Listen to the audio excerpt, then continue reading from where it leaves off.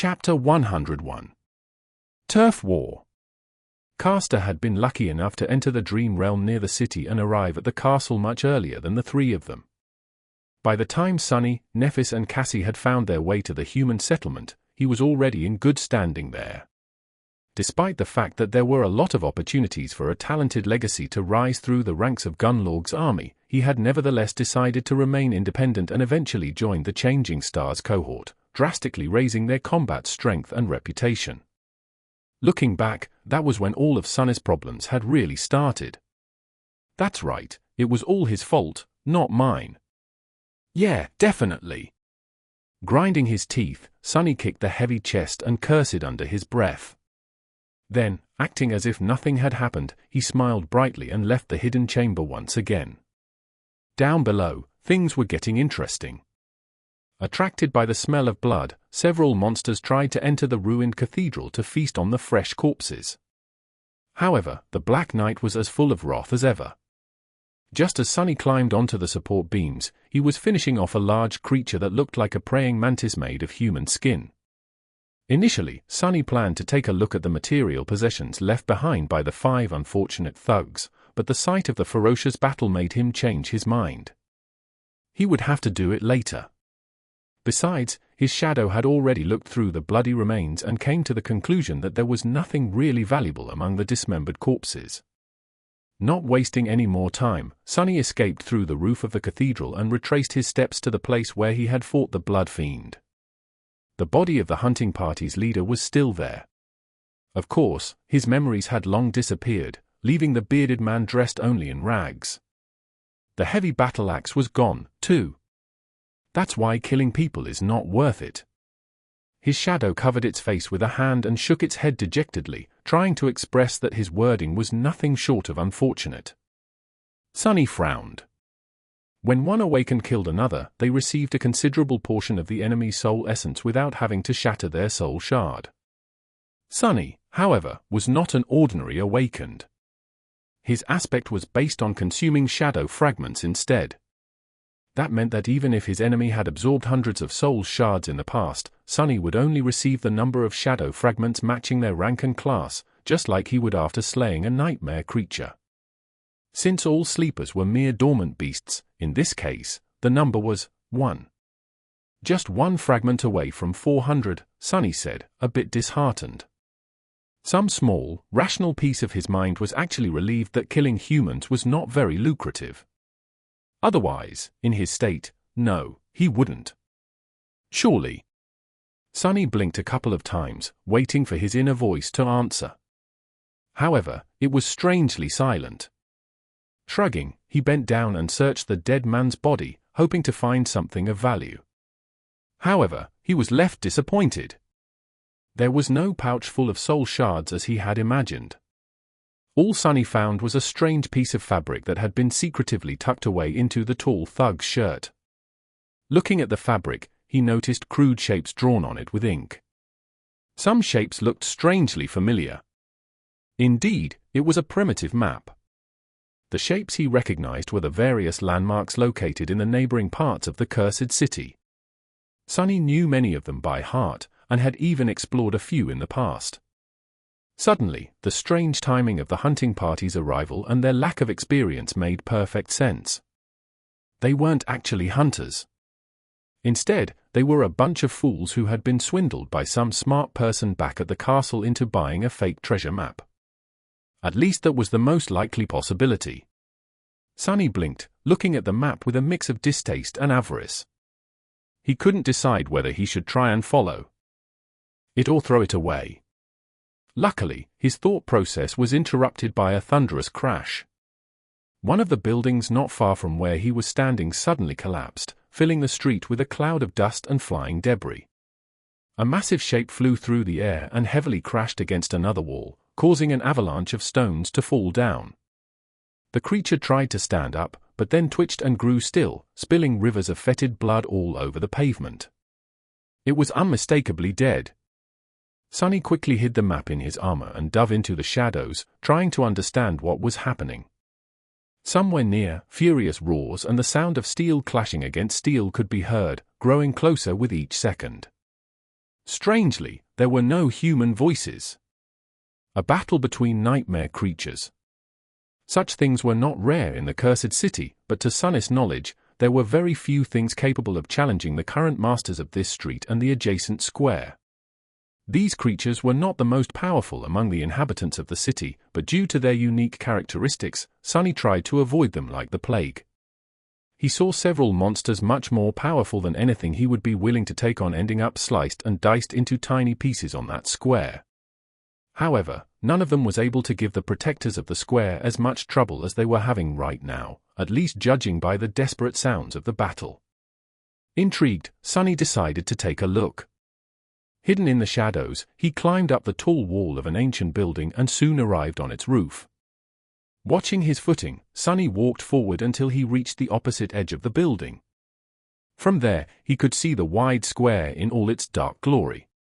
In the middle of the square, a moving statue was fighting against several hulking monsters. Chapter 102. Stone Saint. On a dark square surrounded by ruins of once magnificent buildings, a vicious battle was coming to an end. The remains of its solemn protectors were lying on the cold cobblestones, ruthlessly shattered into pieces. He was really astonished. The living statues that used to guard the square were a very tough bunch. As far as nightmare creatures of the Cursed City went, they weren't the most formidable in terms of size and physical might. However, their strange bodies were extremely durable and capable of withstanding truly devastating amounts of damage. Aside from that, the stalwart stone warriors were also disciplined, proficient in the use of weapons and utterly deadly. They were able to perfectly coordinate their movements, using strategy and tactics to silently overwhelm opponents whose power far surpassed their own. Countless monsters fell to their blades. That's why Sunny had always avoided getting into a confrontation with these weird creatures. Even though they weren't fallen by rank, the stone revenants represented a threat that was enough to make him wary. However, now the ownership of the square was about to change hands. The bodies of the previous masters lay shattered to pieces. In death, they looked just like broken statues. Even their metal armor and weapons had turned to stone after the wielders were destroyed. There were 5 or 6 of these stone piles scattered around the square, while the attackers seemed to have lost only 3 of their numbers, including the massive monster that had been sent crashing through a building earlier. Each body towered above the dark cobblestones like a small hill. The invaders were of a type of the nightmare creature that Sunny had never seen before. These new menacing monsters looked like giant spiders with bodies covered in thick plates of wrought iron. They moved with terrifying speed and force, sending cracks running through the cobblestones with each step. There were currently 2 of them left on the square, circling around the lone surviving stone warrior. The last of the living statues seemed to be a female. Compared to the spiders, she was almost comically small in stature, standing no taller than Sunny himself. The graceful stone creature was armed with a sword and a round shield, wearing a plate armor that covered most of her body, leaving only the eyes exposed. Or, rather, 2 rubies burning with crimson flames that these creatures had instead of eyes. Her armor and weapons were black in color, forged from some unknown and incredibly heavy stone-like alloy. Of course, in reality, they were made out of the same stone as their wielder. However, the dark force that had turned the granite body of this nightmare creature into the strange approximation of flesh had also turned the stone armor into metal. Currently, the last of the living statues was standing with her shield raised, the blade of the sword resting on its rim.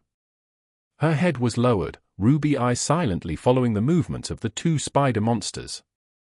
Sunny didn't know for sure, but he suspected that these spiders were both fallen beasts. In any case, the stone woman was doomed. Her enemies were just toying with her, savoring the helplessness of their victim before finishing the job.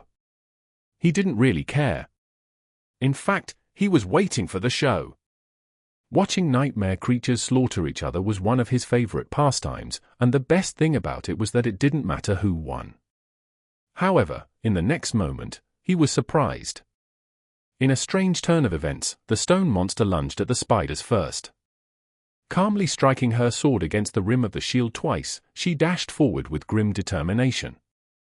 The spider she was aiming at was a second too late to react. However, due to its superior physical form, it was still able to meet the sudden onslaught with a vicious strike of its own.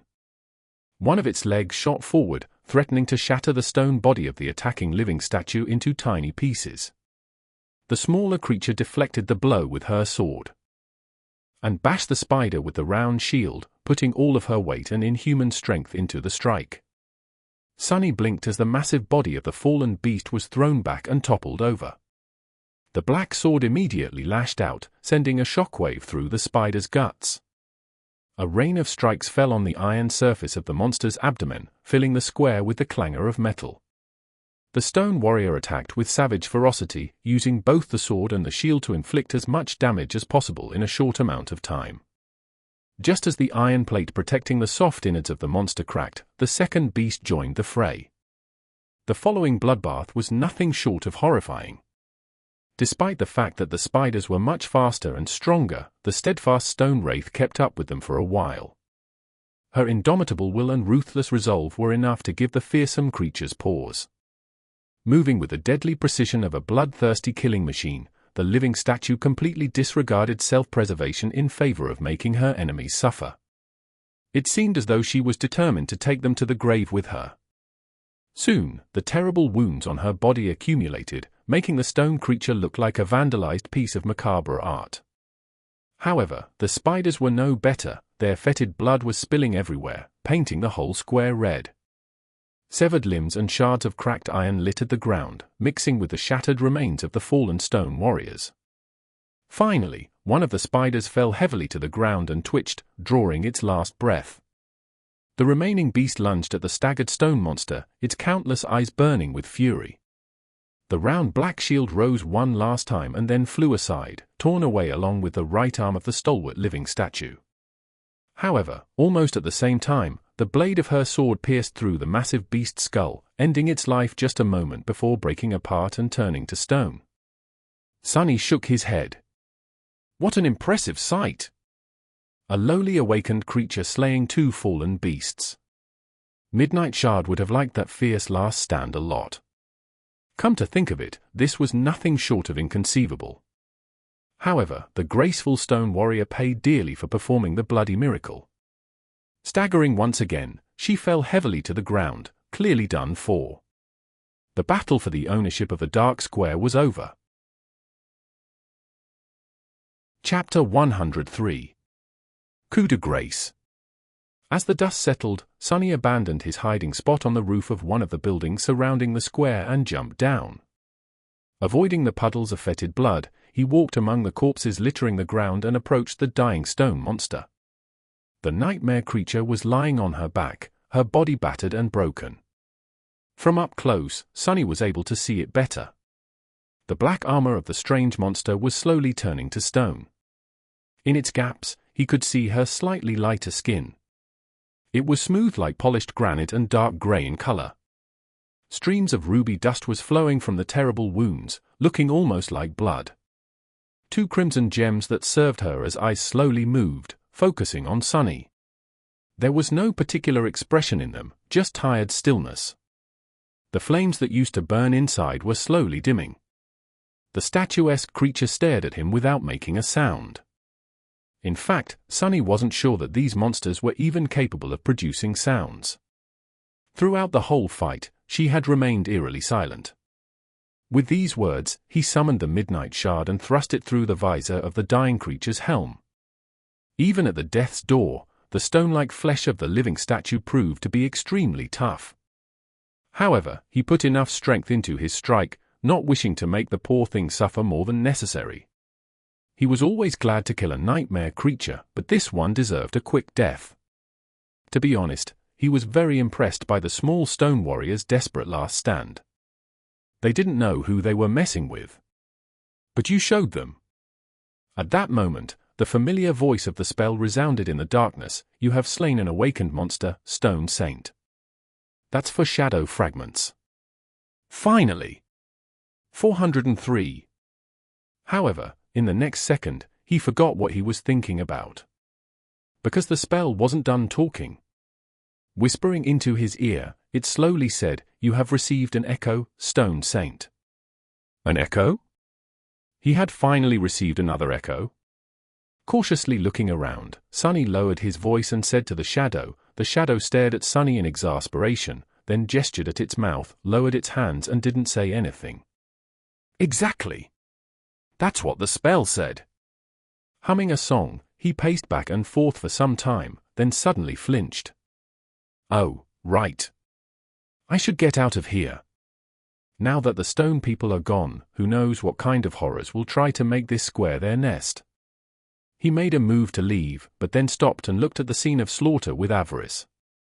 However, I really should get some mementos first. It's not every day that you stumble upon that many dead nightmare creatures before the carrion eaters arrive to feast on the corpses. This was a chance he won't get any time soon. Sunny hesitated for a few seconds, trying to decide which monsters to approach first. The spiders were obviously much stronger. If they were really of the fallen rank, their soul shards would be incredibly valuable. However, buying anything with a bunch of ascended soul shards would be very suspicious. Plus, it would take a while to find the crystals inside the massive bodies of the giant beasts. The living statues were of the lower rank, but their shattered remains were easy to search. The other inhabitants of the cursed city could arrive at any minute. So, with a deep sigh, Sunny ran to the nearest pile of shattered stones and kneeled beside it, hoping to notice the gleam of the soul shards as soon as possible. He was barely done with the second dead statue when a sudden noise made him stop. Knowing that greed had doomed a lot of people to their deaths, Sunny suppressed the desire to linger here to the last possible moment and quickly dashed away, putting the last crystal he had managed to find inside his armor on the run. Summoning the kunai, he threw it into the air and then pulled on the invisible string, making the dagger spin around a stone column. As soon as the string coiled itself around the column, he jumped and made the string contract, sending him flying up. Just like the golden rope, the invisible string that connected the kunai to his wrist was incredibly sturdy and capable of changing its length at will, which allowed Sunny to use the throwing dagger as an improvised grappling hook from time to time. Using the top of the stone column to jump even higher, he grabbed onto the cracks in the wall of one of the ruined buildings and quickly climbed up. By the time he reached the roof, the noises produced by the approaching creature were already loud enough to make him shiver. Whatever that thing was, Sunny didn't want to find out. The sound it produced while moving made him think of a giant snake, one with countless mouths, each hissing the notes of a strange, maddening tune. Luckily, he left the wide square just in time to never meet that abomination. By the time Sunny had returned to the ruined cathedral, the night was already coming to the end. The eastern horizon was growing lighter, and the sound of the black waves crushing against the city wall was growing restless. Walking across the support beam stretching above the Grand Hall, he caught the glimpse of the marching Black Knight and sighed. One day, he was going to kill the bastard on some glorious day. Today, he had other things to do. Reaching the safety of his hidden lair, Sunny put the soul shards into his treasure chest and then sat down on a magnificent wooden chair. There was an excited smile on his face. It was finally time to find out what was the difference between a normal echo and one transformed into a shadow. Chapter 104. Soul Arsenal. Not wasting any more time, Sunny dove into his soul sea. Despite his changed mental state, it was as calm as always. The silent expanse of still water stretched into the empty distance, with the shadow core hovering above like a dark star. Tiny spheres of light floated in the air around it, reflecting on the surface of the tranquil sea. The silent shadows were still there, standing motionless at the edge of darkness. Compared to before, their ranks had swelled. Monsters of all shapes and sizes were among them now, making Sunny's collection of slain enemies look increasingly impressive. Walking past them, he glanced at one or another from time to time, recalling the thrilling battles with a mix of dread and pride. This was his personal museum, a dark monument to all his sins. Just at that moment, Sunny stumbled and stopped. Not too far away from him, a gaunt shadow stood among the menagerie of terrifying creatures, silently staring at him with empty eyes. That shadow once belonged to a young man, not much older than Sunny himself. He had lived in the ramshackle settlement beyond the castle's gates, struggling to survive like everybody else. Before. Don't you look at me like that. It was your own fault, fool. You shouldn't have asked me all those questions. Out of the 3 people he had murdered with his own hands, this kill was the only one that made Sunny feel something. Because it wasn't done in the heat of the battle or to settle a personal score. This one was done in cold blood. It was why he had to leave the castle, among other things. I said stop looking at me. Just stay dead and don't bother me with your nonsense. Huffing angrily, he turned away. Soon, he walked past the shadows of the Blood Fiend, the hunting party's leader, and the deadly Stone Saint. Glancing at the statuesque figure of the stone monster, Sunny forgot all about the gaunt shadow and smiled. He was here to take a look at her echo, after all. The prospect of having another echo under his command was already very exciting.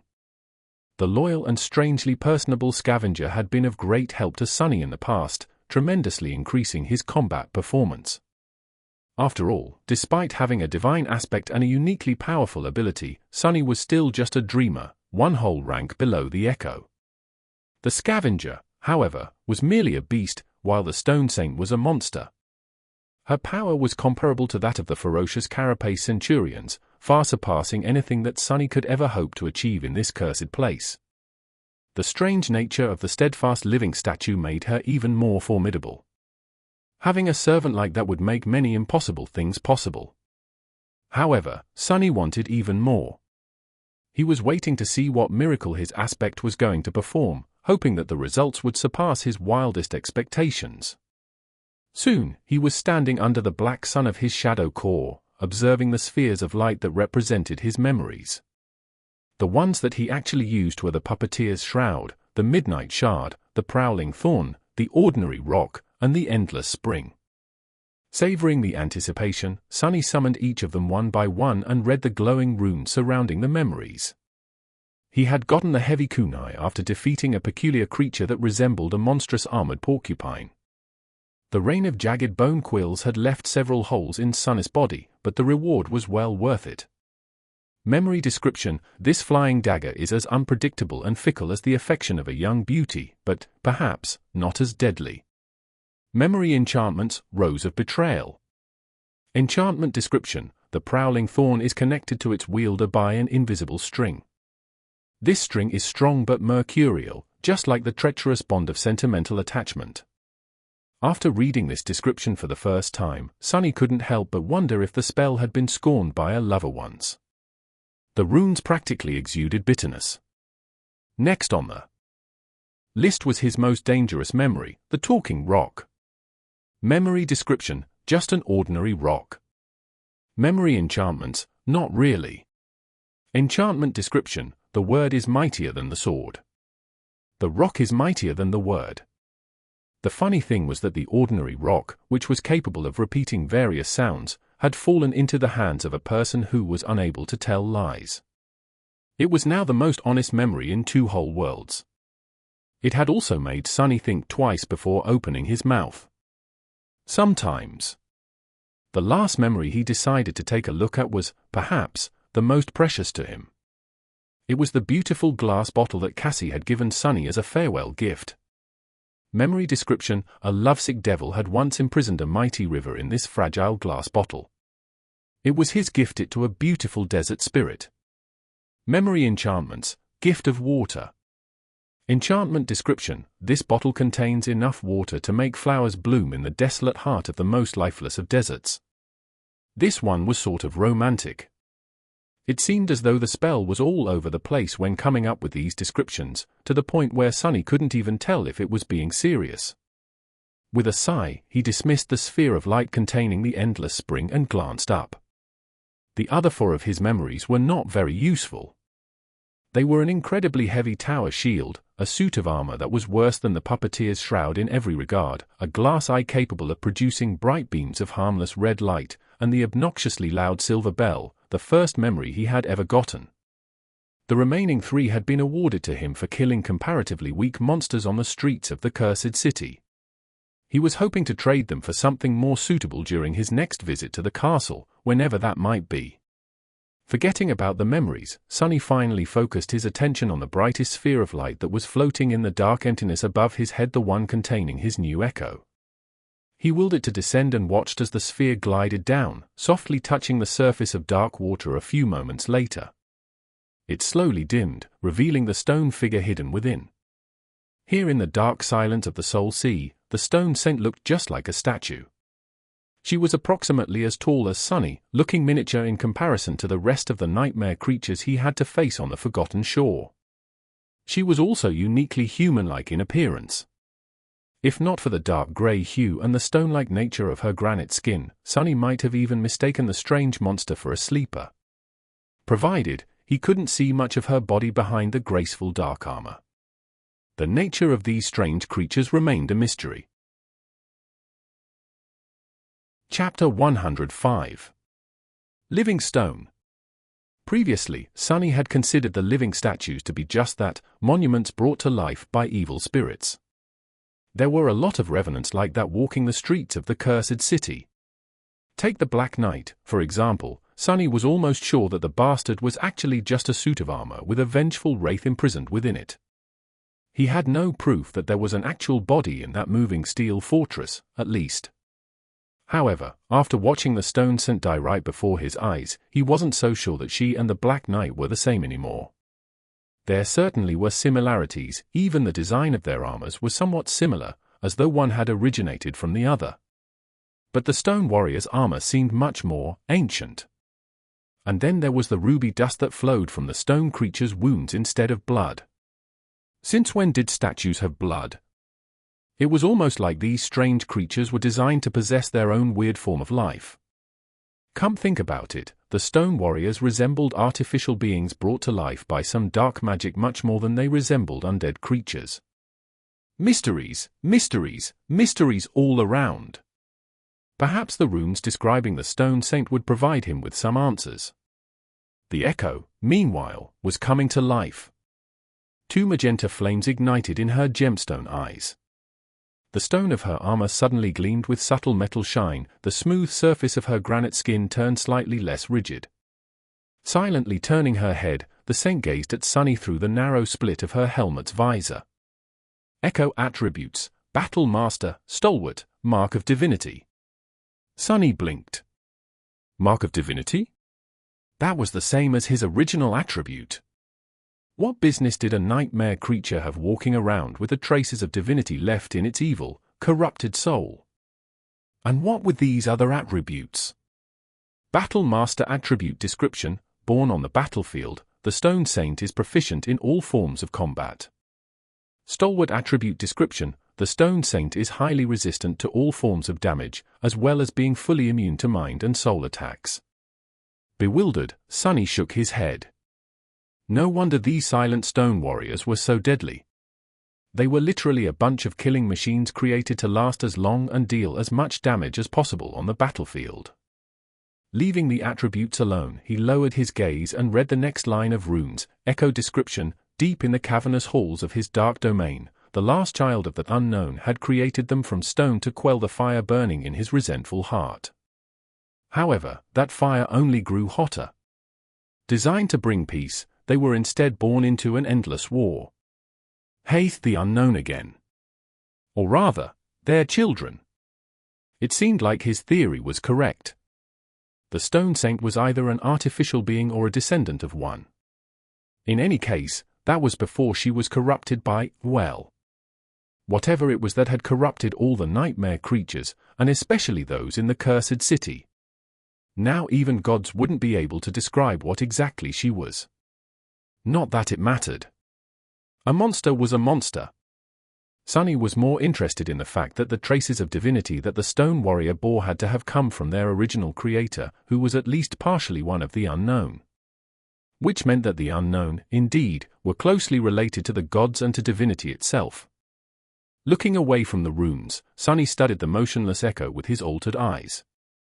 What he saw made him smile darkly. Just like the memories, the true essence of the echo was weaved from the countless diamond strings that formed an infinitely complex pattern. Only in its case, the pattern was even more elaborate, dwarfing anything that Sunny had previously seen. 2 embers were burning inside the stone saint's body, serving as anchors for the endless strings. One of them was situated in the place where her heart should have been, the other in the lower part of her abdomen. Sunny closed one eye and looked more closely. And there, behind the shining pattern of the diamond strings, he noticed another, much more primitive and crude system of adamantine threads. They pierced the stone flesh of the echo, resembling a human nervous system. These strings were also seemingly made from diamond, but they were much less ethereal. In fact, they were entirely corporeal. Sunny frowned. Makes sense, that makes sense. Wait, how does it make sense? The memories and the echoes were created by the spell. They were artificial. The stone saint, too, was artificial, but in a much more mundane sense. She was made by a child of the unknown, just like her echo was made by the spell. Which meant what? That the technique that had been used to create the stone saint was eerily similar to the technique that the spell used, although it did look extremely primitive in comparison. Could that mean that the spell itself had come from the unknown? Sunny grimaced and shook his head. No, no. Although it was a sound theory, there was too little information to actually consider it substantiated or even remotely believable.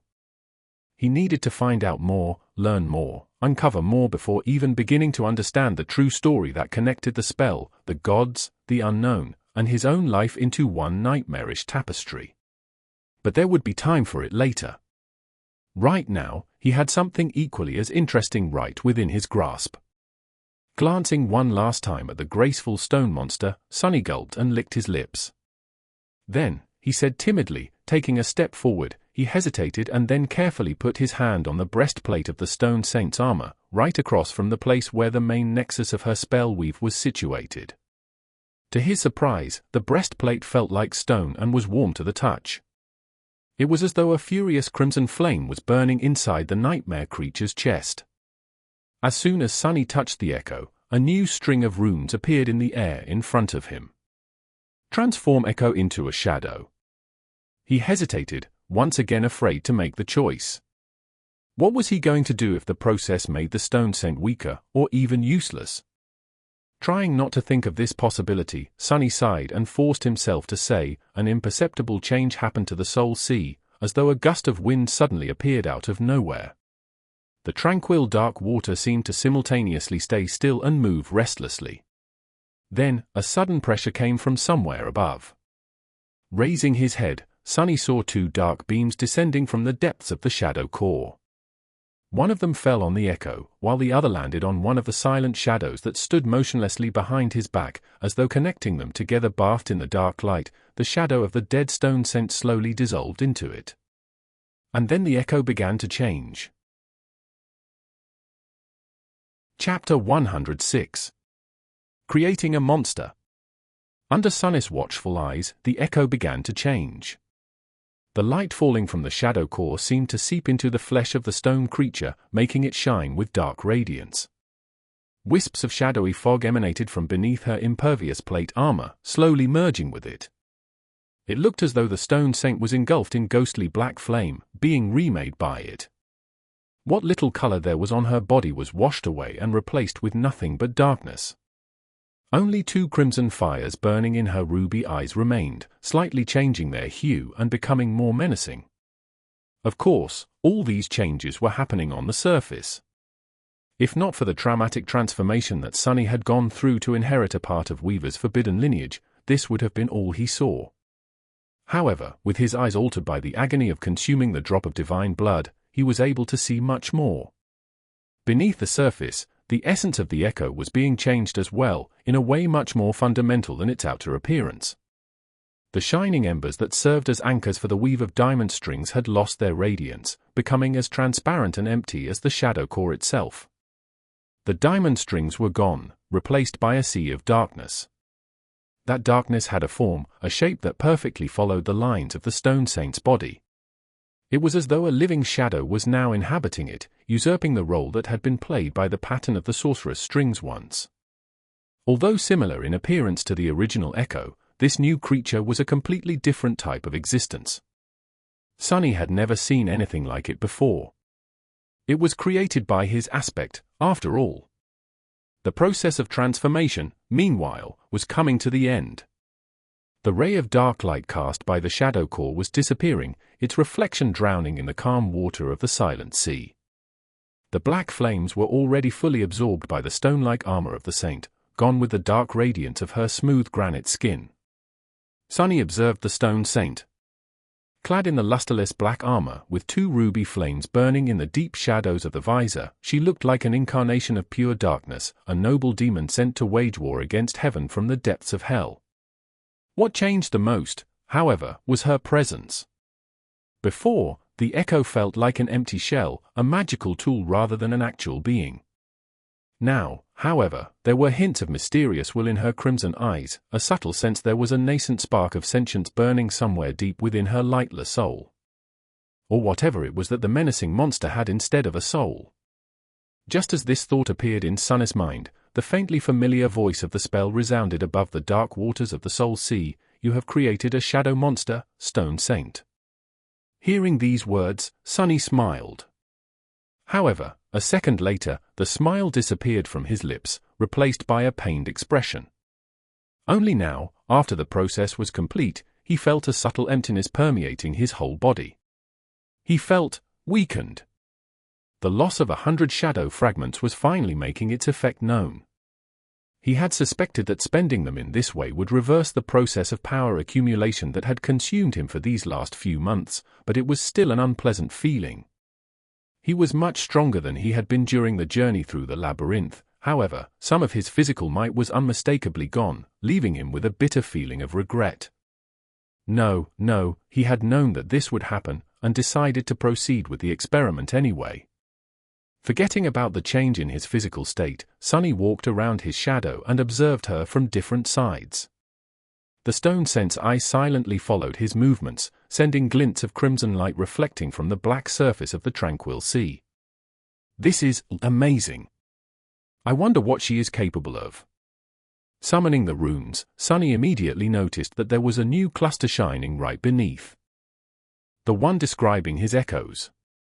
Excited to learn more about his new pet monster, Sunny was about to concentrate his attention on the runes, but then stopped and glanced down at his own shadow, a little embarrassed.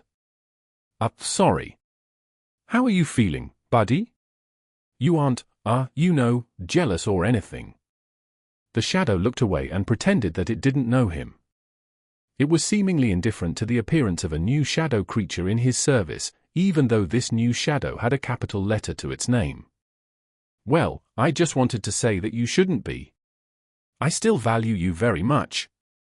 Even though the Stone Saint is probably capable of slicing powerful monsters into tiny pieces with her sword, while you're still just a useless piece of, an incredibly capable scout and my most trusted confidant, I still appreciate you. Yeah. He stared at the shadow for a bit and, seeing that it didn't react in any way, turned away. This guy, he'd better step up his game. Focusing on the runes, Sunny summoned the description of the shadow and read, Shadow Attributes, Battle Master, Stalwart, Spark of Divinity. Sunny blinked. It seemed as though Stone Saint's divine attribute had evolved to match his own. Was it because he was her master? This was a nice surprise. However, he still didn't see how she was different from before. Frowning, he continued to look through the shimmering runes. Shadow description, Shadow Saint was created by the treacherous lost from light in the cursed darkness of the forgotten shore. Again with this whole treachery stuff. Can I get another epithet? Who? But in the next moment, he forgot all about this little frustration. Because the following line of runes showed him something really unexpected. Just beneath the description, a familiar set of runes shined in the air. Chapter 107. Growing Shadow. Sunny stared at the runes, perplexed. Then, a sudden light of understanding appeared in his eyes. He finally realized what was the principal difference between an echo and a shadow. The echoes were mere replicas of the creatures that had left them behind. They were molded in their image and never changed, always remaining the same as the originals at the moment of their deaths. Shadows, however, were different. After all, they were mercurial by nature, always changing their forms and shapes depending on the environment. And so, a shadow was capable of change to some extent, too. By slaying nightmare creatures, he was able to absorb their shadow fragments and become stronger. Eventually, his shadow core was bound to evolve, turning from dormant to awakened, and beyond. The jump in power that came with this evolution was nothing short of unmatched. Granted, he wasn't sure about the particular details of this process, not to mention that, as a human, he could only become an awakened after returning from the dream realm into the real world, which was impossible to do in this godforsaken place. He also didn't know what would happen if he actually managed to accumulate the 1,000 shadow fragments that the runes demanded. But no matter what happened, if he were to continue walking forward on the path of the awakened, he would eventually outgrow his memories and echoes, rendering them weak and useless against the enemies of the comparable rank. He would then be forced to discard them and try to find suitable replacements, with no guarantee whatsoever that he would actually succeed. This problem was not as dire when it came to memories, which were comparatively easy to get. The echoes, however, were exceedingly rare. Once an echo grew too weak to accompany its master, replacing it was an extremely tall task. But shadows were capable of growing with him, becoming more powerful just as he grew more powerful. As long as Sunny was willing to put in the work, his shadow would never fall behind. The possibilities that this simple quality opened up were truly endless. It was enough to completely change his plans for the future. In the past, Sunny always envisioned himself as the main force on the battlefield, only relying on memories and a stray echo or two to support him. That was because echoes of higher ranks and classes were so unimaginably hard to come by. Although much more rare than memories, there were still many dormant echoes around, and a fair number of awakened ones too. They were mainly shared among masters and saints, who were capable of defeating the nightmare creature of these ranks with comparative ease. But battles against fallen and corrupted monsters, not to mention anything even more dreadful, were never easy. As such, there were not enough trophies brought back after killing creatures of their kind to make the idea of acquiring an echo of a higher rank a realistic possibility. For everyone, except for Sunny. He could slaughter weaker monsters, get lesser echoes, and then cultivate them into unstoppable beasts of slaughter. Not bound by the laws of probability and diminishing chances, he could slowly build an army of powerful shadows to fight his battles for him, and then watch them destroy his enemies from a safe distance while sipping on a cocktail. That's what rich people drank, right? Not to mention that monsters were not bound by the need to pass nightmares to raise their rank, at least not to Sunny's knowledge. To be honest, he had no idea how nightmare creatures evolved their cores. Carapace Demon had seemed to do just fine just by eating the fruits of the soul tree and slowly absorbing large amounts of soul essence. In any case, there was a possibility that he would be able to make the Shadow Scent much more powerful than he himself had the chance to become on the Forgotten Shore. Perhaps even powerful enough to make his life here truly tolerable. Looking at the shadow with excited sparks dancing in his eyes, Sunny grinned from ear to ear. "You and I are going to accomplish great things together, buddy." If his own shadow wasn't worried about its place in his heart yet, it would be smart to start worrying about it right about now. The question that was consuming Sunny's thoughts now was this: how, exactly, was he supposed to feed the Shadow Saint with fragments? If he could simply transfer some of his own to her, he would do it without a second thought, even though that would diminish his personal strength even further. However, there seemed to be no way to do so. No amount of looking at the runes, touching the silent stone creature or trying to talk to the spell did the trick. Sunny even asked for advice from his own shadow, but that guy was in no mood to talk. The scornful word, traitor, was written all over his expressionless dark spot of a face. At least that's what Sunny read from it after being met with the silent treatment. In all the excitement, he failed to remember that the shadow was physically unable to speak. Scratching the back of his head, Sunny paced around the soul sea and tried to come up with a reasonable way to stuff some shadow fragments inside the taciturn stone monster.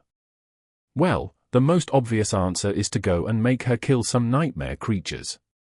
However, will it work? When my loyal scavenger killed something, it was I who received the fragments, not him. Wait, him? Did Cassie infect me with her childish desire to assign human qualities to everything? Not him. It was I and not it. Right, that's better. Wait, what was I talking about? Glancing at the outside world, Sunny frowned. It was currently the day there. Usually, he would be sound asleep by now. Going out during the day was dangerous. He would have to walk outside the shadows, allowing all kinds of fallen horrors to lay eyes on him. He only survived for so long in this hell by being extremely cautious, cowardly, and only hunting during the night. He paid a harsh price to learn these lessons, almost losing his life in the process. But still, should he risk it? Chapter 108. Test Dummy. Still undecided, Sunny dismissed the Stone Saint.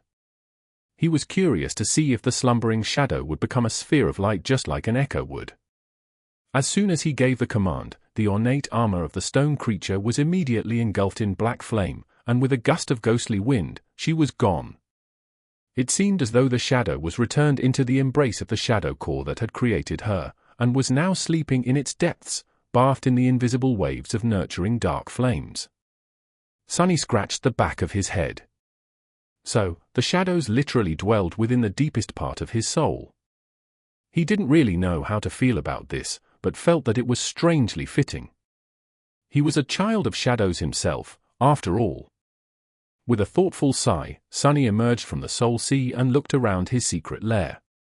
Outside the ruined cathedral, the sun was shining above the cursed city. But none of its rays could reach this tranquil hidden chamber.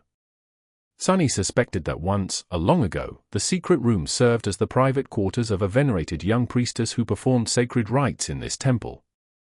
He had found some of her things in the modest wardrobe that was hidden behind a stone panel, somehow preserved in pristine condition despite the thousands of years that had passed since the city had fallen to the curse of darkness. If not for the lamentable disparity of their genders, he would have had a whole collection of clothes to wear, instead of spending every waking hour dressed in the same good old puppeteer's shroud. There were limits to the amount of abuse that even a fifth-tier armor could withstand. However, in a sense, he was lucky. At least his armor was made out of soft fabric. It would have been much worse if he had to wear a suit of plate armor or a rusty chainmail instead. That priestess, of course, had not used the same extravagant method to enter her private quarters. There actually was a doorway that led outside the room and into a concealed corridor that ended with a narrow stairwell. However, the stairs had long collapsed, leaving only a deep vertical shaft behind. This was Sunny's route of escape in case someone or something would find his lair. Standing up from the magnificent wooden chair, Sunny paced around for a bit and then lit the fire under a makeshift stove, planning to make himself some late supper. The orange flames illuminated the hidden chamber, sending shadows dancing on its walls. Oh, right. I never got fresh meat. The night was so eventful that he had completely forgotten the initial purpose of his hunt. Throwing the last few strips of meat on the grill, he seasoned them with salt and sighed once again. The desire to simply venture outside and get into a fight with the nearest nightmare creature seemed more attractive with each minute. No. That's how you end up dead. To distract himself from these seductive thoughts, Sunny decided to summon the Stone Saint into the material world and perform a few experiments in the safety of his secret lair. Standing up, he willed the shadow to appear. The secretive chamber was submerged in deep shadows. His own was hidden in one of them, standing with its arms crossed on the cold stone wall. In Sunny's vision, it appeared as a silhouette made from a deeper shade of black. Usually, an echo would appear in front of the summoner, weaved from the countless sparks of moving light. However, the Stone Saint entrance was completely different. Instead of materializing out of thin air, she stepped out of his shadow like a sinister dark knight. Wreathed in darkness, her elegant figure emanated a sense of danger and foreboding. First, two ruby eyes ignited in the depths of the shadow. Then, the darkness came to life and surged forward, taking the form of the deadly stone monster. The sole of her stone-like solarette touched the floor with a loud clang, and a moment later, the Shadow Saint was standing in the middle of his room, her hand resting on the pommel of her sword. Sunny grimaced, feeling a slight headache. So, the shadow was hiding in a shadow, and then the shadow came out of the shadow to stand with it in the shadows. This is starting to get out of hand. I really need to come up with better terminology. He felt that this was a vital problem, but no suitable words came to his mind. Glancing at the silent duo, Sunny hesitantly asked, sadly, both his shadow and his shadow were mute and unable to voice their opinions even if they wanted to. Left with no assistance whatsoever, Sunny sighed. All right, I'll think of something later. For now, let's see what you're capable of. Summoning his shadow, he wrapped himself in its comforting embrace and faced the stone saint, preparing to test her strength. Inhaling deeply, he focused and gave the menacing monster a command. Sunny expected that the shadow would hesitate for a moment, maybe even requiring some persuasion to turn on her master. Instead, the stone saint immediately leaned forward and punched him in the chest without a second thought. With his physical prowess enhanced by the shadow, Sunny was sure of his ability to withstand one blow from the awakened monster, at least to a certain degree. However, he was wrong. Before he could even react, the armor-clad stone fist crashed into his ribs, making Sunny feel as though he was hit by a train. In the next second, he found himself lying on the floor, surrounded by numerous pieces of broken wood. The magnificent chair was gone, ruthlessly turned into splinters and firewood by the impact with his back. It was completely unsalvageable. Sunny's back wasn't doing much better. Turning onto his stomach with a moan, Sunny spat a bit of blood on the stone floor and weakly raised one hand, giving the shadow saint thumbs up. Ooh, good, well done. 10 out of 10, just like, crap, that really hurts, just like I expected. Casting a furtive glance at the elegant stone knight, he forced a smile out and tried to stand up. I think I need to amend some details of the future experiments. Next, Sunny was planning to enhance the stone saint with the shadow before getting her to strike him again. However, on second thought, there were better ways to measure her power. Chapter 109. Soulmates. Picking himself up from the floor, Sunny staggered and found his way back to the fire burning under the improvised grill. Glancing at the motionless stone knight, he spat a bit more blood and groaned. As the appetizing aroma of roasting meat filled the air, the blood got busy repairing his body. By the time his supper was ready, Sunny was able to breathe without wincing. Putting the meat on his prized possession, the luxurious silver plate, Sunny prepared to eat. On the forgotten shore, simple everyday necessities like plates were rarer than enchanted swords and magical suits of armor. In the whole cursed city, only Gunlaug and his 5 lieutenants were able to dine with as much decorum as Sunny. Granted, he had yet to find even a single pair of chopsticks in this whole damn place, let alone something more technologically advanced, like a spoon. Of course, Sunny could try and make one himself, but that wasn't the same thing. The Shadow Saint was silently looking at him with her burning ruby eyes. Feeling uncomfortable under her mysterious gaze, Sunny glanced at his plate, then at the menacing stone creature. He raised a piece of meat and offered it to the taciturn monster. However, the stone saint showed no reaction at all. Using the prowling thorn as a kitchen utensil, Sunny dug in, devouring the juicy meat like a starving animal. With not a single human soul around, he didn't bother with table manners at all. His perpetually hungry outskirt self would have been really shocked to see this extravagant feast. That was real meat. He had hunted and prepared it himself, no less. More than that, he got to enjoy a similar type of luxury food almost every day.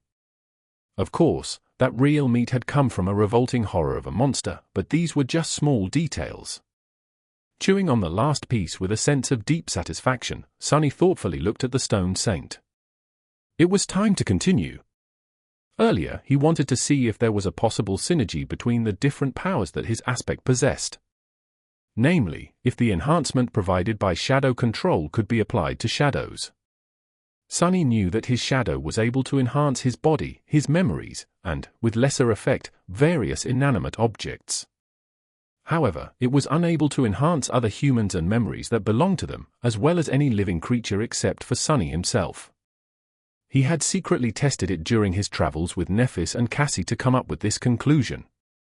More importantly, it couldn't affect echoes.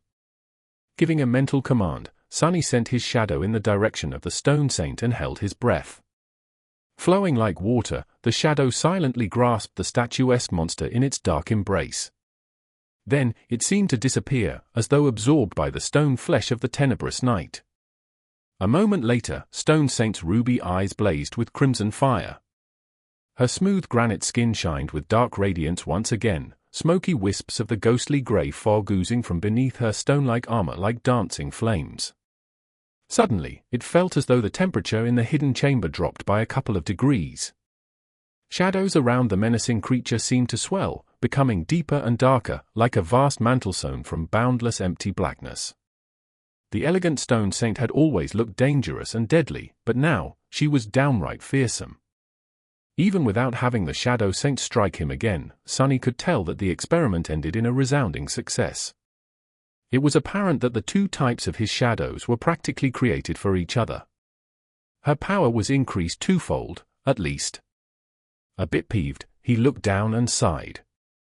Why does she look so much cooler than I do when using the shadow? Shouldn't it be the other way around? I'm the true divine shadow here, me. Where's my aura of mysterious coolness? Shaking his head, Sunny lamented his lack of good looks and simultaneously congratulated himself on becoming the master of such a stylish monster. Technically, it didn't matter how. His shadows looked, just as long as they were powerful. However, he was secretly glad that his first shadow was not only powerful, but also a darkly beautiful sight to behold. Killing monsters was great, but killing monsters while looking good was even better. Wait, if she can use my shadow, what else can she use? Suddenly excited, Sunny finally swallowed the half-forgotten piece of meat and dismissed the Stone Saint. Then, he shifted his perspective to look at the Soul Sea and summoned her again, this time inside it. The shadow appeared in the whirlwind of black flames and stood motionlessly upon the still waters of the silent sea. Her mysterious ruby eyes stared at him through the narrow visor of her stone helmet. Not wasting any time, Sunny looked up at the spheres of light circling around the shadow core. What if I can equip her with actual memories? What to choose? She was extremely strong and very proficient with her round shield, so wasn't it logical to assume that a tower shield would suit her even better? Coincidentally, he happened to have one of those. Sunny summoned the memory that he had gotten in one of the fights on the streets of the cursed city. It was a large, square tower shield that was almost as tall as him. The thing was too heavy and unwieldy to actually use in combat, at least not by Sunny. Plus, he wielded a tachi, which could only perform to its full potential while held in both hands. Grabbing the cumbersome shield, Sunny walked over to the Shadow Saint and handed it to her with a hopeful smile. The shadow stared at him for a few moments, then lowered her head and glanced at the tower shield. His heart skipped a beat when the statuesque creature slowly raised her hands and grasped the memory with her stone gauntlets. Yes, that's right. Now, use it. The Stone Saint obediently brought the shield to her chest. Sunny froze, his mouth hanging open. Your memory has been destroyed. The shards of the broken memory turned into a river of tiny sparks of light, just like the echo of the carapace scavenger and the azure blade had done before disappearing forever.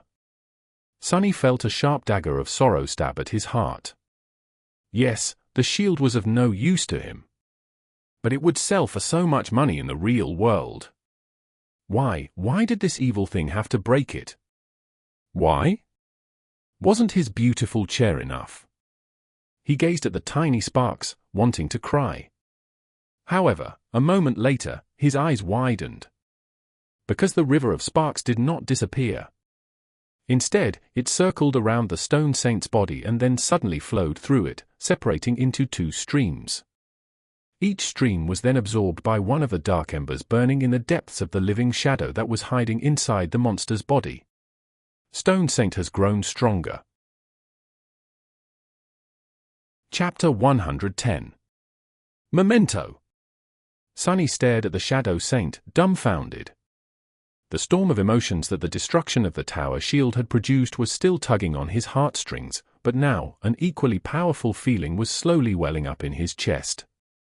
Not knowing how to process all of this, he simply blinked a couple of times and said in a flat tone, "So, let me get this straight." He gave the shield to his pet monster hoping that she would be able to use it. And she did, sort of. It's just that instead of wielding the memory, she ate it. Sunny hesitated for a few moments, wondering if he had finally lost it. But no, the echo of the spell's voice was still resounding above the dark waters, whispering the same phrase over and over again. Stone Saint has grown stronger. With a heavy sigh, Sunny summoned the runes and found the description of the shadow. Down at the very bottom of it, the runes were slightly changed, the wild gleam appeared in his eyes. 2 fragments. He had received the memory of the tower shield after slaying a particularly hardy wraith, who, despite its frightening appearance, had turned out to be merely an awakened monster. For killing it, Sunny himself had received 4 shadow fragments. But that was because his own shadow core was dormant, and as such, he always got double the reward in battles against creatures of the higher rank, 2 for each soul core that an awakened creature possessed. The Stone Saint was such a creature herself, so it was logical to assume that she would not receive the same treatment.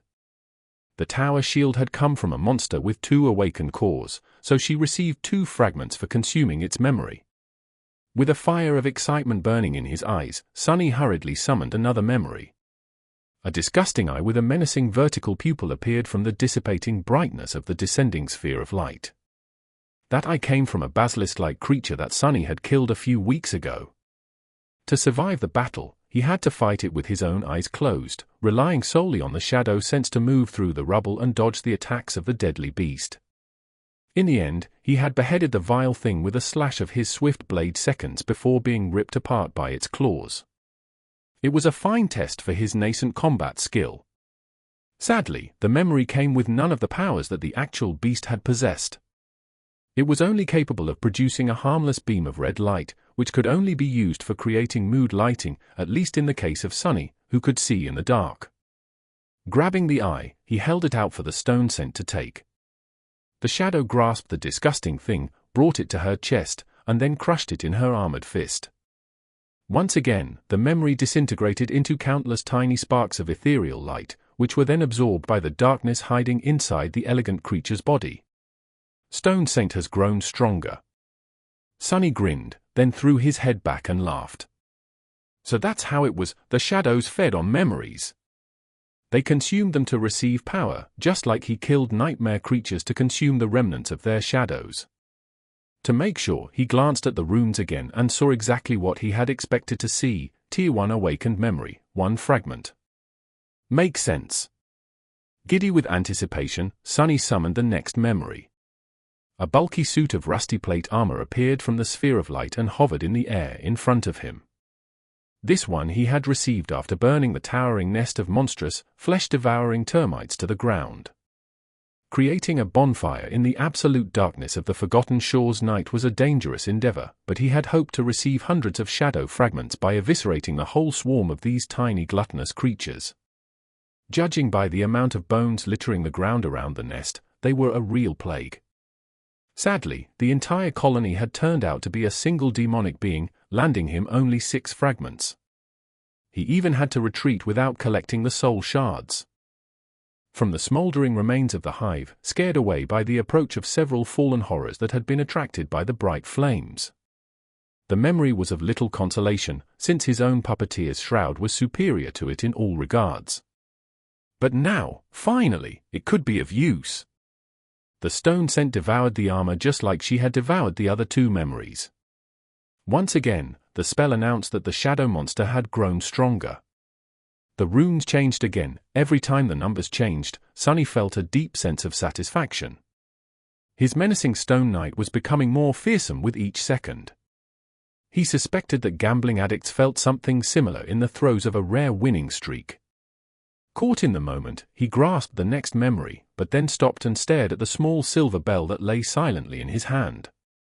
This one was the first memory he had ever received, barely holding on to life in the bitter cold and terror of the first nightmare. It was the weakest memory he had, but also the most meaningful. Sunny had killed one human to receive it, and had used it to kill another. The silver bell was a reminder. With bleak eyes, he read the runes that shimmered in the lightless emptiness of his soul, a small memento of a long-lost home, which once brought its owner comfort and joy. Suddenly drained of the excitement that had been consuming him just a few moments ago, Sunny sighed heavily and dismissed the memory. There was a dark expression on his face. Glancing at the motionless shadow saint, he turned away. That's enough for today. Ah, what a long day. I think I'll go to sleep now. Leaving the soul sea, he stood silently for a few minutes, then slowly walked to his bed and fell on it. Dismissing the puppeteer's shroud, Sunny wrapped himself in the blanket and closed his eyes. Chapter 111. Lesser Creature. Sunny woke up from the oppressive feeling that drowned the whole world. The sunset was drawing near, and with it, the abyssal shadow of the crimson spire had once again fallen on the cursed city. The distant spire could be seen from anywhere in these somber ruins, looming over the forgotten shore like an eternal dark omen. It was cyclopean and unimaginably high, with its roots growing from the endless sea of crimson coral and its peak lost somewhere beyond the veil of grey clouds. In these past few months, Sunny had gotten accustomed to its presence and learned to not pay it any attention. Thinking about the spire was a sure road to madness. After all, somewhere inside that inconceivable structure lay their only hope of ever returning home. Yawning, Sunny stood up and stretched his arms. His good mood, which he had momentarily lost for some strange reason, was already returning. Now that he had some time to put the events of the previous night into perspective, he understood even more clearly how amazing his luck had been recently. The acquisition of the Stone Saint and her following transformation into a shadow were nothing short of miraculous. His life was about to change for the better. However, Sunny had to think things through thoroughly. He was in uncharted waters in regards to how to cultivate his pet monster. The initial excitement he felt after realizing that the Shadow Saint was capable of consuming memories to collect shadow fragments was gone. In its place, there now was a series of uncomfortable questions. Sunny had spent somewhere around 6 months on the forgotten shore. In all this time, he had only been able to collect 3 memories that were suitable to be fed to the shadow, giving her mere 6 shadow fragments. With the current speed of progression, he would have to wait for 16 full years to see his labor bear fruit and find out what exactly was going to happen once the Stone Saint had accumulated all 200 shadow fragments that the runes demanded. Even among the elites of Gunlaug's army, there was no one who had survived on the forgotten shore for more than 10 years. The king of the castle himself had only been here for 8, and only lived that long in large part due to luck. Granted, Sunny's battle ability would grow dramatically once the deadly Stone Knight was added into the equation, but still, it was too long. He had to think of something. While he was doing the math, Sunny's eyes fell on the iron chest that stored his painstakingly accumulated fortune of soul shards. Distracted, he froze for a few moments, then hesitantly approached the chest and stared at its lid. By the standards of the Forgotten Shore, he was an incredibly rich man. His fortune could buy him a lot of things in the castle, from comparatively simple to increasingly rare and hard to come by. Some of the things that could be easily bought in that pit of despair he didn't even want to think about. What interested him the most, however, was the possibility of acquiring a large amount of memories. Powerful memories with useful enchantments were not cheap. In fact, they were extremely expensive. But he didn't really care about the quality. Since Stone Saint could get the same amount of fragments from the most useless of memories, all he needed was quantity. If he were to spend all of his shards, her power would instantly leap by a considerable amount. In the future, he would be able to cultivate the shadow at double the speed, too, half of the materials coming from the memories he would be acquiring from slaying monsters, the other from the memories he would be buying with the soul shards the monsters had left behind. That would potentially reduce the overall timeframe to a somewhat sensible period. However, there was a big problem with this plan. Once Sunny began to spend a large number of soul shards, he would inevitably draw a lot of attention. Dealing with random daredevils who would try to rob him, while not pleasant, was not a big problem. But if Gunlaug himself, were to become interested in his exploits, that would spell disaster. And then there was Nephis, whose presence made any sort of planning futile for reasons that only she and Sunny knew. Everyone else seemed to be blind and deaf to the truth, which was the source of the problem. Sunny frowned and turned away from the chest. I might come back to this idea later. But first, I'll have to check if consuming memories is the only way for a shadow to grow stronger. He still wanted to know if the stone saint could absorb shadow fragments by slaying nightmare creatures, just like he could. Some time later, Sunny was cautiously moving through the stone maze of the Forsaken City. Able to become one with the shadows, he had a certain advantage over anyone else who would dare to explore these cursed ruins in the absolute darkness of the night. However, even he was always just one step away from death. Attracting the attention of the real masters of the streets, the fallen creatures who dwelled here from the ancient times, would be the end of him. Sunny had no illusions about that. Humans only survived here by learning how to avoid the fallen ones and seek out weaker monsters to hunt. There weren't a lot of lesser creatures who were able to secure a foothold in the cursed city, so hunting them was always dangerous. Nevertheless, that was what Sunny had made into his profession, and that was what he was doing now. Finally, he reached the area where he had observed a particular creature in the past. Surprisingly, Sunny was intimately familiar with that type of monster. After all, one of them had almost cost him his life in the past. Somewhere around this particular street, a lone carapace centurion had made its lair. Climbing atop a tall stone column, Sunny stood motionlessly in the darkness and waited for his prey to appear. Time moved excruciatingly slowly, but a good hunter had to have a lot of patience. His dark eyes pierced the veil of night, observing the ghostly ruins. 1 hour passed, then another. Sunny waited. Soon, his patience was finally rewarded. From the deep darkness of one of the toppled buildings, a familiar hulking shape appeared in all its menacing beauty. The carapace centurion stepped onto the cobblestones, his black carapace decorated with crimson patterns, 2 terrifying bone scythes scraping against the stone. The carapace centurion only had time to take a single step before 2 crimson flames suddenly ignited in the deep shadows that consumed the ruined street. Then, a graceful stone knight stepped out of the darkness. Raising her shield, she rested the blade of her sword on its rim. Wisps of ghostly grey fog were seeping from under her armor, a strange dark radiance emanating from her skin. The darkness around seemed to move, as though wanting to embrace her like a dark mantle. The 2 monsters, one massive and savage, one small and steadfast, froze opposite each other. And then, all hell broke loose. Chapter 112. Duel of the Monsters. Just like in the battle against 2 fallen beasts, the stone saint attacked first. Striking her sword against the rim of the shield twice, she dashed forward without fear or hesitation. Of course, Sunny was not sure if shadows were even capable of feeling fear. The carapace centurion reacted swiftly and savagely, lunging at her in a furious onslaught of adamantine chitin and jagged blades. In front of this towering creature, Shadow Saint looked meager and slight. The 2 monsters collided in the middle of the street, a small shockwave spreading outward from the point of their impact. Dust and small pieces of gravel were sent flying through the air. Sunny watched the battle with vigilant eyes. He suspected that these 2 nightmare creatures were somewhat equal in terms of power.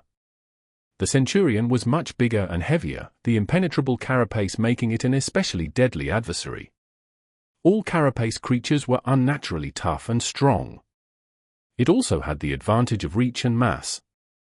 The Shadow Saint was equally as resilient due to her heavy armor and stone-like nature. Despite her small frame, the graceful knight possessed a stunning amount of strength. Sunny also had to keep reminding himself that she was not actually human, and as a being made of stone, weighed much more than a human would. The disadvantage of her size was bridged by battle awareness and skill, making the outcome of the fight unpredictable. However, that was only true if he failed to account for the dark embrace of his shadow. With its reinforcement, the Stone Saint was unimaginably more powerful. Sunny was pretty sure that the Centurion stood no chance. Meanwhile, the 2 monsters were entwined in a ferocious battle. The Shadow Saint withstood the onslaught of bone sides by bashing one away with her shield and evading the other. Not losing her momentum, she brought the shield down and slammed its edge into the Centurion's carapace, causing the hulking creature to stagger. The force of the impact was so grievous that it sent cracks running through the impregnable carapace. Sunny marveled at the sight, congratulating himself on the decision to not test the augmented monster's strength on himself. Using the opening that she had created, the Stone Saint twisted her torso and delivered a backhand blow with the boss of the shield, striking the same spot again. The already damaged chitin plate splintered, revealing the soft flesh beneath. A moment later, she was already moving to evade the fierce retaliation of the savage carapace creature. The graceful knight was miserly in her movements, dodging each strike with measured precision. Although Sunny was only a novice in the art of combat, he had learned enough to be able to recognize the hints of a distinct battle style in how the Stone Saint fought. Her whole technique was based in simplicity and economy of movement, each action calculated and efficient. Combining hard blocks, dodges and deflections with grounded footwork and well-timed ripostes, the Shadow was able to create a stark contrast between defense and offense, the former being solid and indomitable, the latter abrupt and inevitable. It was very different from the flowing and unpredictable style that Nephis had used, and that he himself had been taught. Only now did Sunny realize that the basic katas and forms he had practiced were, in fact, very unique and unusual. Where did his fighting style come from? There was a lot to consider here, both in terms of how to improve his current technique and how to incorporate new elements into it. However, that was a task for the future. Right now, he was more interested in the outcome of the fight. The Stone Saint was already suppressing her monstrous enemy. A few of the Centurion's legs were either broken or severed, streams of azure blood gashing out of the terrible wounds. However, it was still resisting furiously. But no matter how enraged it became, the silent and menacing poise of the graceful Shadow Knight was much more terrifying. Just at that moment, the Shadow Saint sidestepped a downward slash of one of the Centurion's scythes and then pinned it under her greave. Using her weight to immobilize the enemy's weapon, she delivered a vicious blow with the rim of her shield and shattered the bone blade into pieces. The carapace monster screeched, dazed by the loss of its scythe, and immediately tried to eviscerate the loathsome little fiend with the remaining one. However, he was a fraction of a second too late. With one side of its body left defenseless, the Stone Saint now had much more space to attack. Deflecting the scythe with the shield, she dashed forward and lashed out with an upward slash, severing it near the joint. Continuing the motion, she then stepped through the rain of azure blood and mercilessly thrust her sword into the opening in the Centurion's armor that had been created by her at the start of the fight. The stone blade pierced through the flesh of the monster and devastated its spine. The force of the blow was so immense that the tip of the sword broke through the chitin on the Centurion's back. Pulling the sword out of the dying creature's body with one sharp motion, the Shadow Saint shook the blood off the blade. Then, she indifferently stepped back and froze, seemingly turning into a dark, motionless sculpture. Only the crimson fire still burning in her ruby eyes betrayed that the shadow was alive. Sunny held his breath, waiting for the spell to speak. Soon, he heard its faintly familiar voice, "You have slain an awakened monster, Carapace Centurion." Slightly disappointed, he summoned the runes and checked the number of the shadow fragments in his possession. 93 left to 400, he thought automatically. Then, just to be sure, Sunny glanced at the description of the Stone Saint. So, just like with the echoes, the kills performed by the shadow benefited her master instead of the monster herself. It seemed as though consuming memories was truly the only way to feed the Stone Saint. Well, that complicates things. Chapter 113. Dark Well. After the Shadow Saint had ruthlessly eviscerated the Carapace Centurion and confirmed Sunna's suspicion that he wouldn't be able to cultivate her in that way, he was left with nothing much to do. The knight was still young, but he had already achieved his goal. Now, he was free to do whatever he wished. However, there weren't very many options available in the Cursed City. He could continue to hunt, reveling in the newfound power. With the Stone Saint at his command, Sunny would be able to bathe the ruins in monster blood. However, that thought, no matter how seductive, left him uneasy. Hunting in this hellish place required patience and preparation. He only survived this long by carefully scouting the potential battlegrounds in advance and studying his prey from the shadows to learn its strengths and weaknesses, not rushing into a fight until he was absolutely sure that there was a solid chance of victory. Shadow Saint or not, betraying these principles would still get him killed. And with his mental state, slightly unstable, Sonny didn't trust himself to stay cautious once the easy wins kept piling up. He had to proceed slowly. Looking around the quiet ruins, Sonny smiled slightly.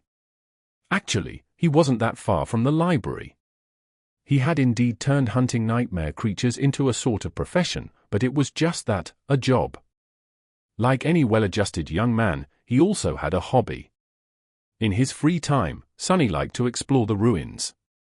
The warm feeling of satisfaction he had experienced after finding the hidden nest of the vile thieving bird never left his memory.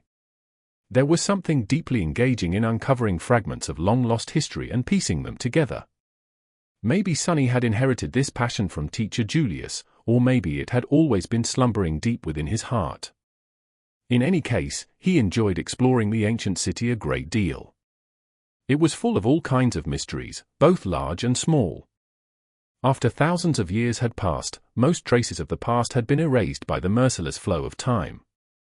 But by looking in the right places and exercising critical thinking, insight and imagination, it was possible to piece together tiny shards of truth. Every time the seemingly disparate clues clicked into a coherent picture, Sonny felt a pleasant rush. Interestingly enough, it didn't matter whether that picture pertained to something important or completely useless. In fact, he enjoyed learning about the small details of the daily life that the inhabitants of the ancient city had once led much more than he enjoyed learning about the possible origins of the catastrophe that had befallen them, despite the fact that the latter was directly related to his own survival. For example, he was very curious to learn more about the young priestess whose private quarters he had made into his secret lair. The things she had left behind told him a lot about how the people of the city used to dress and think about the world, filling his imagination with colorful pictures of crowded streets and solemn cathedrals. But it was still not enough. His latest exploration project was the ruins of a grand library. Of course, none of the books and scrolls had survived the thousands of years in the cursed darkness. Luckily, the people who used to live in the city before its fall were very fond of stone engravings. He spent a lot of time studying the intact wall carvings, as well as fragments of surviving frescoes. One fresco, in particular, was especially grandiose and tantalizing, covering the entire floor of the library's main hall. Sadly, it was almost completely buried under rubble. Sonny had managed to clear some of it away, but most pieces of the collapsed roof were too heavy for him to lift.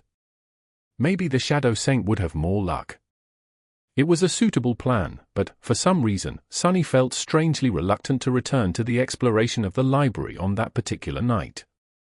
He jumped down from the stone column and approached the dead Carapace centurion to carve out some meat and the soul shards. Come to think of it, the spot marked on the crude map that he had found on the body of the strange hunting party's leader was not that far away, too. Sonny vehemently shook his head. No, the map has to be fake anyway. Right. Trying to suppress the unhealthy fire of curiosity burning in his chest, Sonny concentrated on the task at hand. Once the meat and the shards were in his possession, though, the persistent desire to follow the map returned. And if it's not fake, that's even worse. Who knows what kind of horror those fools were searching for? Surely, there wouldn't be any treasure or important secrets hidden there. This whole thing smelled of nothing but peril. In fact, it reeked of something sinister, terrifying, and utterly evil. But honestly, what's the harm in taking one tiny look? It's just one look, what's the worst that can happen? Quietly stepping through the stone rubble, Sonny cautiously approached the spot marked on the map. For some strange reason, very few nightmare creatures seemed to choose this remote part of the city as their hunting grounds. It was as though they were compelled to avoid this place. Come to think about it, that fact alone would be enough to scare Sonny away. In normal circumstances. But with the stone scent hiding in his shadow, he felt a bit braver. He would be able to run away if anything happens, at least. Approaching a large building that had been magnificent once, Sonny climbed over the collapsed wall and found himself in a dark and secluded courtyard. In the center of the courtyard, there was a well. Its round mouth loomed like an open wound in the stone, filled with nothing but empty blackness. The well was covered with a strange, ornate iron grate. It must have weighed several tons at least, as though someone desperately wanted to prevent anything from ever lifting it from its place and leaving the well open. Sonny gulped before approaching and looking through the grill of the grate. The silent well was so deep that he couldn't see its bottom. Picking up a small stone, Sonny dropped it down. The black mouth of the well swallowed the stone, making it disappear. Many seconds passed, but there was no sound of the rock hitting anything. Sonny was almost ready to try again, but then a melodic, strangely enchanting voice resounded from its dark depths, filling Sonny's ears with sweetness. He staggered back, his eyes opening wide in fear. Sonny wanted to turn around and run away, but something stopped him from following his instinct. He sensed that leaving without finding out more was going to be a wrong decision. And the voice sounded so human-like. It was like the voice of someone you would want to be your friend. He shook his head, breaking free from the reverie. What were those damned fools up to? What are they doing there in that damn castle? I need to warn Nephis. No, wait. I need to find out more first. I'll try to understand what is going on here, but if there's any sign of danger, I run. Gritting his teeth, Sonny forced himself to stay still. A moment later, the well whispered, "How wonderful. I haven't been fed in a long, long time." Chapter 114. Voice of Darkness. The enchanting voice came from the well in a wave of whispering echoes. It was soft and charming, flowing like a smooth silken melody. It seemed to belong to a young man, if mere humans could even possess such a voice. A divine being would suit it more. Sonny wasn't in the mood to appreciate the smooth and rich texture of the voice, though. In all his time on the Forgotten Shore, Sonny had only met one other creature capable of mimicking human speech. The memory of that encounter still made him tremble. The thing that had come from the depths of the dark sea in a mantle of fog and stolen Cass's voice was by far the most terrifying being he had ever met. He didn't even want to remember the utter horror he had felt when the swarm of whispering voices had surrounded him. On that night, Sonny had only been able to keep his sanity intact because of the blind girl's timely warning. He had only survived the meeting with the creature that possessed a human voice by keeping his eyes tightly shut. Why were those hunters searching for this ancient horror? He frowned. If something sinister was brewing inside the castle, he had to warn Changing Star. But he couldn't do anything before establishing at least some understanding of the entire situation. That's why Sonny forced himself to stay still despite the fact that every instinct in his body screamed for him to run away. Instinct was not always the best advisor. Humans possessed intelligence for a reason. The black fissure of the well loomed in front of him like a pool of darkness. Suddenly, he was incredibly grateful for the immensely heavy ornate grate that kept the charming talker imprisoned in the lightless depths. Sonny licked his lips and tried to regain his composure. Ready to summon the Stone Saint and the Midnight Shard at any moment, he took a step forward and gazed into the dark emptiness once again. He couldn't quite believe that he was trying to communicate with the terrifying prisoner of the well instead of running away without looking back. Life was sure full of surprises. Until the moment it gave you the last one, of course. A soft chuckle resounded from the well. After its melodious murmur disappeared in the darkness of the secluded courtyard, the voice said, "Oh, no, the pleasure is mine." Sonny was considering his next words very carefully. My life might be depending on what I say next. He couldn't help but remember old fairy tales about terrible monsters that liked to play riddles with lost children. One wrong answer, and the children were devoured, never to be seen again. Was he going to end up in similar danger? It was still not too late to turn back. However, before he could ask his question or make the decision to retreat, the thing in the well spoke again. It said, "So, are you guys going to feed me or not? Not to offend anyone, but lately, you've been very tardy. I have been sitting here by my lonesome for 3 days already. Or have you decided to try something new?" That wasn't exactly what he expected to hear from the mouth of an ancient evil. The thing sounded so human. He was almost tempted to believe that it actually was. "That's how it gets you, fool." Sunny forced himself to remain vigilant. What did he know about how primordial evils were supposed to talk, anyway? If it was able to steal the knowledge of human language from his head, it would surely be able to steal some other things too. While Sunny was trying to comprehend what was happening, a few seconds flew by. The voice waited for a bit, then returned, "Oh, I see.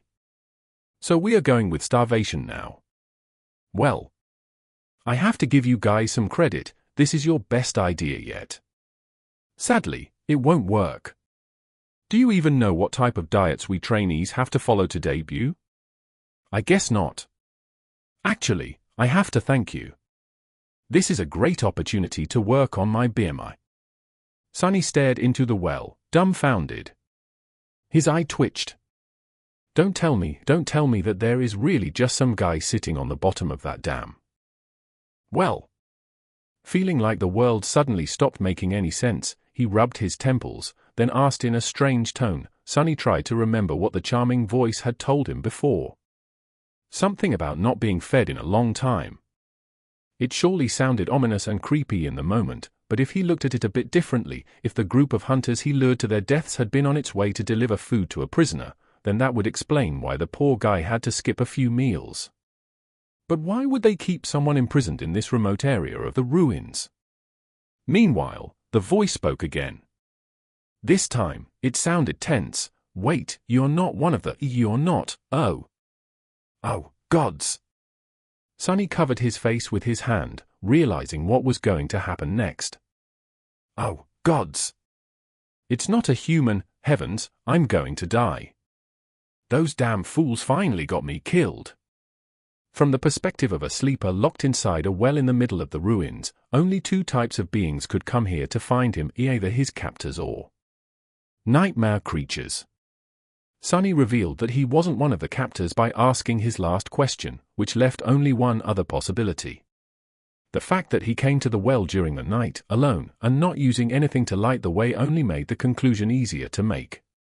Wait, it speaks, oh, gods. I've only ever heard of one other creature on the Forgotten Shore that can mimic human speech. No. Not like this.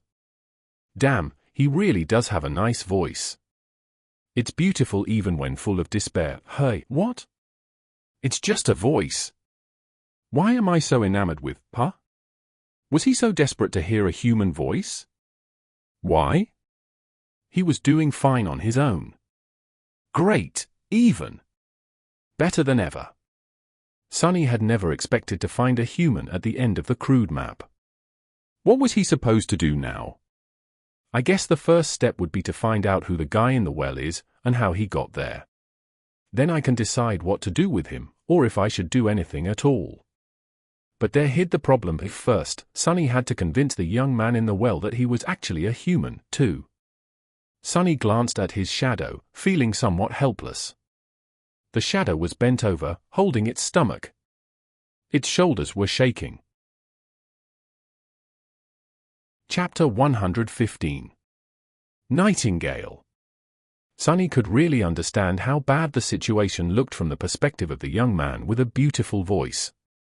The only thing that could be worse than approaching a terrifying dark well while thinking that there's an ancient and utterly evil creature hiding inside was to actually be locked inside that terrifying dark well while thinking that some abominable thing was looking down on you from above.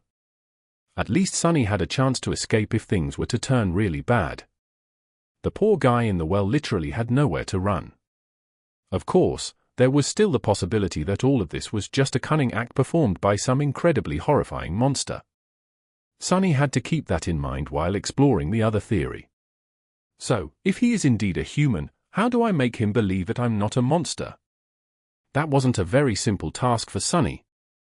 He had never been good at communicating with people in the first place, and 3 months of complete isolation did not make things any better.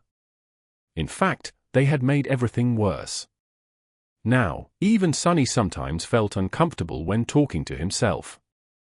Are you a human? I am too. I am a human, too. We are both humans.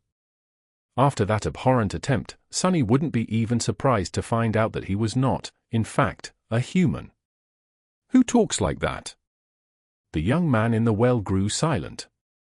Then, he silently said, "Yeah, it's definitely all over for me." "Oh, well. I had a good run, I guess." "Stop panicking, you idiot. I really am a human." The owner of the charming voice laughed. "Please forgive me if I don't believe you." He was using respectful honorifics, as though recognizing Sunny as an elder. Which was logical, given that he believed him to be an eldritch horror. An eldritch horror would technically count as an elder, all things considered.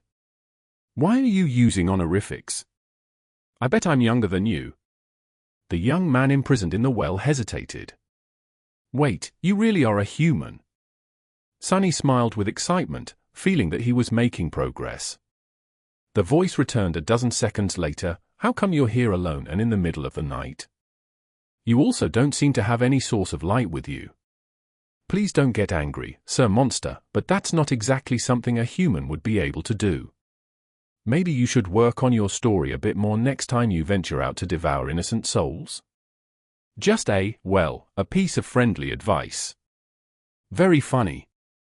I'm able to walk around the city at night because my aspect allows me to hide in the darkness. I can also see through it, too. How did you end up in this well, anyway?" The young man lingered before answering. "How does one usually end up in these situations? A bunch of thugs decided to shake me down for my memories. I politely refused, and here we are. They've been keeping me here for a couple of weeks, trying all kinds of methods to get me to transfer the memories to them. But I must say, their attempts were very clumsy. In terms of knowing how to terrorize people, these fellows are not even anywhere near the laziest of sasserings." Sunny didn't know what a sassering was, so he just assumed that it was some kind of a horribly malevolent nightmare creature. The rest of the story was somewhat easy to believe. Of course, it would take a very special kind of fool to choose the ruins, of all places, to keep a prisoner, but thugs were not known for their intelligence. Plus, their plan seemed to have worked pretty well right until the moment they had the misfortune of stumbling onto Sunny. Well, now he knew what this whole thing was about. Just some tiresome human business. Nephis and Cassie were also not in any sort of danger, at least not with regard to this mess. The mystery was solved. He had wasted a whole night on this nonsense. With an annoyed sigh, Sunny turned around and began to walk away. However, the owner of the beautiful voice stopped him. "Wait! Wait! Are you really human?" The young man imprisoned in the well hurriedly asked, "Can you maybe get me out of here? Those guys are not coming back tonight, I think. If you help me escape, I'll make it worth your while." Sunny scratched the back of his head, then frowned. After a short pause, the charming voice returned again, this time somewhat hesitant. "Well, you might not know this, but I am quite a rich person. I have a whole stash of soul shards back in the castle. Some might even say that I have a small fortune. Half of it is yours if you get me out of this pit. That's 10 shards, at least." Sunny suddenly got an idea. Of course, he did not need the 10 shards that the young man was offering. The fact that he had these shards, though, that was potentially very useful. If he wanted to avoid unnecessary attention when buying memories with his hoard of soul shards, he would need a suitable proxy. A sleeper with a lot of shards of his own, one that was indebted to Sunny no less, was a perfect candidate. "Do people know that you have a fortune?" The young man answered, a bit of surprise in his voice. "Do they know?" "Yeah, I guess they do. I am known to spend a lot from time to time. On entertainment, as well as, some other things. I'm a patron of arts, one can say." "Perfect, so no one would be surprised if he suddenly begins to spend shards on memories. However, there was a small problem. Sunny could remove the grate, but he had no way of helping the poor guy climb out of that unimaginably deep well. Even if he was to use the prowling thorn, he doubted that the invisible string would reach that far. Its maximum length was not that impressive. And he certainly was not going to climb into the creepy well himself. Plus, he still held a bit of suspicion about the charming young man's identity. He was almost certain that he was human, but the remaining tiny bit of doubt was enough to make his paranoia ring the alarm. After hesitating for a bit, Sunny said, "Well, Kai, I don't know how to tell you this, but unless you can fly, I won't be able to help you escape." The young man grew quiet. After a long pause permeated with deathly silence, he then said in a strange tone, "Did he hear wrong?" No, that was unlikely. Maybe Kai was just willing to say anything in his desperation to escape. The prisoner of the well chuckled. "I can fly. That's my aspect ability." Chapter 116. Deal with the Devil. Sunny considered Kai's words. An ability that allowed the awakened to fly was not unheard of, but it was rather rare. And here on the Forgotten Shore, where a cursed flood of darkness devoured the world every night, it was nothing short of priceless. Sunny couldn't even imagine how easier it would have been to traverse the labyrinth with someone like Kai by his side. Suddenly, it made a lot more sense why someone like him would possess a small fortune of soul shards. It also explained why his captors were so gentle in their attempts to force the memories out of the young man. He was much more valuable alive. Sunny remained motionless for some time, thinking things over. After a while, Kai spoke again, his pleasant voice tinted with a bit of apprehension. Sunny sighed and walked back to the dark fissure of the well. "All right. I'll remove this grate, and you can fly out. However, I don't really need your shards. If you want to come out of there alive, you'll have to do something for me instead." The prisoner of the well hesitated, then cautiously asked, "I'll tell you when you need to know. Don't worry, it's nothing serious. I just need help completing a few errands inside the castle. So, do we have a deal or not? If not, I'll be on my way. I've wasted enough time here already." Kai didn't have to think about it too long. Soon, his voice resounded from the darkness once again. It sounded strangely relaxed, as though the young man had become resigned to fate. Sunny slightly frowned and said, "Great. One more thing, if you break our agreement and simply fly away, I will find and kill you. This is not a threat, just facts. Do you understand?" Kai lingered for a bit before answering. Sunny gazed into the black cavern of the well and hesitated. He was more or less sure that Kai was human, but had to be prepared to act immediately in case he was not. Sunny shivered as he listened to the wrenching sound of iron grinding against stone. The midnight shard appeared in his hands, and he lowered himself into a combat stance with grim resolve. Whatever came out of the well, he was ready to face it. A few seconds passed, each feeling like an eternity. Sunny was tensely staring into the circle of pure darkness in front of him, waiting to see if he was right to trust the prisoner of the well or not. Then, several more seconds passed. Sunny tilted his head, then asked with some irritation. After a bit of a delay, the charming voice resounded from the darkness once more, "You see, I just thought of something." Sunny sighed and lowered his sword a little. Kai was silent for some time, then answered with a bit of wariness, It's just that this grate is so heavy that it wouldn't even budge when I tried to move it. It took all 6 of my captors to put it in place, actually. And they were all big, strong men. So, I know that we have already established that we are both human, and it's not that I doubt your honesty, but would you mind explaining to me how is it that you were able to remove it all by yourself?" Sunny cursed under his breath. This guy was even more paranoid than him. He was unwilling to reveal his hidden ace to Kai, but the cautious prisoner left him with no other choice. Glancing at the Shadow Saint with a dark expression, Sunny said, "That thing is too heavy for me, too. But I was lucky enough to get a very strong echo."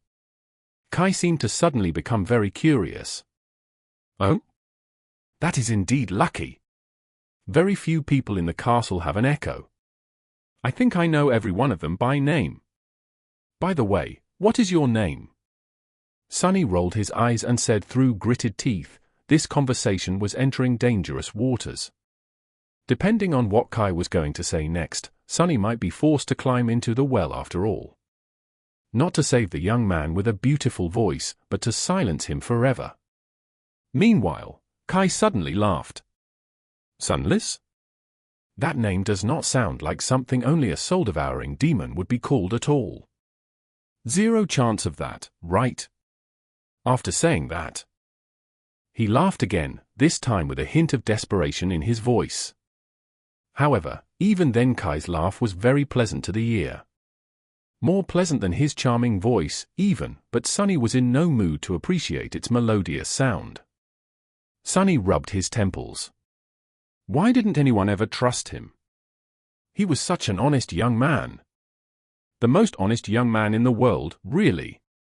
Annoyed, he said in a flat tone, very funny. Now, come out of that well before I change my mind. Eventually, Kai stopped laughing and said, there's no one in the castle with that name. At least no one with an echo under their command. Do you maybe live in the outer settlement? Feeling the pressure of the floor growing in his mind, Sunny closed his eyes and answered truthfully, so, you are someone who walks the cursed ruins alone at night, possesses the strength of at least 6 men, dwells in the darkness beyond the castle walls, and calls himself Sunless. Did I miss anything? For a few moments, there was silence. Then, the prisoner of the well said with a voice full of dark humor, would you climb out of this well to meet a creature like that? Hidden in the darkness of the cursed night, Sunny smiled with a bit of menace and said, if I was in your shoes, I would. And I think that you should do it, too. Do you know why? After a small pause, Kai asked with sincere interest. Sunny stopped smiling and allowed a cold indifference to seep into his voice, because I can put that grate back anytime. Without waiting for Kai's response, he ordered the stone sent to move the grate a little. A moment later, the horrid sound of iron scraping against stones invaded his ears once again. Almost immediately, the prisoner of the well changed his tune, the shadow scent released the grate, allowing silence to reign over the lonesome courtyard once again. Kai was quiet for some time, and then said with dejected reluctance, you'd better not be a demon, all right? Stand clear, I'm coming out. Chapter 117. Cruel Injustice. Sunny felt a soft breeze lightly caress his cheeks, and then something moved in the darkness of the well. Gripping the hilt of the midnight shard tightly, he prepared for the worst. On the other side of the dark fissure, Shadow Scent slowly raised her shield and rested the blade of her sword on its rim. However, they had nothing to fear. A few moments later, a graceful figure appeared in the air, rose above the well, and then gently landed on the stones in front of it. The corner of Sunny's mouth twitched. The owner of the charming voice was, indeed, human. It was a young man wearing a light lamellar armor with luscious dark auburn hair and mesmerizing green eyes. His well-fitted armor was made out of burnished brown leather with deep blue embroidered garments beneath. However, for a moment, he wished that Kai actually turned out to be a demon. Because the damn guy not only possessed the most charming voice he had ever heard, but was also drop-dead gorgeous. Honestly, it was simply unfair. Kai was tall, slender, and incredibly handsome. His face was small, perfectly shaped and beautiful, with high cheekbones and flawless ivory skin. His green eyes were nothing short of electric, and his lips were soft and full like, huh? What's more, he seemed to possess that special type of warm charm that made some people almost irresistibly attractive. Sunny wouldn't be surprised to find out that droves of girls simply fell to Kai's feet every time he happened to casually walk by. Perhaps a few guys, too. Even worse still, the bastard looked like a genuinely nice person, without the smallest trace of arrogance or entitlement on his pretty face.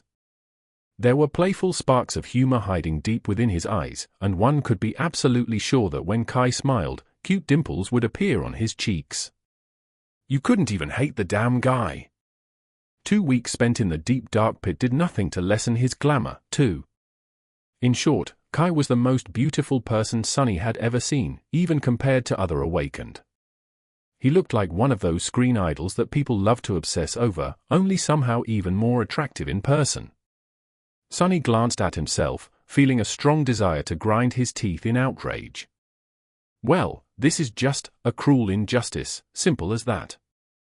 Meanwhile, Kai noticed the Shadow Saint's burning ruby eyes, which were the only source of light in the absolute darkness of the night, and flinched back with a paled expression on his face. Oh no! It's a demon after all! Sunny got distracted from his self-pity and blinked. Then, feeling somewhat spiteful, he said, Kai froze, then slowly turned around to face him. Sunny didn't fail to notice that the young man held one of his hands out, obviously ready to summon whatever memory he used as a weapon. Blinded by darkness, Kai couldn't see him, of course. Well, good. Let's not let this fellow know that I'm not as good-looking as he is for a few more moments. Pretending to be perfectly composed, Sunny asked in a calm voice, haven't I told you that I had an echo? It's her over there. Well, sort of. That is to say, those aren't my eyes. The handsome sleeper hesitated for a few seconds, then said, Sunless? You really are a human. Up until that moment, both of them were just disembodied voices to each other. But now, while Sunny had already made sure that Kai was not some ancient horror, or at least didn't look like one, the former prisoner of the well was still in the dark, both literally and figuratively. Last time I checked, I was still human, yes. If you have a memory to produce light, you can summon it and see for yourself. Won't the nightmare creatures be attracted by the light? Smart and cautious. I like him. Usually, they would, but this courtyard is really secluded. Plus, there are not a lot of monsters in this area. I guess that's why those thugs chose this particular place to keep you imprisoned. With a sigh of relief, Kai summoned a paper lantern that glowed with soft yellow light. Sunny! Hissed. Relying on Shadow Sense to keep track of the young man's movements, he raised a hand and covered his eyes. Accustomed to the darkness, they weren't ready for such a sudden appearance of light. Of course, Sunny knew that this would happen. He allowed himself to be momentarily blinded to give Kai some sense of safety and better convince him of his human nature. The beautiful young man lowered the lantern a little and looked up, trying to finally lay eyes on his mysterious liberator. Then, with a bit of surprise, he slightly lowered his head and looked down. Great, that is not humiliating at all. Kai stared at Sunny for a few seconds and, after realizing that he was indeed a human, offered him a dazzling smile. His smile was as charming as the rest of him. Even the cute dimples that Sunny had imagined would inevitably appear on his cheeks were, indeed, there in all their glory. It was nothing short of obnoxious. Well, what a surprise! I was almost certain that you will turn out to be a terrible monster. But you aren't. You really are a human, and such a cutie too. What, did he just call me a cutie? How dare he? Thanks? What is happening? The beautiful sleeper blinked a couple of times. Can I ask something? If you really don't live in the castle or in the outer settlement, then where do you live? Are there many options left? I live in the city. Kai hesitated for a bit, but then, suddenly, a light of realization ignited in his mesmerizing green eyes. Oh. I think I've heard of you. Aren't you that crazy kid that lives alone in the ruins? Sunny stared at him with murder in his eyes. Why does everyone keeps calling me kid? Why does everyone keep calling me crazy? I'm not crazy. Indeed, that's me. You can call me Sunny, by the way. Once you get to know me better, you'll realize that I am not, in fact, that crazy. Kai looked at him with doubt. Noticing that, Sunny grinned. He decided to tease the obnoxiously gorgeous young man a little. Of course, with the limitations of his flaw, that was going to require a bit of finesse. Putting too much enthusiasm in his voice, Sunny said, and I don't actually live alone. I have plenty of creatures to keep me company, you might even call them my friends. There's a talking rock that sometimes tells me to do stuff. There's also my shadow, it has a lot of interesting opinions. He stared at Kai with a sincere smile. When the young man's handsome face became a little pale, Sunny laughed. Gee, relax, man. I am just joking around with you. Then he looked down at the shadow and added in a dark, angry tone, they're not really my friends. I actually can't stand that rock, and the shadow and I barely talk these days. Chapter 118. Mirror Image. Perhaps joking around with Kai was a bit cruel, but Sunny was really annoyed by how ridiculously good-looking the other sleeper was.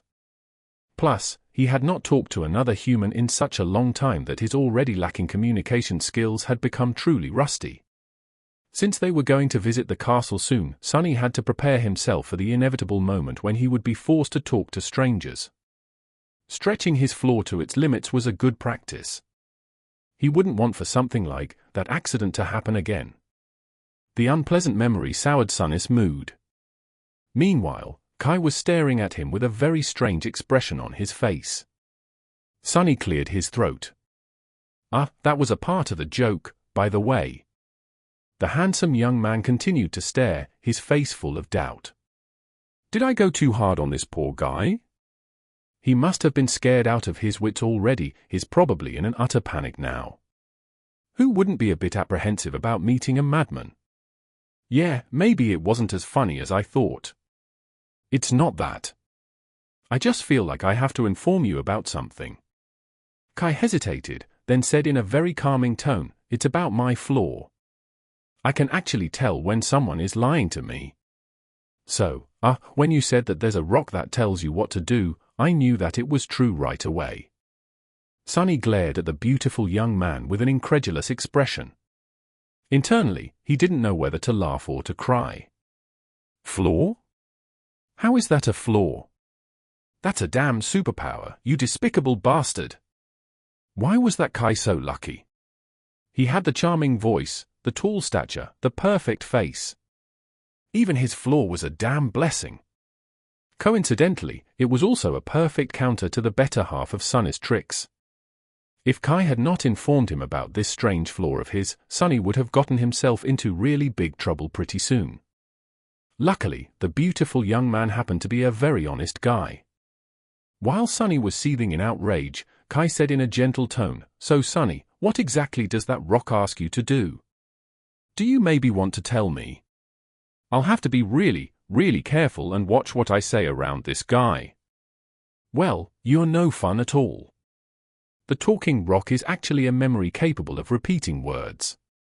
I use it as an alarm occasionally, so it mainly tells me to wake up. As for that stuff I told about my shadow being opinionated, that's also true. But you already know, I suppose. My shadow has a bit of personality due to its function within my aspect. Kai thought about it, then smiled. Oh, I see. So it was really a joke. Very crafty. Sorry to ruin it with my flaw. Then he stopped, thought about something, and said angrily, Wait, if you can tell when someone is lying, then why did I have to spend half an hour convincing you to get out of that well? Kai blinked a couple of times, looking innocent and hurt. Well, how do I know if my flaw works on nightmare creatures? I've never had a conversation with one before. A person can never be too careful when making deals with ancient horrors, you know. Sunny covered his face with a hand. Kai looked at him with concern. This is those cursed strings of fate screwing with me again. What are the odds of meeting a person whose flaw is almost the exact opposite of mine? And why is he so goddamn stunning? Is that supposed to be the opposite of how I look, huh? Who? I am. Anyway. Let's get down to business. Of course. A promise is a promise. I will help you do whatever it is you want to do in the castle. Shall we go together? Not yet. I'll have to stop by a place first. Do you know the big ruined cathedral to the south of here? The other sleeper thought for a bit, then nodded. I think I do. I fly over that part of the city often, and it's hard to miss. Are you taking me there? On one hand, Sunny didn't want anyone to know where he lived. On the other hand, he didn't trust Kai enough to simply let him return to the castle and wait there. But moving through the city with a source of light was not something he was prepared to do, either. I can't take you anywhere with that lantern of yours. I survived by hiding in the darkness, remember? So you can go on and fly to the cathedral on your own. Wait for me on the roof. Kai looked south, remembering the location of the ruined temple, and nodded. Sunny raised a hand, stopping the young man from flying away. Wait. Whatever happens, don't go inside the cathedral, okay? I'm not joking. There's a fallen devil residing inside, so if you do, he'll butcher you just like he had butchered that bunch of idiots who had kidnapped you. How do you think I found you in that well? One of the dead thugs had a map on his body. I thought there'll be treasure hidden in the marked location. But it was something much better. Or, thank you for the compliment.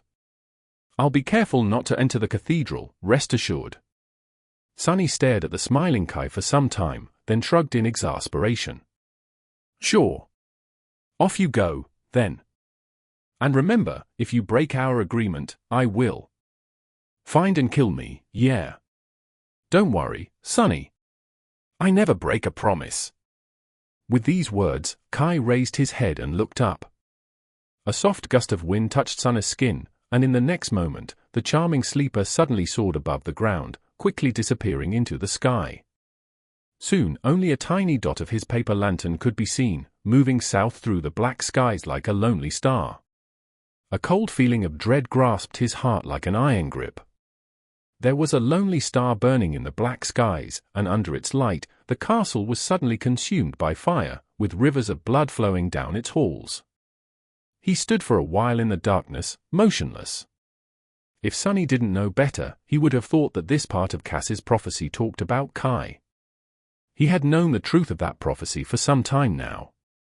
Lowering his head, Sunny licked his lips and asked the voiceless shadow in a raspy voice, Is it already starting? Like always, the shadow did not answer. Of course not. It had started a long time ago. Right at the moment when the three of them had entered the ruined city. Chapter 119. A Fistful of Soul Shards. It took Sunny some time to find his way back to the cathedral. With the approach of the dawn, the nightmare creatures that hunted at night grew restless. He had to be especially careful as he lurked through the narrow streets, keeping to the darkest patches of shadow. Even though there was no moon or stars in the lightless night of the forgotten shore, many of the monsters here had their own ways of perceiving shapes moving through the darkness. Their ability to see in the dark was somewhat offset by Sunnis, Child of Shadows, attribute, which allowed him to become indistinguishable from any shadow that he dove in. However, he still had to be cautious. In this cursed place, nothing was ever certain, except for danger, death, and terror. Some time later, he climbed the familiar pillars of the cathedral and appeared on its vast roof. Walking on the wide ridge separating two slanting expanses of ancient tiles, he approached Kai, who was standing nervously some distance away. The beautiful young man was grasping a longbow made of horn in his hands, staring into the darkness with a tense expression on his pale face. Sunny stopped a few steps away from him and looked at that bow for a long time. To avoid getting an arrow between his eyes, Sunny decided to announce his arrival with a gentle greeting. The archer turned around with a startled expression and raised a hand, as though trying to summon his lantern. However, he thought better of it, afraid to attract unwanted attention. Instead, Kai gulped and whispered, "Lower your voice. What if that fallen devil hears us?" "Oh, right. He's a very careful person." Which was a great personality trait to have, as far as he was concerned. The more paranoid, the better. Smiling inwardly, he said. Kai stared at him with doubt, then asked. He was prepared to explain the reason behind this confidence, but, surprisingly, Kai immediately believed him and calmed down. Right, he knows when people are lying to him. Which means that he also knows when they're telling the truth. And since I can only tell the truth, he can pretty much believe everything I say without the need to ask unnecessary questions. Hey, come to think of it, that floor of his was actually very convenient. Meanwhile, Kai cautiously looked around and asked, "So, what are we going to do here?" Sunny gestured at the group of shattered tiles not too far away from them and answered in a calm tone, "I'm going to climb into that hole and retrieve something from the temple. You just wait here until I return." "Are you crazy? What about the devil? What about that bastard?" Sunny couldn't help but fantasize about slaughtering the damn creature for a few seconds. Returning to the present situation, he said, "What about him? I told you, I'm good at hiding. As long as I know who I'm dealing with, they won't be able to notice me unless I want them to." He had learned that first part of the sentence the hard way. Actually, it was the bastard who taught him that even concealment of shadows had its limits. That's how Sunny ended up with his insides on his outside and in possession of this vital piece of information. Some lessons you only needed to receive once to remember them forever. Kai was looking at him with a strange expression again. Sunny frowned. The beautiful young man shook his head. No. It's just that, it's an awesome ability. I wish I had an ability like that, to be honest. Sunny glared at him and uttered through gritted teeth, "Says the guy who can fly. Why would you want to hide your perfectly symmetrical face anyway? Tired of being ogled by love-stricken supermodels?" Something like that. "How did you know?" Sunny opened his mouth, then closed it again. "Anyway, wait for me here. I won't be long." Throwing a glance at the charming sleeper, he shook his head and walked over to the hole hidden behind several broken tiles. Soon, he was back in his secret lair. Looking around with a bit of apprehension, Sunny sighed and removed the rucksack fashioned from the skin of a monster from his back. Then, he unloaded the strips of carapace centurion's meat on the silver plate and walked over to the iron chest. To be honest, he really didn't want to go anywhere near the castle. The idea alone made him long to stay in this dark, quiet, familiar room forever. But he couldn't. If he wanted to make the Shadow Saint stronger, he had to return to the human settlement and risk facing his fears. "Whatever. I'll just go in and out. Kai will be the one doing all the work, anyway." With a heavy sigh, he raised the lid of the chest and began loading his rucksack with soul shards. Dozens of beautiful crystals were soon glittering inside. Sunny only took half of them, but the amount was already enough to drive many people to murder. He couldn't really blame them. On the Forgotten Shore, shards represented money, and money represented life. Without it, you couldn't buy yourself a place within the safety of the castle or procure food without having to risk death in the cursed maze of the city. Anyone would be willing to commit murder in order to survive. With an angry grimace, Sunny shut the rucksack tightly, made sure that no light seeped through its seams, and turned around. Glancing at his peaceful hidden lair one last time, he shut his eyes for a moment, and then walked away without looking back. It was time to return to the castle. And all the terrible memories he had left there before running away. Chapter 120. Approaching the castle. Washed in the ghostly light of the nascent dawn, Sunny and Kai were walking through the ruins of the cursed city. The night was slowly crawling away. Its retreat made one of them feel safer, while the other one grew uneasy without the familiar veil of darkness hiding him from the world. "I have almost forgotten how mournful this place looks when the sun is up." Somewhere in the distance, the waves of the dark sea were halting their eternal assault on the stone walls of the ancient city. These walls had withstood thousands of years of wear and abuse without allowing even a single drop of black water to seep through. Sunny suspected that they would stand unbroken for 1,000 years more. Suddenly uncomfortable, he turned his head west and found the distant silhouette of the Crimson Spire. The menacing structure was looming over the Forgotten Shore like an evil omen, spelling doom to anyone who would dare approach it. Sunny had chosen a complicated and meandering route to reach the castle. Kai, who was less familiar with the cursed city, simply followed behind. The charming young man was alert and collected, his bow ready to send arrows flying at any moment.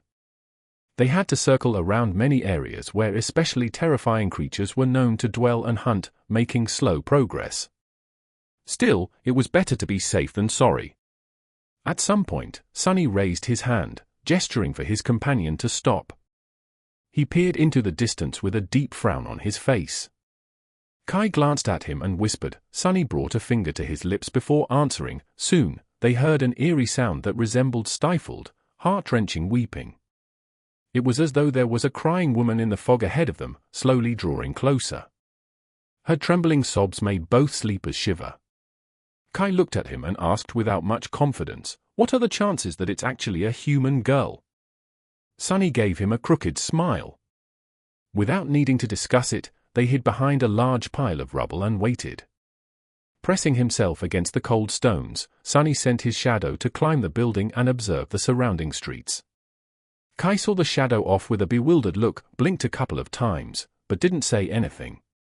A minute or two later, Sunny glanced at him and asked. The charming young man hesitated, then said, "I usually carry a quiver with a few dozen arrows that were specially crafted for me by one of the best blacksmiths in the castle.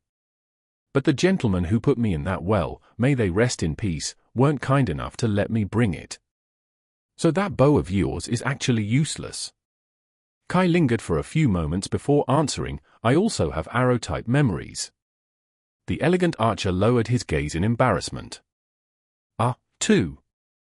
Will that be enough?" Sunny was silent for a bit, and then answered in a flat tone, "No. I don't think that will be enough." Out there in the fog, his shadow was looking at the creature that had been producing the heart-wrenching weeping. A massive, four-legged beast was walking through the morning mist. Its flesh was rotten and emaciated, hanging from the bones like a tattered coat. Sunny could clearly see the white arcs of its ribs through the holes in the rotting hide, the unnatural darkness hiding behind them, and the powerful jaws of the partially bare dog-like skull that were full of terrifying teeth. One didn't have to be a genius to understand that the horrid creature was one of the fallen masters of the ruined city. As he was looking, the beast opened its maw and produced another long, human-like sob, then stopped and listened, as though waiting for an answer. When nothing happened, it lowered its head and slowly continued on its way. Luckily, although their hiding spot was somewhat close, it wasn't actually on its path. If nothing changed, the fallen would walk past without even noticing them. They just had to wait. "We'll have to stay here for 10 minutes, at least. Get comfortable." Once again, Kai didn't ask anything, simply taking Sunny's word for it. It seemed as though his strange ability to sense lies made the charming sleeper less prone to having a lot of questions. Which was a wonderful quality to have, as far as Sunny was concerned. With nothing to do but wait, they had a bit of time to rest and catch their breaths. Sunny summoned the endless spring and took a few sips of cold, sweet water. Noticing that Kai was staring at him, he hesitated, then passed him the beautiful glass bottle. The charming young man drank greedily, as though someone dying from thirst. "Come to think of it." Feeling a little guilty, Sunny asked, "When was the last time they gave you water?" Kai detached himself from the bottle, wiped his lips, and smiled in pure delight. 2 or 3 days ago, I think." "Thank you kindly." He returned the bottle and looked at Sunny with curiosity. "Hey, Sunny. Can I ask you something?" Sunny tensed up and gave the charming archer a dark look. His eyes, however, hinted that he shouldn't. But Kai either didn't notice the menacing glare or wasn't bothered by it. "You came to the Forgotten Shore this last solstice, right?" Sunny held his breath, guessing what the beautiful sleeper was going to ask him. How they had survived in the labyrinth. Why he had abandoned the castle. How he had survived in the ruins. Each of these questions could potentially lead to a disaster. Kai leaned forward with excitement in his eyes, hesitated for a second, and then said, What's the top music video in the charts out there right now?" That was absolutely not what he had expected to hear. Noticing that the charming young man was staring at him with anticipation, he shifted and answered with a bit of uncertainty. Kai sighed, clearly disappointed, but then suddenly smiled again. The smile was wide and dazzling. "Can I ask you another question?" Chapter 121. Graveyard of Hope. In the next 10 minutes, the foundations of Sunnis' worldview were shaken to the core. Kai had drowned him in a torrent of questions, all of which had nothing to do with anything even remotely important. What interested the charming sleeper were very strange things like what types of shoes were in fashion, which celebrity wore what to some pompous award ceremony, who of them had a scandal and what was that scandal about, what was the latest dance craze, and so on. He was endlessly curious about that type of stupid crap and absolutely indifferent about all of Sunnis' dark secrets. What's worse, Sunny felt like a complete fool because he couldn't provide even a single answer. What did he know about fashion and high culture? Nothing. After a while, Kai's enthusiasm had waned. Looking at Sunny with a comically disheartened face, he sighed and gently asked one last question. Sunny, tell me honestly, were you a hikikomori in the real world as well? What is this fool talking about? Kai cleared his throat and offered him an apologetic smile. Ah, you know, a recluse? A shut-in? Someone who lives under a rock. Sunny stared at the gorgeous young man, feeling like the world completely stopped making any sense ever since they had met. What are you talking about? Why would I live under a rock? You would freeze to death. I lived in a cargo container once, but it had 4 walls and a roof, at least. Kai sighed one more time and turned away. I see. Well, sorry to bother you. It's just that I've been stuck in this place for about 2.5 years now, and life here is so monotone. His beautiful profile was radiating melancholy and sadness, as though Kai was lamenting something serious, as opposed to utter rubbish. 2.5 years, that dimwit survived here for 2.5 years. Sunny was surprised to hear that. Kai seemed like a nice guy, but not exactly someone well suited for the ruthless nightmare of the Forgotten Shore. Perhaps he had underestimated the charming sleeper, or perhaps there was another, much simpler reason. There was a group of people who tended to live here the longest. Suddenly suspicious, he asked in a cold tone, "Are you a part of Gunlaug's gang?" Kai looked at him with surprise. Gods, no. If there's one thing I absolutely despise, it's bullies like him. I would rather die than become one of Gunlaug's minions. Plus, the man has no style. That armor of his is the most hideous thing I have ever seen. However, after saying that, he suddenly grew quiet and added after a few seconds in a dejected voice, "But I do accept jobs from his lieutenants from time to time. That is the reason why he tolerates my existence, so I don't really have a choice." Sunny hesitated for a bit, but then decided that he believed the other sleeper. He really didn't look like one of Gunlaug's thugs. Besides, if he had been one of them, no sane person would have dared to kidnap and imprison him. Members of Gunlaug's cohort were nearly untouchable.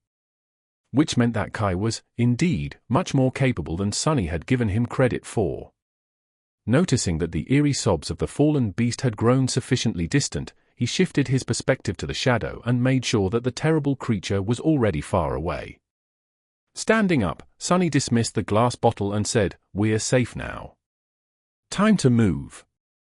Once they were ready to leave, he summoned the shadow back and prepared to take the first step forward. However, then Sunny suddenly stopped and glanced at the charming young archer with hesitation. "Hey, Kai. Can I ask you a question as well?" The older sleeper smiled, honesty and eagerness written all over his face. Sunny was silent for a couple of seconds, then said in a strange voice, "That armor of yours, do you wear it because it's the best one you could get, or because it looks good?" Kai looked at him with confusion. Raising one exquisite eyebrow, he said, "I don't understand the question. Is there a difference?" Sunny closed his eyes, sighed, and turned away. As the sun rose above the horizon, they went deeper into the city, slowly approaching its center. The castle stood on a tall hill in the middle of the cursed city. It was grand and magnificent, with dozens of towers rising into the air, each supported by a number of elaborate arches and columns. Grotesque gargoyles were staring down on the ruins from under the eaves. The road leading to the castle was as impressive as the castle itself. It was narrow and heavily fortified, circling the hill in a way that allowed the defenders of the castle to endlessly rain arrows down on any possible attacker. At the end of the road, a grandiose staircase led to the gates of the castle. In front of it, there had once been a vast stone platform, meant to serve as the gathering ground for the soldiers in case the enemy was to somehow breach all but this one last line of defense. Now, the platform had turned into a makeshift settlement, with small shabby buildings made out of stone, wood, and anything else the inhabitants of this slum could get their hands on standing chaotically here and there, forming messy groups and narrow alleys. This place did not look like the outskirts where Sunny had grown up, but it had the same unmistakable air of misery, fear, and desperation. As the two of them approached the outer settlement, several sleepers greeted Kai with friendly smiles. "Hey, Knight! Glad to see you, man. Where have you been lately?" "Ah, you know. Flying around. What about you, pal?" While the charming young man was exchanging pleasantries with his acquaintance, Sunny cautiously looked around. The place had imperceptibly changed since the last time he was here. The settlement itself seemed to be almost the same, with just a few buildings slightly changing shapes. The people, however, somehow seemed more energized and confident, as though the ever-present fear of death and starvation was not as pressing anymore. However, there was a strange sense of tension in the air. I guess she was busy in these 3 months, too. Finally managing to end the conversation, Kai turned to him and smiled apologetically. "Why are they calling you Knight?" The charming young man stared at him, then cleared his throat and said with a bit of strangeness in his voice, "Oh, you really don't know? Well, it's a nickname of sorts. Nightingale, that's how I am known around these parts." What a stupid nickname, Sunny thought, and decided to get things done as quickly as possible. He couldn't wait to leave this depressing place. "All right, since we're here, time to make good on your promise." "Sure. What do you need me to do?" Sunny looked around, making sure that no one could hear them, and said, "It's simple. Go into the castle and find out about who is selling memories, and what the price is. Then come back and report to me." His companion blinked a couple of times, clearly surprised, then shrugged. "No problem. But it's going to take a while. If you want the best information possible, of course. Do as you see fit. I'll be waiting for you in that alley over there." Kai looked at him one last time, smiled, and walked away. Feeling nervous and tense, Sunny walked over to a secluded alley and rested his back against the wall. He tried to become as small and unnoticeable as possible. Being here was making his skin crawl. Maybe his decision to come back was a mistake, after all. Maybe he should simply turn around and walk away. However, he didn't. Deep down inside, he knew that he had to take this opportunity to gather as many memories as possible, so that his shadow could become stronger as fast as possible. Perhaps he would never get this opportunity again. Time slowly passed. An hour went by, then another. Kai was certainly taking his sweet time gathering the information Sunny had asked from him. However, nothing bad had happened. Yet. Sunny was almost starting to believe that he was nervous for nothing, but then, of course, the thing he dreaded the most became a reality. A calm, painfully familiar voice suddenly resounded from somewhere behind him. He froze, feeling like a beast caught in a trap, and then slowly turned around. A strange, complicated expression appeared on his face. Forcing out a smile, Sunny licked his suddenly dry lips and said, "Hey, Neff. Long time no see." Chapter 122. For months ago. Nephis changed a lot since the last time Sunny had seen her. Outwardly, she looked almost the same, tall, firm, and strangely distant, as though existing slightly apart from the rest of the world. She was still wearing the Starlight Legion armor, which accentuated the graceful lines of her slender, lithe body. Only now, there was also a white cloak draped over her shoulders, close in color to the pristine metal of the elegant plate armor. Changing Star's silver hair was much longer now, almost reaching her shoulders. Without the short tomboyish cut, she looked strangely mature and feminine, making Sunny's heart beat a little faster. Her calm grey eyes were as striking as ever. The true changes, however, hid much deeper. Perhaps only a person who knew her as well as Sunny did could notice them, or perhaps it was precisely because he had come to know her so well that the veil of detached indifference shrouding her true self cracked, revealing the deeper feelings beneath. Nephis seemed to be much more alive now, much more present. Her eyes shined with resolve and determination, radiating an almost infectious feeling of temperate confidence. This was her power. The power of conviction. Sunny shivered under that gaze. Neph was the person he longed to see the most and, at the same time, hoped to never see again. She was the true reason why he had to leave the castle. Stirred awake by this fated meeting, a torrent of memories rose to the surface of his mind. If only he had known at the time. Well, it would not have changed anything, really. For months ago, on the night that they had ventured into the cursed sea on a boat made of demon's bones, Sunny was shivering in the wind. After an eternity spent in the cold embrace of darkness, the endless night of their escape was finally drawing its last breaths. He shifted and turned to the east, where a ghostly line of pale lilac appeared over the horizon. Trembling, he licked his lips and said in a raspy voice, after he uttered these words, the last remnant of strength that had kept Sunny going disappeared, and he slumped on the stones, his chest rising heavily and then falling. A new dawn was ready to bathe the desolate hell of the forgotten shore in warm sunlight. They had survived. The three sleepers were perched on a giant stone hand that protruded from the black waves, as if held above the lightless abyss by a goddess. Sunny and Cassie were holding each other for warmth, while Nephis was lying in the center of the stone palm, still unconscious.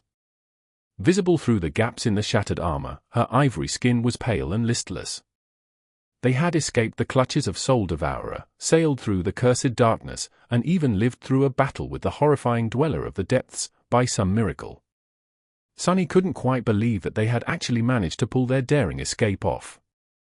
From the moment he had learned about the enthrallment hex put onto their minds by the ancient fiend, he felt that the chances of ever saving themselves from the gluttonous evil tree were more than slim. Perhaps because it had taken away his most dangerous and tested weapon, his mind. And yet, somehow, they had succeeded.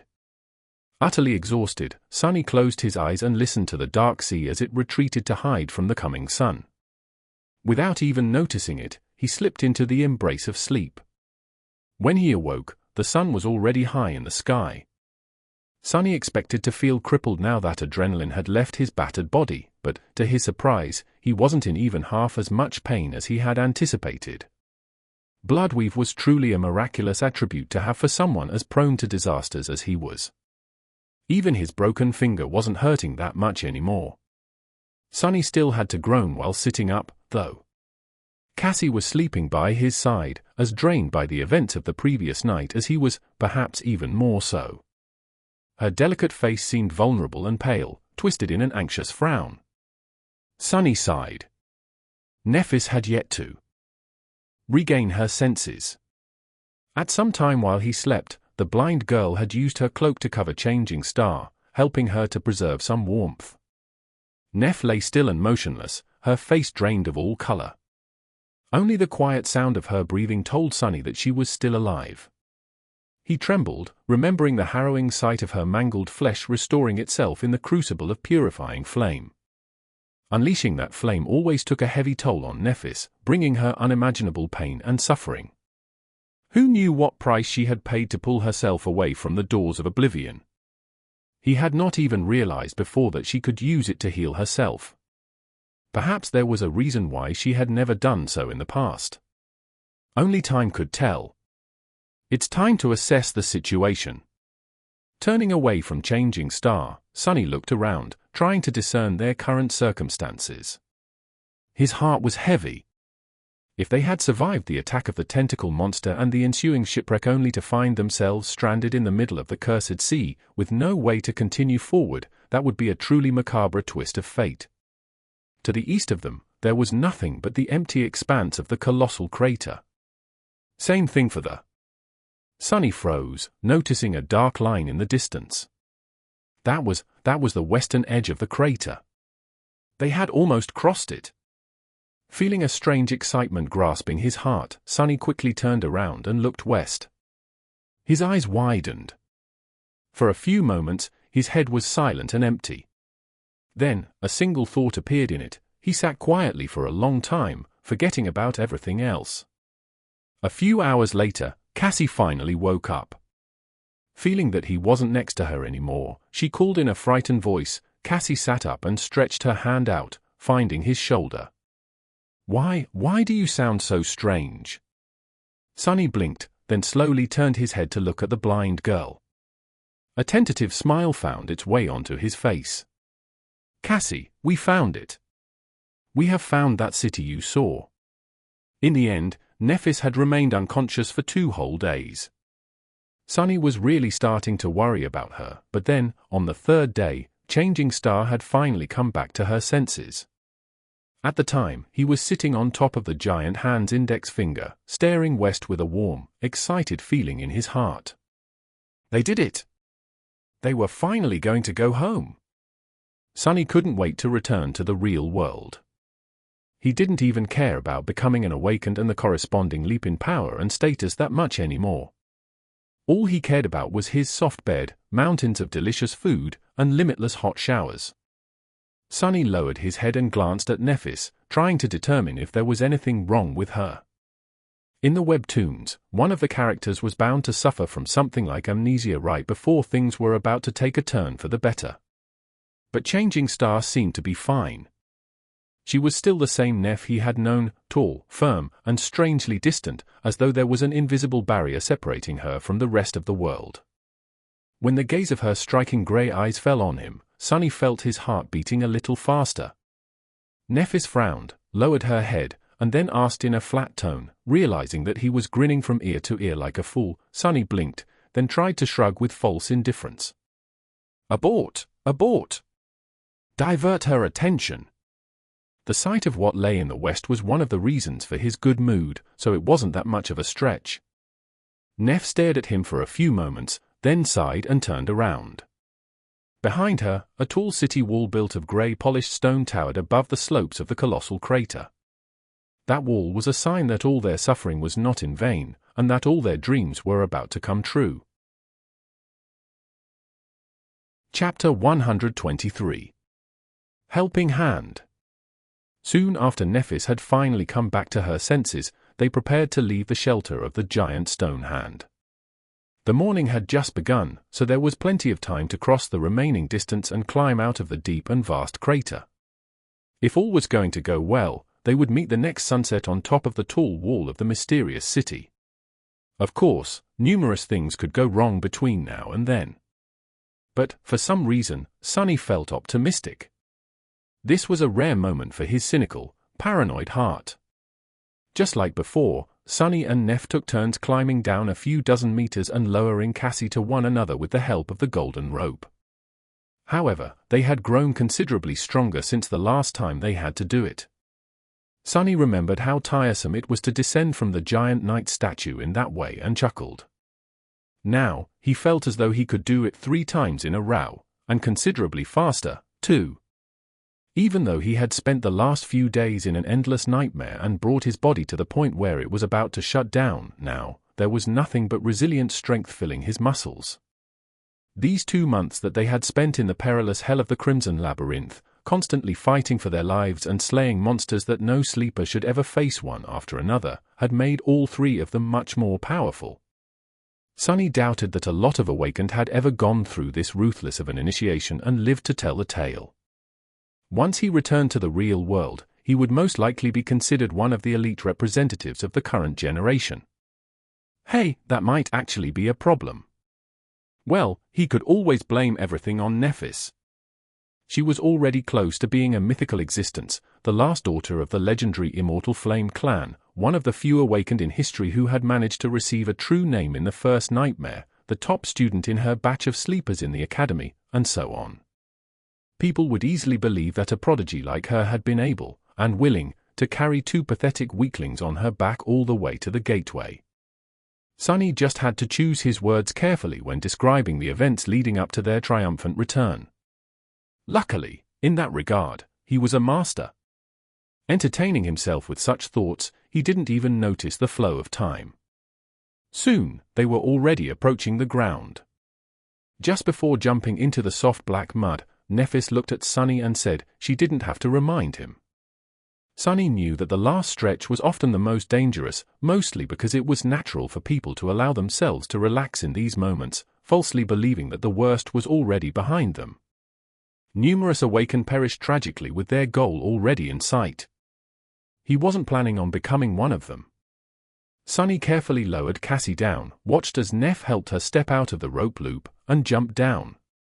He landed on the ground in a nimble roll, immediately jumped to his feet and outstretched one hand, ready to summon the Midnight Shard at a moment's notice. However, nothing was trying to kill them. Sunny and Nephis exchanged tense looks, and then slowly walked forward. With each minute, the distant grey wall was growing closer. At some point, Sunny gestured for Changing Star to stop and turned around, curious to take a look at the statue whose hand had saved them from drowning in the dark depths of the cursed sea. Out there on the slope of the colossal crater, slightly tilted to the side, a giant statue of a slender woman dressed in a light flowing robe towered over the black mud. She was lovely and graceful, with a slim waist and delicate arms outstretched to the skies, as though trying to embrace them. At least that was how she had looked once, a long time ago. Now, one of the arms was broken off, with only its shoulder remaining in place. Luckily, the other one was still there, and had served as a safe haven for the three sleepers in their moment of desperate need. Just as Sunny expected, there were 7 shining stars carved into the stone surface of her robe. What piqued his curiosity the most, though, was the fact that just like the giant knight, the graceful woman seemed to be missing her head. Once again, Sunny wondered if these stone titans were created without faces to begin with, or if something had beheaded them much later in a fit of destructive rage. 7 severed heads guarding 7 seals, he thought, remembering Cass's frightening vision. The mystery of that vision was nothing short of tantalizing. However, it seemed as though it was destined to remain unsolved. Sunny doubted that he would ever come back to this cursed place after returning to the real world. There were many regions in the dream realm, and almost every one of them was far better than the hellish Forgotten Shore. Sending silent gratitude to the statue that had saved their lives, Sunny turned around and headed west. As they approached the section of the slope that was almost vertical, something dangerous finally happened. Just as Sunny was about to step on a wide stone buried in the mud, the stone suddenly shifted and rolled to the side. A terrible roar resounded across the vast emptiness of the colossal crater, making him shiver in fright. Fearing that something was crawling from under the soil, Sunny jumped back and summoned his sword. To his side, Nephis was doing the same, while Cassie swiftly stepped back to not be in the way. However, there was nothing moving in the mud. No giant beast rose from it to feast on their flesh, no horrifying abomination had extended its limbs to pull them underground into its maw. Then, what made that terrible roar? Just as Sunny was trying to understand what was happening, a sharp pain suddenly pierced his right leg. Looking down, he saw. The damned stone was chomping on his shin. The stone, which turned out to be a bizarre nightmare creature, revealed a mouthful of long, sharp teeth on its surface. It awkwardly rolled a couple of times to reach Sunny and then tried to dig its fangs into his soft flesh. It might have bitten Sunny's leg clean off, but, luckily, the leather boot of the puppeteer's shroud turned out to be too tough for the stone's jaws. So it was just munching on the leather in powerless resentment. The situation was painful, but not at all dangerous. Sunny stared at the stone, then raised his head and glanced at Nephis in bewilderment. Her expression was as indifferent as always, but after all the time they had spent together, he was able to recognize the similar kind of amusement written clearly on her face. Sunny strained his muscles, raised the trapped leg into the air and shook it a couple of times, trying to send the stupid stone flying. However, the weird monster was really stubborn. With another thunderous roar, it doubled its attempts to gnaw on Sunny's shin, its stone teeth on the verge of shattering from all the pressure exerted on them. What a pathetic thing. The only hope of killing me it has is if I die from annoyance, Sunny thought with a confused frown. How could a nightmare creature like this even exist? I guess there are losers even among their kind, eh? Shaking his head, Sunny allowed the shadow to wrap itself around the midnight shard and brought the tip of the blade down on the hungry stone with all the strength he had. The Tachi was met with some resistance, but managed to pierce and shatter the monster's stone body in the end. The bizarre creature died while still trying to take a bite out of Sunny, defiant till the very end. As the shattered remains of the stone fell into the mud, the voice of the spell whispered, "You have slain an awakened monster, Rolling Stone." Seeing a strange expression on Sunny's face, Nephis asked. He looked at her and blinked a couple of times. "Ah? I just received a memory." Changing Star raised her eyebrow and said in an uplifted tone, "That is great." "What type of memory?" Sunny scratched his head, hesitated, and then answered, "Ah. It's a rock. An ordinary rock." Chapter 124. Desolation. Soon, they were standing beneath the impregnable stone walls of the mysterious city. Behind them, the great chasm of the vast crater stretched to the horizon. Somewhere ahead, the lone human citadel in this loathsome region of the dream realm awaited. It promised to deliver them from this dark place and bring them home. Sunny really couldn't wait to be finally done with this nightmare. The city wall was built from massive slabs of grey granite.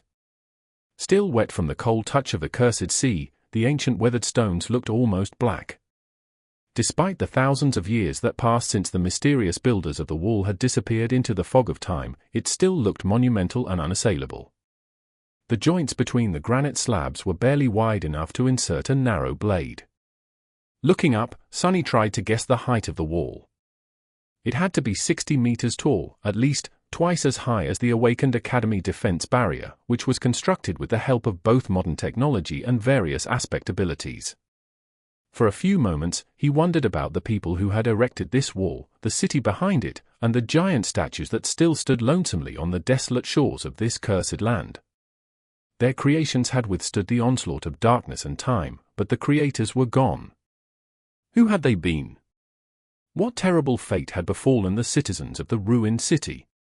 But then, Sunny angrily shook his head. These mysteries had nothing to do with him anymore. He was going home, never to return to this awful pit of horror and despair. Let someone else solve them. After a short rest, they decided that it would be easier to climb the wall instead of circling it in search of an entrance. Even if they were to find a gate, there was no guarantee that it would be open. Climbing the wet granite was not an easy task, but they somehow managed. When there was nothing to use as a hold, Sunny and Nephis resorted to using their swords by inserting them into the joints between the slabs. A few unpleasant cuts later, they found the right rhythm and made quick progress. Enhanced by the consumed soul shards and shadow fragments, as well as the ruthless training regimen of the never-ending battle for survival, their bodies were full of strength and endurance. Both of them were at the peak of human physical ability. Pretty soon, they had reached the top of the massive wall and climbed over its edge. Without even needing to catch his breath, Sunny hungrily crawled forward, jumped to his feet, and gazed down. In the ensuing silence, he could hear the sound of the golden rope scratching against stone. However, his heart was beating louder. Soon, Nephis and Cassie joined him. The blind girl grasped his shoulder and asked, her voice bright and full of hope. Beneath them, an expansive city lay in ruins. The beautiful stone buildings were broken and shattered, many of them turned into mere piles of rubble.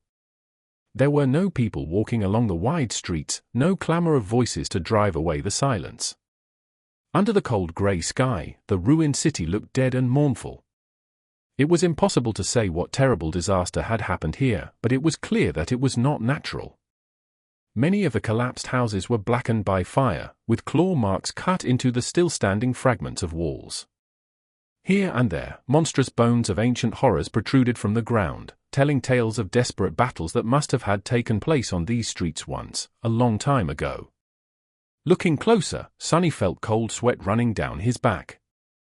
There were strange shapes moving through the rubble, and even more hiding in the shadows. Seeing them filled him with an icy sense of dread. The ruined city was teeming with nightmare creatures. There is a vast, ruined city built of weathered stone. And there are numerous monsters wandering its streets. Just like you said there would be. The tall city wall they were standing on was as wide as a road. It stretched endlessly in both directions. enclosing the vast ruins into a strangely perfect circle. Every so often, there were towers built into its impenetrable granite body, serving as bastions against potential enemies. Who would have thought that one day this great barrier would serve not to repel the horrible monsters, but to keep the true horrors imprisoned inside? But Sunny wasn't that interested in the wall. He wasn't even too interested in the monsters. Instead, his eyes were drawn to the tall hill towering above the ruins.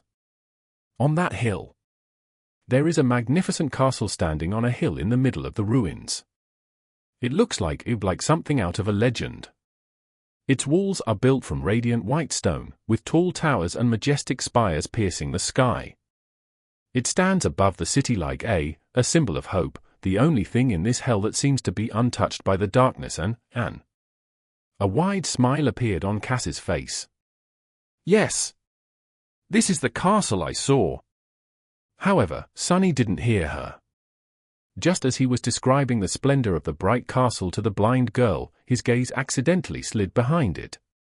Now, all he could see was the dark silhouette of a cyclopean tower that loomed above the world like an unholy spear made out of solidified blood. As soon as Sunny saw it, his heart was gripped by an unexplainable fear. The feeling of horror it emanated was enough to make him never wish to gaze at it again. And yet, he wasn't able to look away. By his side, Nephis was staring at it too, her thoughts a mystery.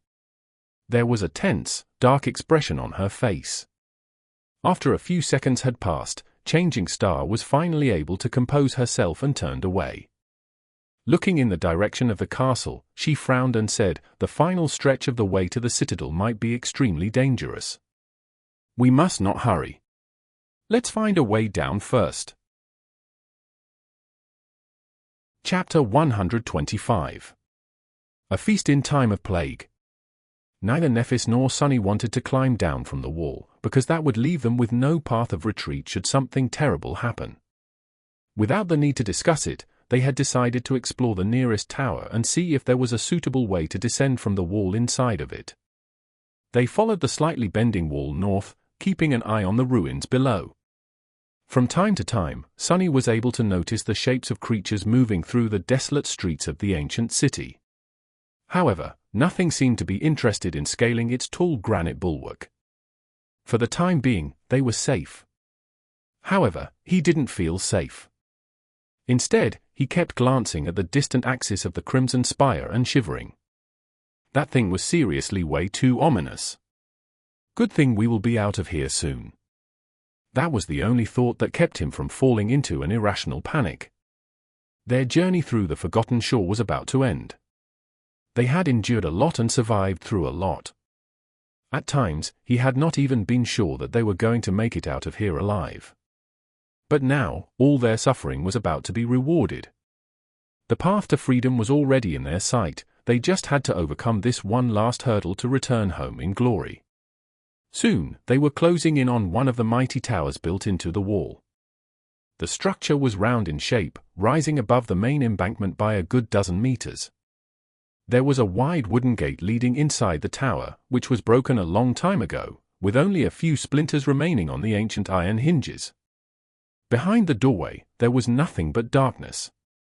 Sunny felt that the sight of this entrance was a bit creepy. Of course, darkness was nothing to him. And yet, suddenly, Cassie tugged on his shoulder, forcing Sunny to stop. Both him and Nephis turned to her, their hands outstretched and ready to summon their swords. "What is it, Cassie?" Sunny asked, alarmed. In some situations, the blind girl was able to recognize danger before they could. Her keen hearing and sense of smell allowed her to sometimes perceive things that normal humans would not be able to. Now, there was a scowl on Cass's face. Turning her head slightly, she whispered. Sunny held his breath and followed her words, straining his hearing to the limit. Soon, he was able to discern a strange sound coming from inside the tower. It sounded like something was being devoured there, flesh and bones being ground by sharp teeth. The nauseating sound of meat being torn and chewed made him grimace. Sunny and Nephis looked at each other, then summoned their swords. Like usual, before the two of them moved forward, Sunny sent his shadow to investigate the potential enemy. The shadow glided on the stones, quickly approaching the tower. Then, it dove into the darkness and concealed itself in the vast shade that permeated the structure. The first thing he saw was several dead monsters lying on the stone in puddles of blood. The bloody trails left on the stone floor suggested that their massive bodies were dragged here by something very powerful. They were cut apart and eviscerated, as though dressed down by an enthusiastic butcher. Then, he saw a large pile of gnawed bones lying on the stones. Some of them still had pieces of meat stuck to them, while others were split apart and emptied of even the marrow. The next thing he saw was a fire burning in a circle of stone shards, with several skewers of monster meat roasting above it. Next to the fire, the source of the chomping and crunching sounds was sitting on the stones, munching on a well-roasted rib. In fact, it was a young woman. She seemed to be only slightly older than the three of them. The young woman was tall and attractive. She had hazel eyes and beautiful brown hair, currently tied in a simple braid. Her build was extremely athletic, with perfectly defined lean muscles rolling under the dewy olive skin with each movement. And there was a lot of skin on display, since she only wore a provocatively short white tunic, augmented with bronze greaves, vambraces, and a cuirass with leather teruges. While Nephis was slender and lithe, this stranger radiated a sense of vitality and vigor. Everything about her was lavish and generous, screaming of strength, potency, and power. The strangest part, however, was that there was an absolutely relaxed, comfortable, and happy expression on her face. In the month spent on the Forgotten Shore, Sonny had never, even for a second, allowed himself to lower his guard completely. Neither had Nephis or Cassie. Even in the rare moments of rest, sheltered in reliable safety, they were always slightly tense, expecting all kinds of horrors to fall on them in an onslaught of teeth, poison, and claws. Even while under the hex of the Soul Devourer, there was always an invisible shadow in their hearts. However, the young woman seemed to be completely content with being in this cursed place. In fact, she looked happier than Sonny had ever been, even in the real world. As Sonny watched, the young woman messily devoured the meat of the unfortunate monster. The juices were flowing down her face and fingers. Done with the meat, she bit on the bone itself. The adamantine bone of the nightmare creature was easily crushed between her teeth, and, closing her eyes in pleasure, the girl proceeded to suck out the marrow, then chew and swallow most of the bone itself. Finished with the rib, she threw its remains into the disturbingly sizable pile of bones at her feet, loudly burped with no decorum whatsoever, then immediately stretched her hand out to pick up another piece of monster meat from the fire, and sunk her teeth into it. Sonny blinked a couple of times more, then shifted his perspective back and looked at Nephis. He lingered for a bit, and then said in a hesitant tone, "Well, it's either a very hungry human girl, or a very gluttonous demon." Chapter 126. Effie. Nephis stared at him for a few moments, then turned her head to Cassie and said. The three of them cautiously approached the entrance to the tower and lingered there, uncertain of how they should proceed. In their minds, there were two outcomes to this unexpected situation. 1. The mysterious young woman would turn out to be a local awakened. In that case, all their problems were going to be solved. If an awakened happened to meet a group of sleepers in the wild reaches of the dream realm, it was customary to guide them to the nearest human citadel. Of course, exceptions happened, but in general, awakened strived to take care of sleepers. In this alien land, humans had to band together. It was not only a moral obligation, but also in their own best interest. 2. The stranger would turn out to be a nightmare creature. In that case, they were going to have a tough fight on their hands. Since the rank and class of the enemy were unknown, it was impossible to predict the result. Drawing a deep breath, Sonny followed Nephis into the cool darkness of the tower. Immediately, the appetizing smell of roasting meat hit his nostrils. Before Sonny could react, a piece of bone flew past his head and hit the wall with enough force to shatter into tiny pieces. Belatedly, he raised the midnight shard and assumed a defensive stance. But it was a little too late. The young woman had already been alerted of their presence. Raising her head, she bared her teeth in a wide grin and murmured, "Is someone hiding in the shadows? Why don't you come out to play?" Her voice was deep, smoky and had a raspy huskiness to it. But what mattered the most was that she was speaking in the human language. The stranger was still sitting in a relaxed pose, but Sunny didn't miss the subtle tension in her carved muscles. He had no doubt that the alleged awakened could explode into a whirlwind of violence at any moment. It was better not to provoke her. Glancing at Neff, he followed her example and dismissed his sword. Then, the three of them hesitantly stepped into the circle of light cast by the bonfire. The young woman looked at them in surprise and raised her eyebrows, then she smiled and shook her head. With that, she lightly rose to her feet. The white fabric of her tunic shifted slightly, revealing even more of her toned, powerful thighs. He had assumed that the stranger was tall, but only now did he realize how imposing her true height was. The woman stood considerably taller than even Nephis, not to mention Sunny himself. Complete with her robust physique, olive skin, and archaic armor, she looked like an ancient goddess. Craning his neck to look her in the eyes was sort of irritating, though. But Sunny had no choice. If he were to just look straight, his line of sight would land directly on her shapely, The young woman, meanwhile, wiped her dirty face with a forearm and gestured at the fire. "Here, would you like to take a seat?" Despite the polite invitation, they hesitated.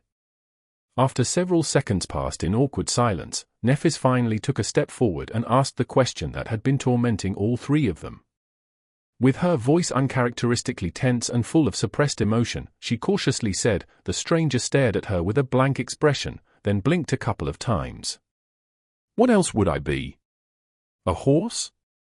With that, she threw her head back and laughed loudly, amused by her own silly joke. Nephis and Sunny glanced at each other, confused as to what to do. Meanwhile, the young woman giggled a few more times and looked at them with sparks of glee dancing in her eyes. "Of course I am human. Why are you even asking? Anyway, come sit. My neck is tired from looking down on you." With that, she sat down near the fire and assumed a relaxed pose. Nephis, Sunny and Cassie finally approached and lowered themselves to the stones, looking at the tall girl with hungry flames burning in their eyes. She looked them over, then frowned a little. "Haven't seen you guys around. Are you new?" "Yes. We have just reached the city." She was trying very hard to act like a normal, well-adjusted person. It seemed that her endless attempts to improve her social skills had not been in vain. If Sunny didn't know how awkward and clumsy Neph's natural state was, he wouldn't have suspected anything. "In that case, my condolen, wait. You guys survived for 2 whole months in the labyrinth." She whistled and looked at them with newfound respect. "That's a real feat, congratulations." Nephis lingered for a few seconds, then said, "I'm Nephis, and these are my companions, Cassia and Sunless. We are sleepers who came here during the winter solstice." The young woman gave them a wide, friendly smile. "Nice to meet you. I'm Effie. Well, at least that's what people call me. I'm also a sleeper." Sunny frowned. So the beautiful giantess was not an awakened, just a sleeper like them. Strangely, he didn't remember ever seeing her in the academy. Still, too impatient to remain silent, he leaned forward and said, "Are you from the castle? There are people living there, right?" Effie glanced at him. In her eyes, there was a hint of a strange emotion. "There are indeed people living in the castle, yes." Nephis and Sunny exchanged excited looks. Then, Changing Star cautiously asked, "Sure, no problem. Do you guys have shards?" Sunny blinked. What did soul shards have to do with any of this? They had retrieved 2 from that weird stone he had killed at the base of the wall. Was she going to ask for payment? Nephis retrieved the soul shards and showed them to the tall girl. "Only 2? Well, it's better than nothing, I guess. Keep them. You'll need them later." Not quite understanding the meaning of her words, Changing Star lingered, then said uncertainly, "We were hoping to reach the citadel and access the gateway as soon as possible. How long will it take?" The young woman stared at them for a long time and then suddenly bent over in a fit of hysterical laughter. She laughed so long and hard that tears soon appeared in the corners of her eyes. Unpleasantly surprised, the three sleepers stared at her in shock. None of them understood the reason for this bizarre behavior. Sunny frowned, re-evaluating the situation. Previously, the local girl just seemed to be a bit eccentric. But maybe there was more to it. Effie's laughter stopped as abruptly as it had started. Wiping her tears, she shook her head and said in a strange tone, "Sorry guys. I just couldn't help myself. Please, forgive my lack of manners." Then, she straightened her back, looked them heavily into the eyes, and said, "I can take you to the castle, but there is no gateway there. In fact, there's no way out of this cursed hell at all. I've been stuck here for 3 years myself already. So, welcome to the Dark City, I guess. Abandon hope all ye who enter here, and all that." Chapter 127. Abandon all hope. Shell-shocked by her words, the three of them stared at the young woman with pale faces. Sunny felt something brittle and precious shattering in his heart, piercing it with an almost physical feeling of pain. It just couldn't be true. How could all of this have been for nothing? How could all of his hopes, dreams, and desires just be destroyed with a couple of words? Somewhere beside him, Cassie suddenly said in a tiny voice, "What do you mean, there is no gateway? It's very simple, really. I'm sorry to be the one to break it to you, but deep down inside you must have known already. Didn't you? The Forgotten Shore, it's not really a place where humans are supposed to survive. That's why you have never heard of anything like it in the school or the academy." Sunny's face got contorted with anger. Of course. Of course, the answer was always within his grasp. He was just too naive and foolish to grasp it. The dream realm was vast and strange, with most of its regions barely explored by humans. However, there was at least a small amount of information available about them. Some were even fully under human control, with large citadels like Bastion providing shelter to hundreds of thousands of awakened.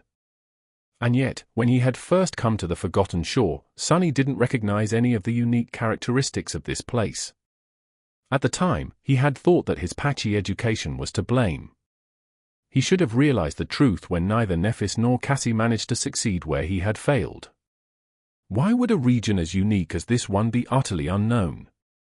The most logical explanation would be that no one had ever returned from this deadly abyss to the real world to tell others about it. What a fool he was! Just a few weeks in the comfortable life in the academy, and he had completely forgotten that the world never played fair against people like him. The truth was always worse than his worst expectations, so why would this time be any different? The world was a predator that always waited for an opportunity to devour you.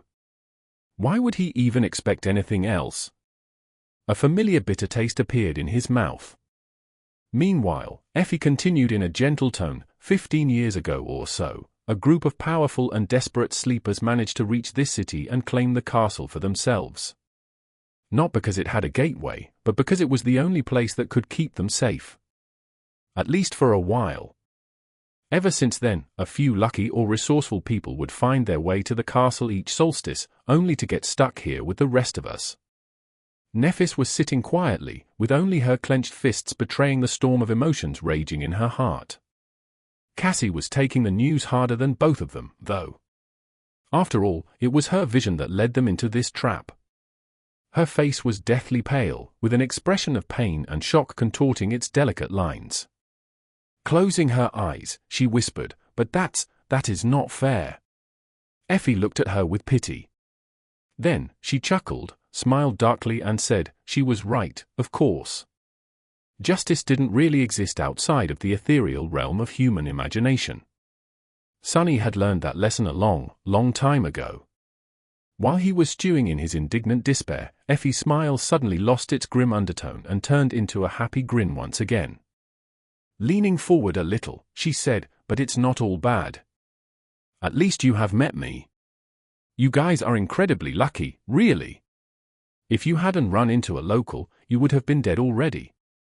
Nephis stared at her and asked in a flat tone. Her awkward manner of speech was back again in all its glory. The Dark City is simultaneously the safest place to be on the Forgotten Shore, and also the deadliest. It is safe because no sea monster can cross the wall, let alone reach the castle. But at the same time, it is far more dangerous than the labyrinth because almost every nightmare creature here is of the fallen rank. Sunny blinked, feeling a cold shiver permeate his whole body. Fallen creatures? Fallen creatures were immeasurably more powerful than awakened ones. Dormant humans like them had no business fighting against the latter, let alone the former. One awakened demon was already more than they could handle without resorting to summoning a true terror from the depths of the cursed sea. Something much more powerful than the carapace demon would simply wipe them out from existence in a matter of seconds. Remembering countless shapes moving through the ruins, he couldn't help but tremble. Was each of those shapes a fallen monster? How would anyone survive even a day in this cursed city? They would have to be insane to even try. Slowly, the magnitude of the perilous trap they had found themselves in began to seep into his mind. But you guys managed to stumble into me before descending from the wall. Otherwise, the fallen ones would have been feasting on your souls already. Lucky, very lucky.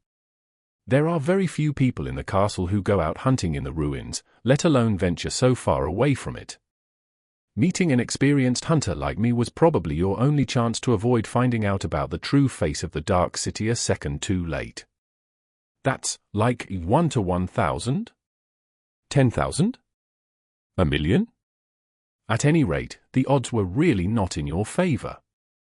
Fortune is definitely in love with at least one of you, guys. So, cheer up. Do you want some meat? I had a truly amazing hunt today. It was so amazing that I don't even mind sharing. Nephis didn't even look at the roasting meat and instead leaned forward, her words filled with intensity. If there is no gateway here, why didn't you try to leave? Effie blinked a couple of times and looked at her with sincere confusion.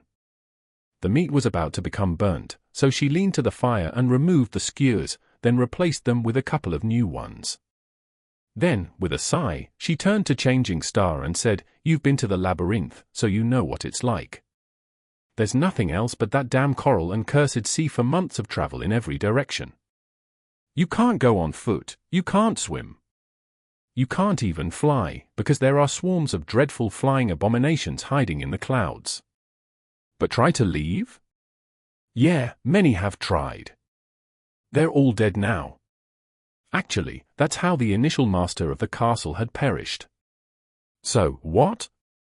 You guys just hide in the castle and wait for death." The beautiful young woman laughed. Then she pierced him with an unexpectedly grim look of her hazel eyes and said, "Most of us can't even get into the castle. The king demands his tax, you know? So we just wait for death outside."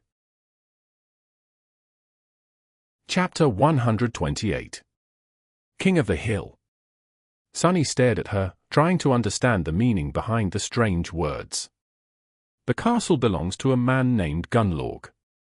If you want to enter and live in the safety of the castle walls, protected and provided for by his hunters, you need to pay a tribute. 1 shard each week. Of course there was exploitation going on even in this pit of despair. What else did he expect? As long as there were people, someone was going to end up as prey.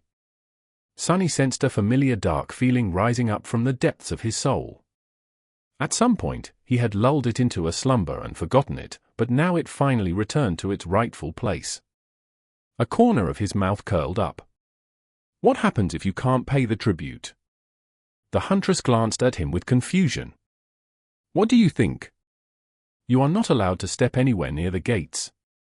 There's a small settlement for us unfortunate wretches beneath the castle walls, where we make do with what little we have and tremble in the night, hoping that nothing comes out of the darkness to devour us. That's pretty much it.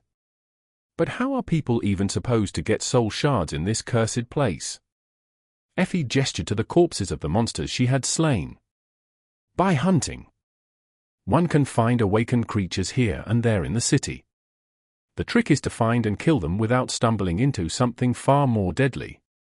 Gunlaug's people form parties and go out to hunt, with experienced pathfinders leading the way.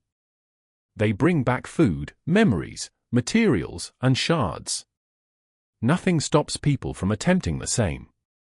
She fell silent for a few moments, and then said in a darker tone, "Of course, without good memories, vast amounts of accumulated soul essence and intricate knowledge of the city, those people usually don't live long. Most of them either die or turn to other ways of earning shards. There's very few independent hunters with more than a couple of successful hunts to their names. Ones that are still alive, I mean." Sunny glanced at the dead monsters, each of them large enough to give him pause. "What about you? How many did you survive?" With a chuckle, she raised her hand and began folding fingers, a thoughtful expression on her face. "Let's see, 1, 2, 5. Running out of fingers on one hand, she scratched her head and said with a bit of uncertainty, "I'm not really sure, but it should be around 100 or 2. "Yeah." Sunny's eyes widened. 200? If what Effie had said was true, then she was a force to be reckoned with. Slaying even one awakened creature was worthy of respect. Slaying hundreds of them, however, was nothing short of remarkable, perhaps even heroic, and a little fearsome. Especially since she had hunted them alone in the middle of a cursed ruin full of fallen abominations, unaided, with no one to rely on except for herself. The easygoing huntress was not as simple as she appeared. If this is true, then you should have had no problem paying the tribute to stay in the castle. This doesn't make sense. Why haven't you? Effie shrugged with ambivalence. The topic didn't seem to interest her. Let's just say that I don't like the ambience there. Sunny wanted to learn more, but suddenly, Nephis spoke again, her voice strangely tense. "You said that there were other ways of earning soul shards. What are they?" The huntress turned to her and was silent for a while, a hint of some dark emotion in her eyes. However, it was quickly erased by her usual laid-back smile. "Well, there's a few ways. If you have a useful utility ability, you can become a craftsman or an artifacts in the castle. There's not a lot of such sleepers, so they are well regarded and cared for. If not, there are other opportunities, too. Boys can become Gunlaug soldiers, while girls can enter his harem. Pretty ones like the two of you especially. No one will force you, of course." Nephis scowled. Sunny could see white sparks dancing in her eyes. "So, you can either become his soldier, his servant, his plaything, or die. But that is your own choice. No one is forcing anyone to do anything. Of course." Changing Star looked down, her indifferent face turning hard and cold. Her fists were clenched so hard that they seemed bloodless. "So why hasn't anyone killed him yet?" "Kill Gunlaug?" "Oh, many have tried. Great people, terrible people, and everyone in between. You can see their skulls above the castle gate, actually. I like your train of thought, princess, but you should forget it. Just consider him to be immortal. He practically is. Believe me when I say that no sleeper can defeat Gunlaug, ever. It's simply impossible. Plus, no matter how much I hate the bastard, he is the only thing that holds this place together. Despicable as he is, without him, we would have all been dead already." Sunny watched Nephis, waiting to see her reaction. What he saw did not make him happy at all. On her beautiful ivory face, there was nothing but cold indifference and resolve. It was the same expression he had seen on it before the battle with the Carapace Centurion first, and the Carapace Demon later. Without even needing Cass's prophetic ability, he could easily imagine what was going on in her head. This is going to become a problem. As though sensing the same thing, Effie grimaced. "No, seriously. Trying to go against Gunlaug will only get you killed, if you're lucky. Don't even think about that. Thinking too much is not good for your health here in the Dark City, anyway." Then, she smiled and gestured to the fire. "Just have some of this delicious meat instead. Life is good when your stomach is full, right? Let me tell you, this is most likely your last chance to eat anything for free." Food is a real rarity in these parts. Can you believe it? Sunny sighed, then leaned forward and picked up a sizzling piece of meat.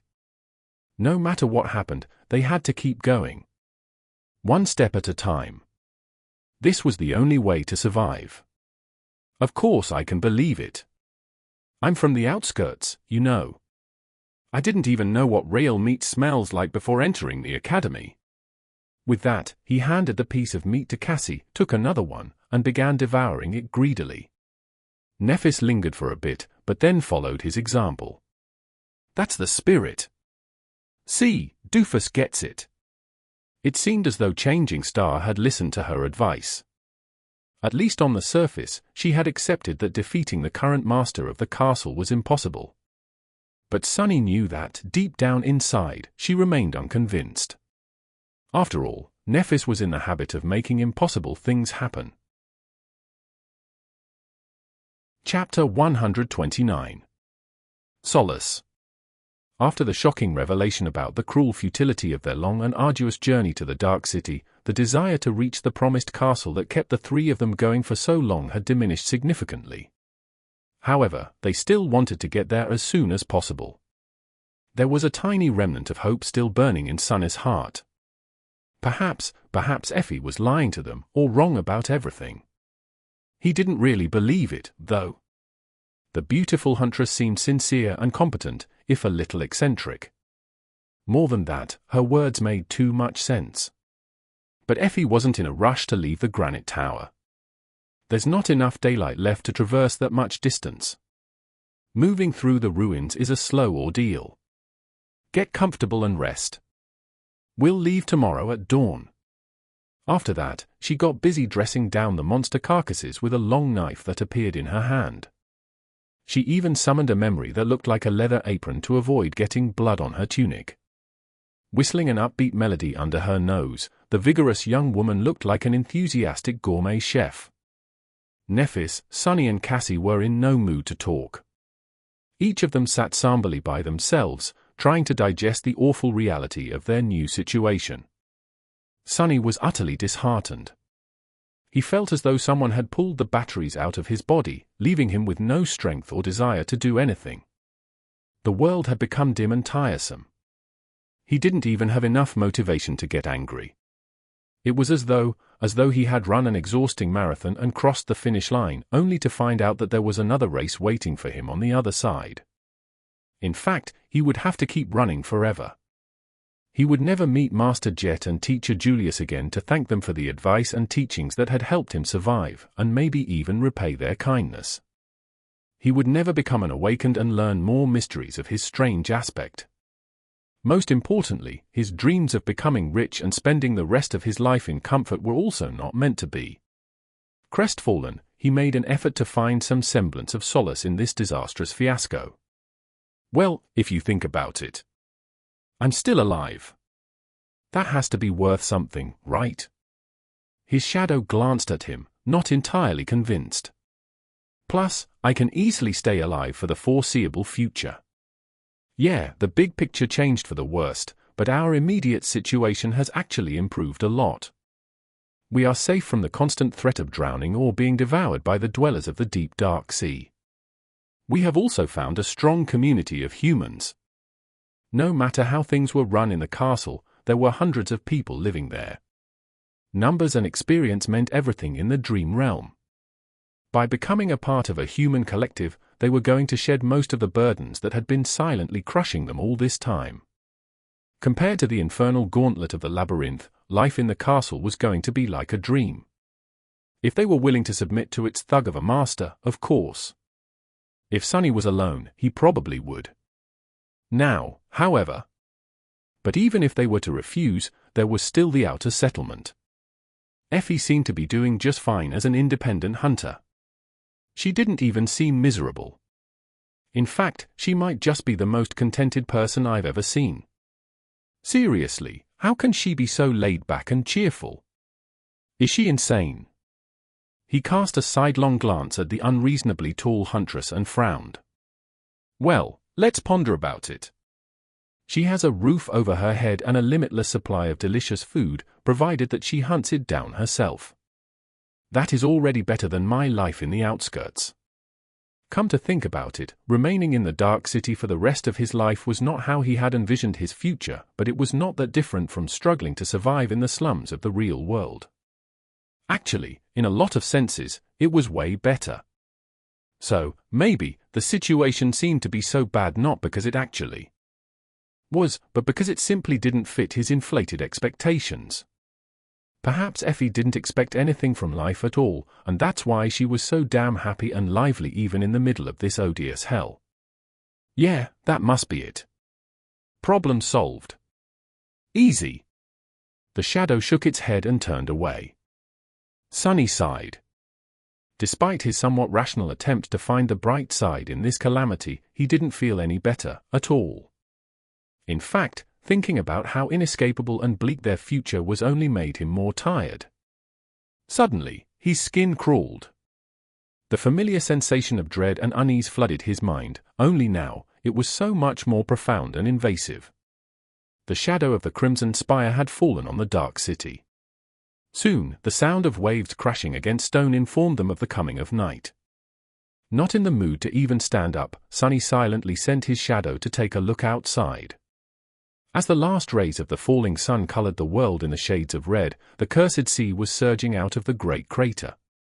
Sunny watched as the distant statue of the beautiful faceless woman was slowly drowned by the darkness, until only her open hand remained above the waves. Then, he shifted his gaze and looked down. The undulating black surface of the cursed sea stopped mere meters beneath the edge of the granite wall. It seemed as though he could almost touch it with his hand. On the other side of the stone barrier, the ruined city lay submerged in shadows, dozens of meters below the water level. Trapped between the endless expanse of the dark sea and the vast emptiness of the ruins, the mighty wall seemed to be as thin as a sheet of paper. And yet, it silently withstood the crushing pressure of the black waves, serving as a dam that protected the city below from being erased by the terrible flood, just like it did for thousands of years. However, Sunny couldn't help but imagine all that crushing weight bursting through the collapsing wall in an all-consuming torrent of darkness. He felt shivers running down his spine. Commanding his shadow to return, Sunny finally forced himself to stand up and walked over to Nephis. Changing Star was sitting with her back against the wall, a dark expression on her face. Hearing his footsteps, she raised her eyes. Sunny sat down beside her, lingered for a while, and then said. She was silent for a long time, simply looking at him with an inexorable expression. Just when he was about to think that there would be no answer, Neph finally spoke. As she did, white sparks ignited in the depths of her cold grey eyes. We will find a way to return. No matter what has to be done, we will. Her words echoed inside the granite tower, making shadows on the walls dance in sinister glee. Chapter 130. Strength of a Dozen Men. In the morning, they set out for the castle. Before leaving the safe haven of the granite tower, Effie gave them a list of instructions. Follow behind me. Listen to everything I say. Don't make any noise. Don't bleed. Don't think too much. Some of the creatures out there can hear noisy thoughts, others can sense strong emotions. Sunny stared at her with a grim expression. How was he supposed to control what he feels? What? You never tried to solve math equations in your head to impress a lovely lady. Just do the same. As Sunny's cheeks began to turn bright red, she giggled and turned to Cassie and Neph. Correction. The two of you, try not to feel fear. Doofus, you try not to get too excited. If walking behind me turns out to be too much, ask to get slapped, all right. Sunny scowled and uttered through gritted teeth. Effie blinked a couple of times, then smiled. Ah. Playing for the other team? I see, I see. What was that supposed to mean? Trying to get his emotions under control, Sunny took a deep breath and counted to 10. Math equations my ass, who does she think she is? Wait, why am I counting? Making sure that they understood her instructions, the huntress turned around and rolled the massive slab of granite that blocked the exit from the tower to the side. Lean muscles tensed and moved under her olive skin, making for a picturesque view. Sunny stared at her back and gulped. That slab of granite had to weigh a couple of tons, at least. How strong was the beautiful giantess, exactly? Catching a glimpse of his stare, Effie raised an eyebrow and winked. Yes, hey, wait, no. I mean, that's not why I was looking. How are you that strong? She glanced at the granite slab, then at him. Oh, that's my aspect ability. It's a strong all-around physical enhancement. That was a very rare and powerful ability to have. While not as flashy as many others, it was practically the ultimate warrior ability. With not only her strength but also her speed, agility, endurance and resilience boosted, Effie was like one of those ancient heroes Neff sometimes talked about. Especially since that boost seemed to be so extravagant. Plus, she had most likely absorbed a very large amount of soul essence over the years of hunting monsters in the Dark City. All those shards the recalcitrant huntress refused to pay as tribute to the tyrannical lord of the castle had to go somewhere. But why would she just admit what her ability was? Sharing secrets like that was not a wise thing to do, especially not in the ruthless reality of the Forgotten Shore. Noticing his surprise, Effie grinned. What? It's not like it's a great mystery. Around here, anyone with a pair of eyes knows what my ability can do. Do you want me to tell you what my flaw is as well? There was a mischievous glint in her eyes. Yeah, right. As if anyone is insane enough to share there. It's very simple.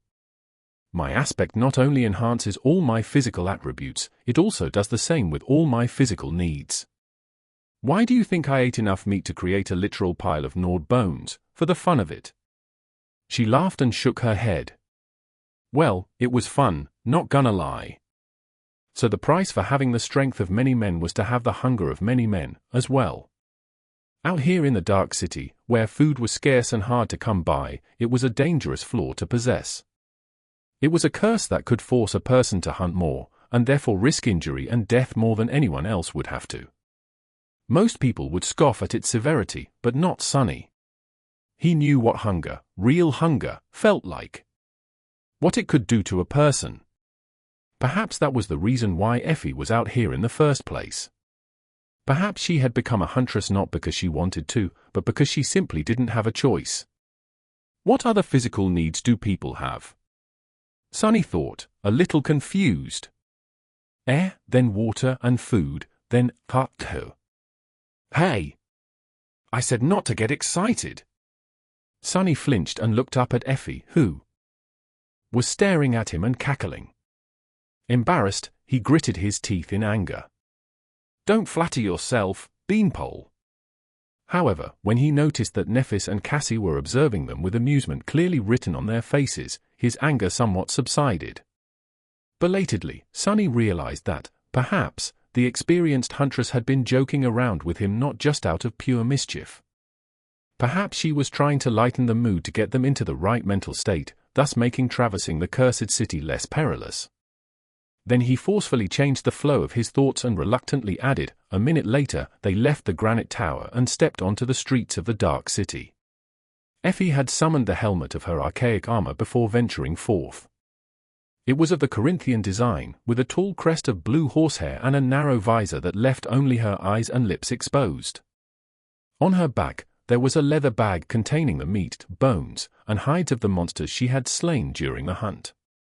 Sunny knew for a fact that this bag was much larger on the inside than it seemed from the outside, otherwise, in order to accommodate all of F's trophies, it would have had to be comically big. However, it still weighed way too much for an ordinary person to carry. Including the armor, the long knife, and the black leather apron, it was the fourth memory he had seen the huntress summon. He wondered how many more did she have in her arsenal. He had yet to see what weapons Effie used. In the ghostly light of early dawn, they entered the cursed ruins. Chapter 131. Traversing the Dark City. The mournful ruins of the once great city sprawled around them like a desolate stone maze. With grey skies above and nothing but dead silence surrounding the cohort of fatent sleepers, it seemed as though they were walking through a vast, cyclopean graveyard. Sunny had to constantly remind himself that there were countless horrors hiding in the ominous shadows of the dark city. One wrong turn could land them in dire peril. In this ancient ruin, they had no choice but to entrust their lives to the hands of their guide. Luckily, the guide in question was not a morose dead poet, but a tall, extremely attractive young woman clad in a pleasantly revealing archaic armor. In their current circumstances, Sunny much preferred the company of a warrior to that of a useless scribbler. In fact, circumstances had nothing to do with it. He was having trouble imagining any situation where a writer would be helpful to have around.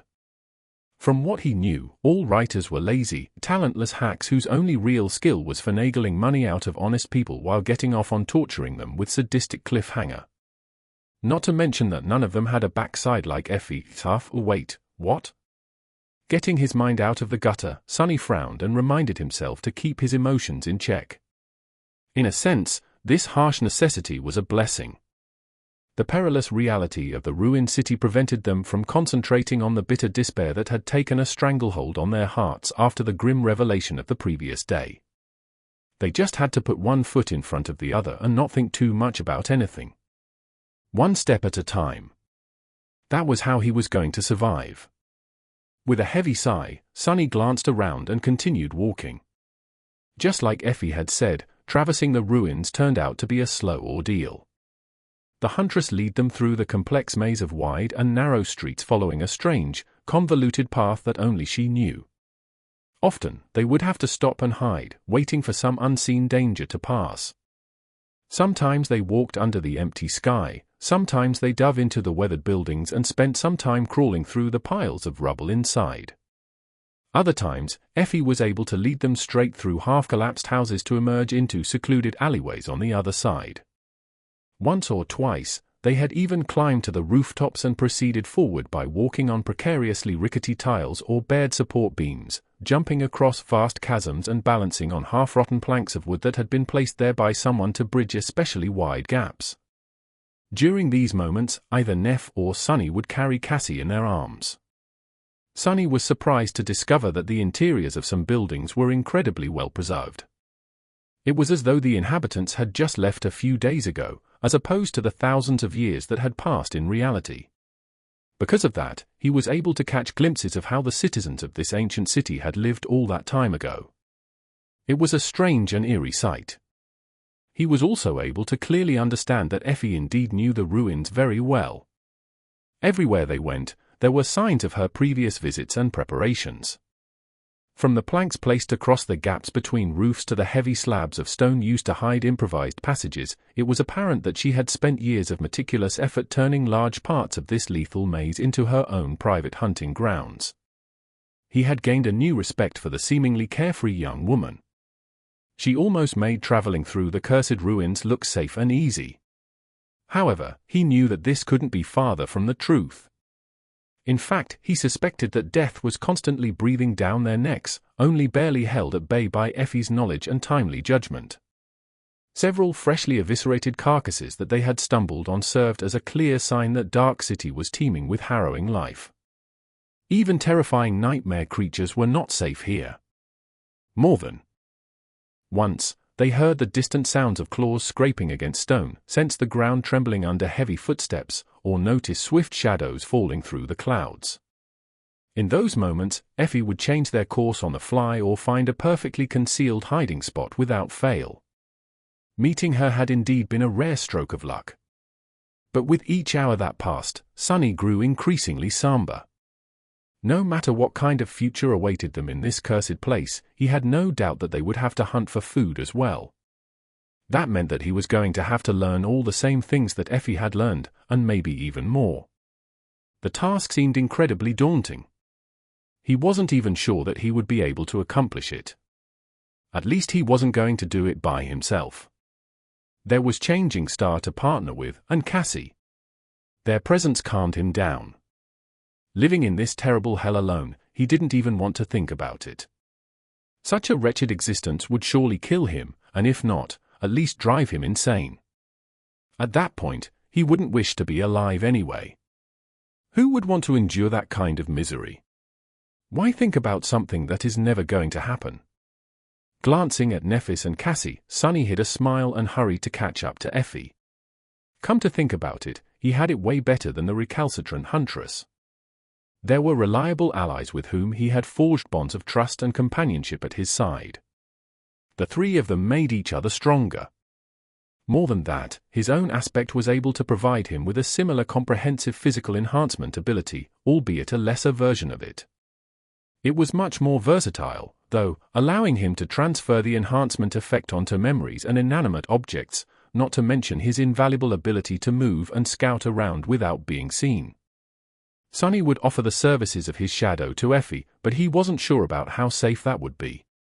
If there were creatures in these ruins capable of sensing thoughts and emotions, what were the chances that some of them would be able to sense the gaze of the shadow as well? He would have to learn more and experiment before allowing it to wander around on its own. These thoughts had cheered him up a little. Soon, as the sun began to fall toward the horizon, they had finally reached the base of the hill on which stood the magnificent castle. Sunny looked up, sensing his heart beating wildly. A heavy and anxious feeling took hold of his mind. Depending on what happened next, their fates were going to change forever, either for the better or for the worse. Chapter 132. End of the line. In the center of the cursed city, a tall hill towered above the ruins. At its base, an arch made of pristine white marble stood amidst the devastation. It was unscathed and spotless, as though protected from the entropic touch of the all-consuming darkness by some sublime force. Beyond the arch, a wide road paved with white stone scaled the hill. Sunny looked up as they passed beneath the arch, trying to imagine crowds of festively dressed people doing the same in the distant past. It was hard and a little heartbreaking thinking about how the ancient city must have looked before the mysterious calamity. Not turning her head, Effie said in a wistful tone, "There are areas in the ruins that many nightmare creatures tend to avoid for some reason. The castle is one of these places. I was told that back when the original group of sleepers came here hoping to carve a foothold in the city, there was only a single spire messenger nesting in the throne room, with no other monsters around. Those madmen actually managed to kill it. Big ugly bastards with black feathers and pale bodies, you must have seen them hunting in the labyrinth. They come from the spire. What are their rank and class? Fallen beasts. That's why I said that those guys were a little mad. But they were a powerful bunch." She grew silent and then added in a quiet voice, "It must have taken a lot to kill them, in the end." Brought into a solemn mood by that last statement, they continued forward in silence. The stone road coiled around the hill, slowly climbing its sheer slopes. Here and there, it was broken by long stretches of stairs and formidable, but strangely graceful fortifications. No one was standing guard, though. The whole road was empty. Sunny gestured to one of the stone barricades and asked, "Gunlaug has barely enough people to man the castle walls. They will notice anything that approaches the hill, though. The whole city is in clear view from up there, and there are different protective measures put in place. They have already spotted us, too." Sunny shifted his body a little, not enjoying the feeling of being watched by some unseen, potentially dangerous strangers. After a long time walking up the coiling road of white stone, they finally reached the zenith of the hill and saw the mighty castle in all its glory. Up close, it looked even more magnificent. Built from the same pristine marble as the arch at the base of the hill, it stretched into the sky like a white mountain made by human hands. The frontmost tower was wide and imposing, with a tall decorated gate and a grandiose staircase leading down from it to a vast stone platform that the road ended with. On both sides of the frontmost tower, brought slightly forth, two others stood as bastions, connected to it with arched aerial bridges and accompanied by smaller companion towers of their own. Behind them, the main keep soared even higher, as though trying to challenge the menacing crimson spire that loomed above the world far in the distance. Smaller towers, spires, and wings stood here and there, forming a complex and strangely harmonious formation. The whole structure was incredibly beautiful, striking, and at the same time radiated a feeling of unassailable firmness. It was as though the castle was built for gods, not mortals. The only thing that spoiled the picture were dozens of human skulls hanging above the gates on rusty chains. Sunny grimaced, brought down to grim reality by this ghastly sight. His gaze fell lower, only now noticing dozens of crude, makeshift hovels huddled on the stone platform. They were built from fragments of rubble, rotting wood, and pieces of monster hides, chaotically clinging to the stones as if afraid to be blown away by the wind. An unpleasant, strangely familiar smell hit him in the nose a few moments later.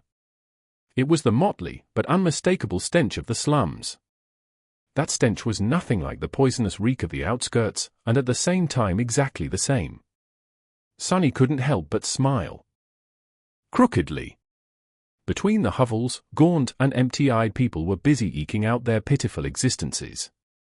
They were dressed in a strange mix of dirty rags and shiny memories, with those wearing armor standing out among the rest like rare oddities.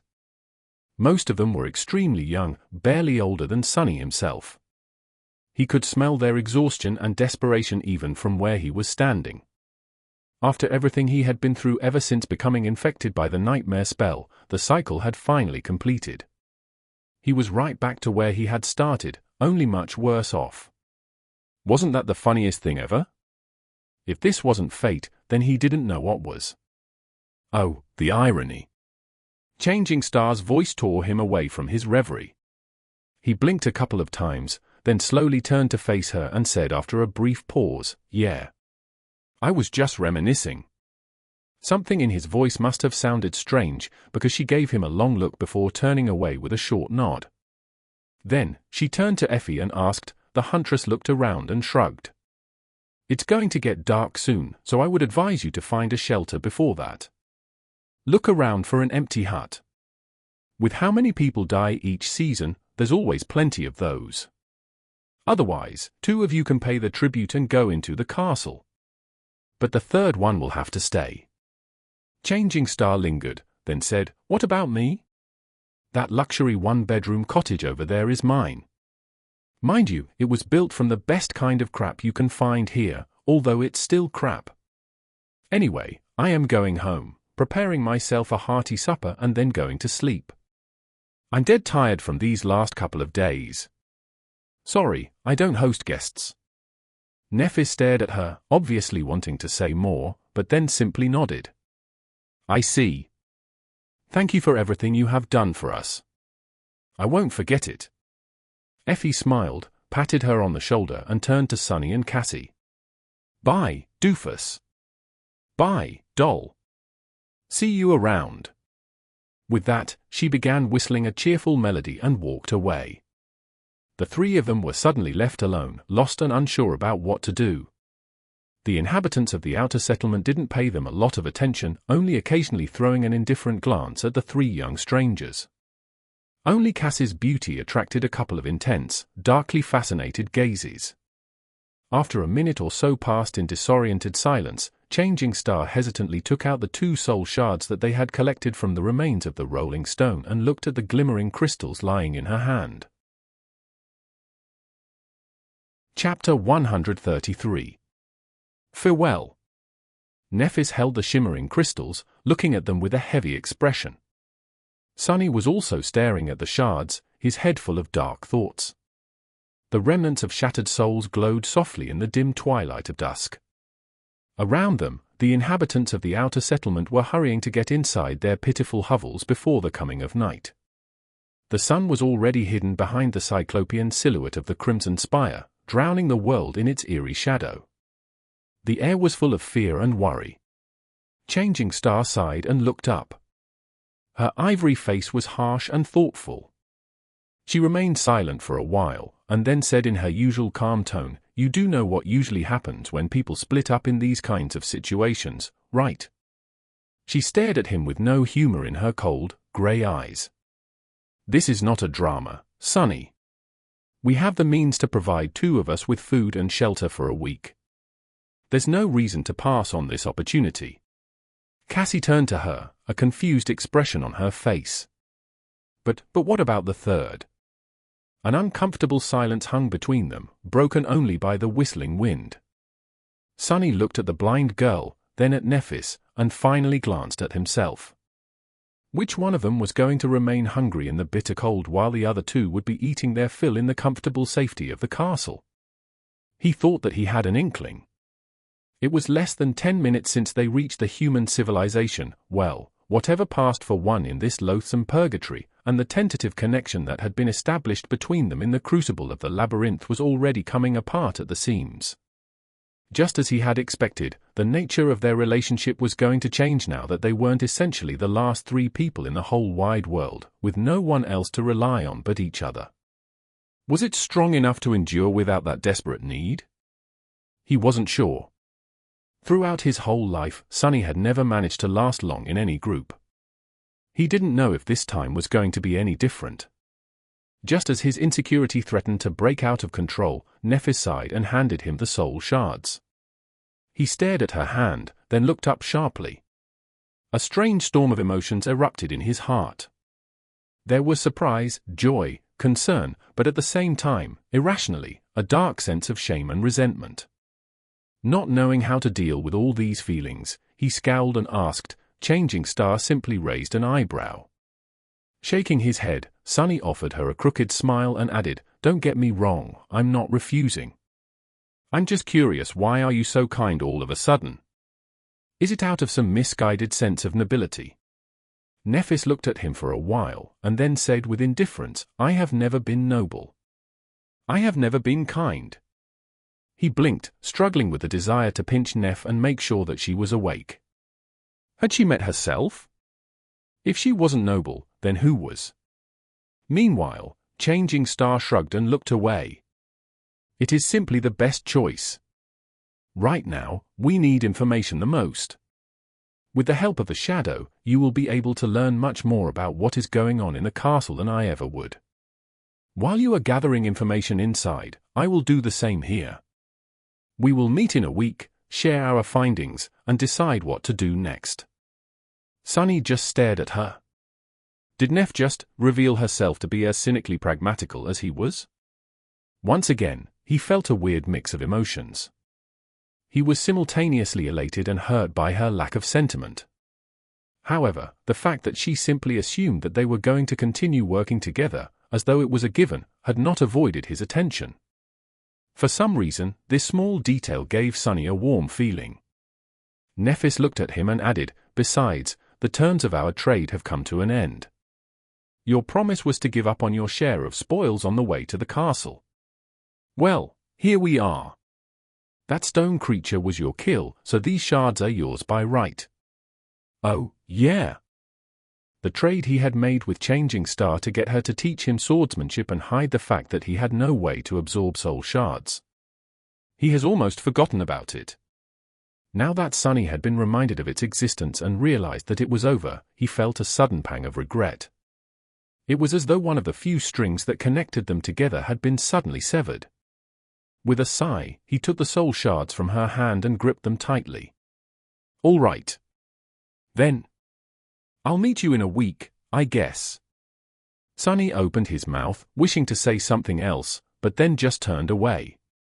Stepping aside, he gave the girls some privacy to say their goodbyes. Soon, Cass's delicate hand found his shoulder. Sonny glanced at the blind girl, remained silent for a bit, and then asked. She hesitated before answering. When she did, there was a hint of sadness in her voice. With that, they walked away and left Nephis behind, standing alone in the surging darkness of the descending night. Guiding the blind girl, Sonny approached the grand stairs that led to the ornate gates of the magnificent marble castle. Out here, there was nothing but the howling of the wind and the encroaching veil of darkness.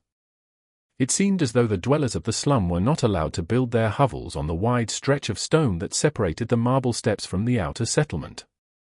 "Be careful, there are steps ahead."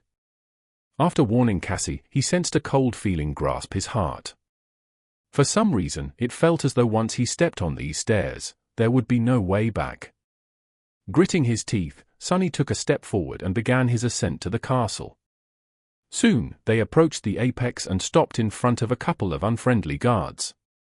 Both of the young men barring their way wore armor-type memories and wielded their weapons in the open, as though trying to warn anyone approaching to not test their patience. They looked at Sonny without even trying to hide their disdain. Sonny hesitated, then held out the soul shards. One of the guards glanced at them and grinned. Well, would you look at that? The rat has brought us a present. Chuckling, he took the glimmering crystals and waved a hand. Come on in. Someone will meet you inside. Struggling to not glare at the armed sleepers with murder in his eyes, Sonny forced out a pale smile and cautiously walked past them. Then, looking up at the dozens of human skulls swinging above them on rusty chains, he sighed darkly and led Cassie through the gates of the castle. Chapter 134. Bright Castle. As they passed through the ornate gates, a large hall opened up before them. Hearing a strange rustle from above, Sonny raised his head and saw tall windows with stained glass panes soaring to the distant ceiling. During the day, the hall must have been filled with cascading rays of beautiful light. Currently, though, several young women were nimbly moving from one window to another, draping them with thick sheets of crude fabric. The makeshift wooden ladders they used creaked and cracked, creating a strange and almost melodic sound. It seemed as though the sheets of fabric were being fastened in a way that prevented even the smallest glint of light from escaping the castle during the night.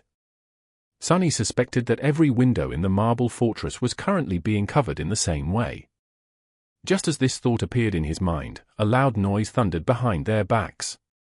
Turning around, he saw the ornate gates closing.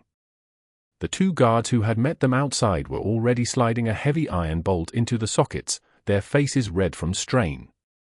The massive bar must have weighed more than the two of them combined. The castle was now sealed from the outside world, ready to face the onslaught of cursed darkness. Suddenly, Sonny felt like an animal caught in a cage.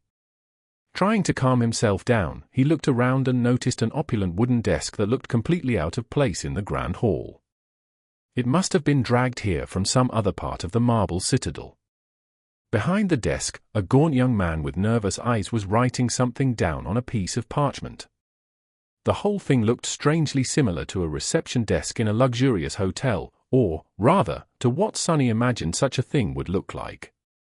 He had never actually been to a hotel, of course. Hesitating for a few moments, he walked over to the desk and addressed the young man, "Hey. We've been told that someone will meet us inside."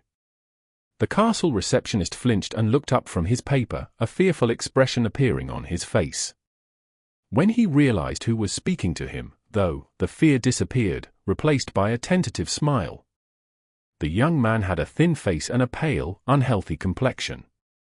He looked hungry and weak, much more like those poor souls in the outer settlement than someone who lived in the castle. His clothes, however, were clean and tidy, without any signs of wear and tear like that of the people outside. "Ah, guests! Sorry, you gave me a fright there. Welcome to the Bright Castle. Whoa, you were just in time." A couple of minutes later, and the gates would have been closed. Saying that, he threw a tense glance at the two guards and then quickly looked away. "Anyway, my name is Harper. I'm responsible for guest accommodations today. Let's get you, though. I don't seem to recognize you guys. Is this your first time paying the tribute?"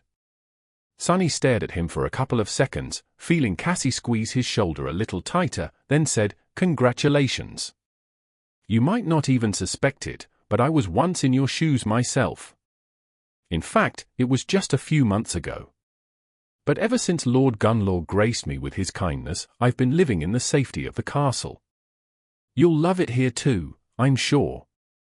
Sonny didn't know if the young man was sincere in his gratitude to the local tyrant or was simply saying these things for the guards to hear, and honestly, he didn't care. What piqued his interest, though, was that Harper did not seem as surprised by the timing of their arrival into the Dark City as Effie had been. But then he realized that people living in the castle might not have known who came to the outer settlement and when.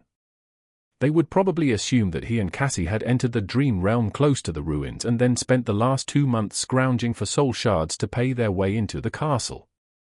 This was a good detail to know, since Sonny didn't want to announce the true extent of their competence just yet. Judging by how impressed Effie was by the fact that they had managed to carve their way through the labyrinth, this would attract a lot of unnecessary attention. He smiled with the corner of his mouth. "So, what do we need to do now?" Harper picked up his quill and opened a large ledger. That's very simple, really. I'll just need your names to mark when the two of you pay the tribute, and that's pretty much it. We have a lot of spare rooms here, especially in the Tower of Dusk. It is very quiet, so how about I settle you there? There was a nervous glint in his eyes. Tower of Dusk probably means that it's in the western part of the castle, facing the Crimson Spire. No wonder people don't want to live there. But to Sunny, fewer people meant less danger. He gave the gaunt young man a nod. Great. That's great. So your names? Sunny interrupted him, trying to avoid dangerous questions. I'm Sunless, and this is Cassia. The young man wrote their names down and marked the date of their arrival. Sunny stared at his neat handwriting, his eyes locked on the short strings of numbers. So, it had actually been exactly 77 days since the night they had arrived on the Forgotten Shore.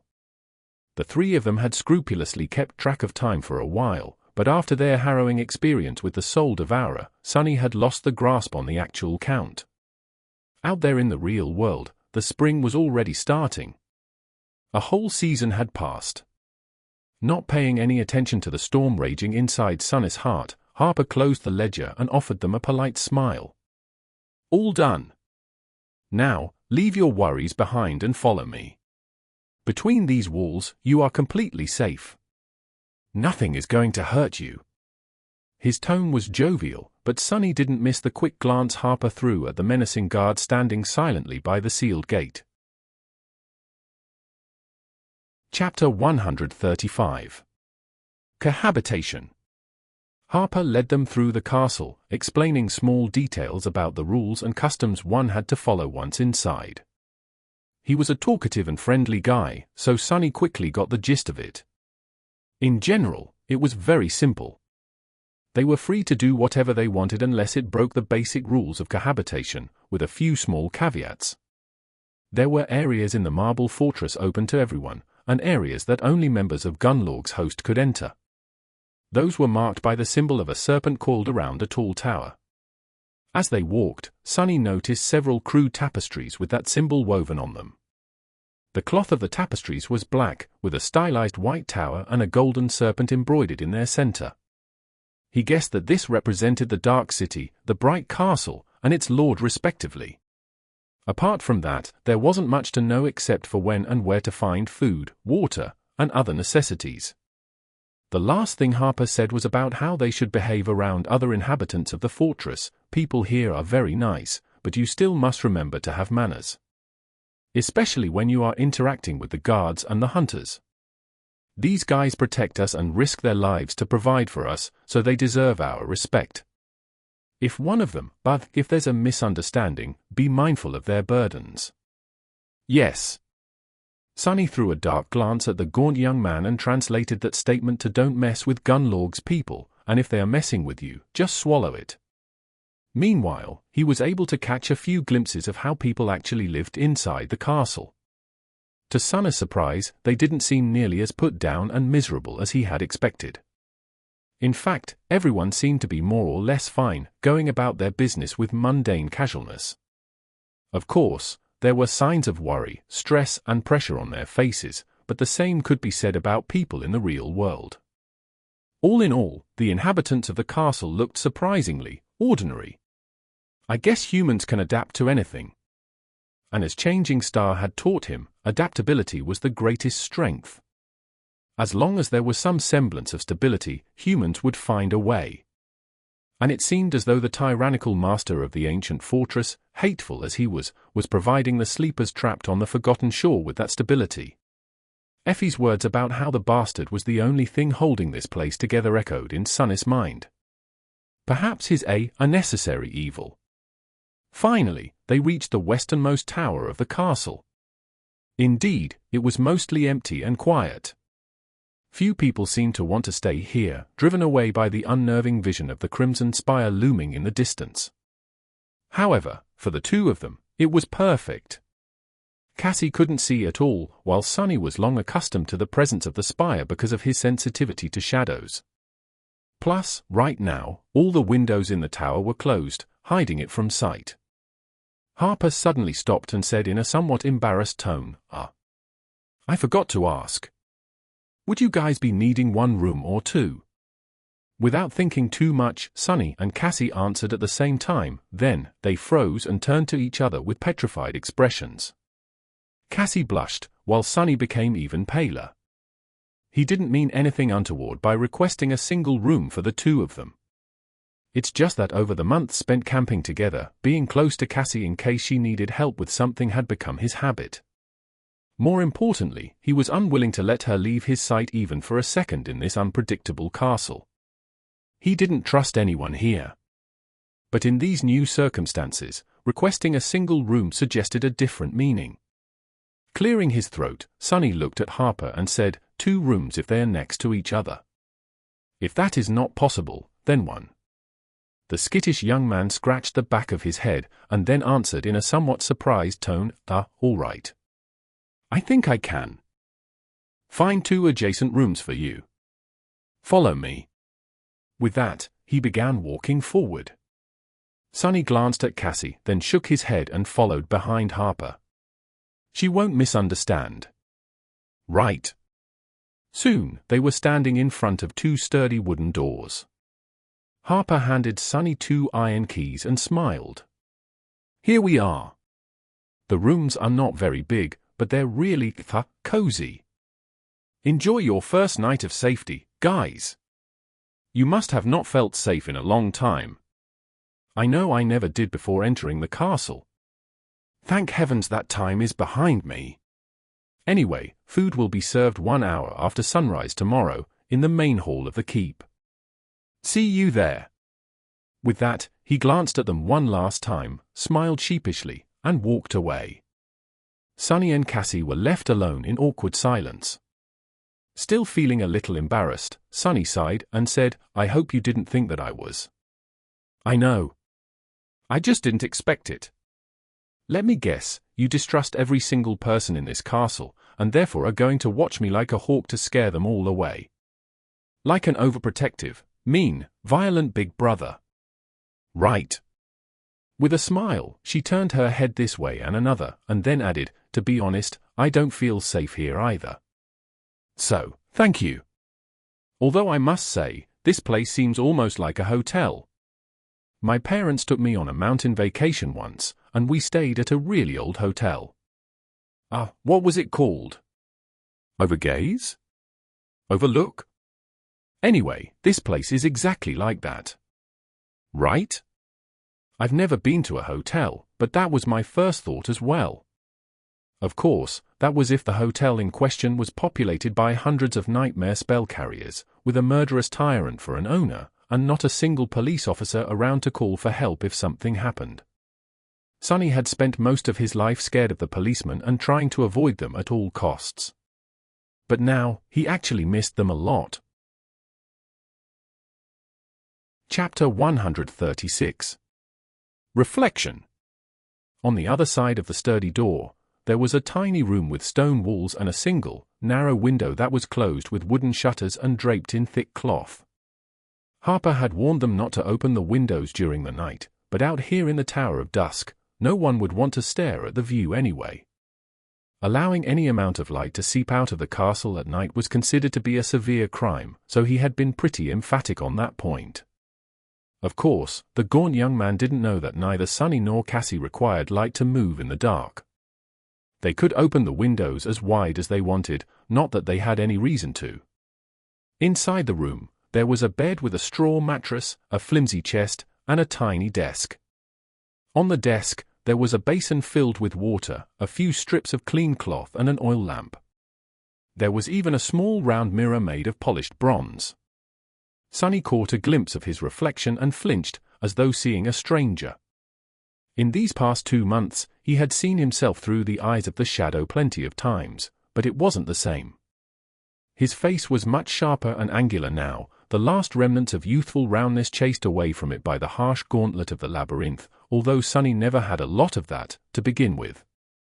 It was thin and pale, with dark circles under his eyes and other signs of extreme exhaustion. His black hair was longer, falling over his eyes in a dirty mess. What changed the most, however, were the eyes themselves. Deep in their dark depths, there was a glint of calm, heavy, bleak coldness that had not been there before. With a startling realization, Sunny understood that he, too, now possessed the look of a seasoned fighter. The type of calculating coldness hiding in the eyes of such men was known as the murder mask in the outskirts. Hero and Nephis had that quality, too. Only in their case, it made them seem like true warriors. Sunny, on the other hand. Sunny had the eyes of a killer. And even deeper than that, visible only to him, golden threads of Weaver's inhuman legacy glowed mysteriously in the darkness. Staring at his reflection, Sunny grinned darkly and said in a strange, hoarse voice, leaving his shadow to guard the door to Cass's room. Sunny fell on the soft mattress, wrapped himself in a blanket, and tried to get himself to sleep. Here in the safety of the mighty castle, surrounded by hundreds of people, lying on a real bed, it was hard to believe that just a few days ago he was traveling through the cursed darkness of the deadly sea on a rickety boat, fighting terrifying monsters in the bizarre landscape of the coral labyrinth, and losing his mind piece by piece to the gluttonous hunger of an ancient soul-devouring tree. It all seemed like a feverish dream. With that thought, he fell asleep. In the morning, washed and refreshed, he waited for Cassie in the hallway. Even the puppeteer's shroud, which finally got a chance to return to the Soul Sea for a decently long period of time and restore itself, looked clean and tidy once again. That poor armor had gone through enough abuse to kill a dozen sleepers, yet it still held fast, saving his life on numerous occasions. Sunny was reminded of how lucky he had been to receive it. The blind girl did not make him wait for long. Soon, she came out of her room, practically glowing with loveliness and freshness. It seemed as though Cassie had done the same things as Sunny. After months spent crawling through blood and dirt in the wilderness, they finally looked and felt like humans again. He had almost forgotten how stunning Cassie was. With her delicate features, bright blue eyes and pale blonde hair, she looked like a beautiful porcelain doll. The blind girl had dismissed the enchanted cloak, leaving her dressed only in a light tunic, with leather sandals on her feet. She was nothing short of breathtaking. She turned her head to him and wrinkled her nose. Sunny frowned. The blind girl knitted her brow. "I don't know. You smell different." He stared at her for a few moments and then laughed. "If this is your way of saying that I used to reek, then thank you, I guess." Giggling, Cassie came closer and put her hand on his shoulder. "That's not what I meant. Anyway, let's go eat."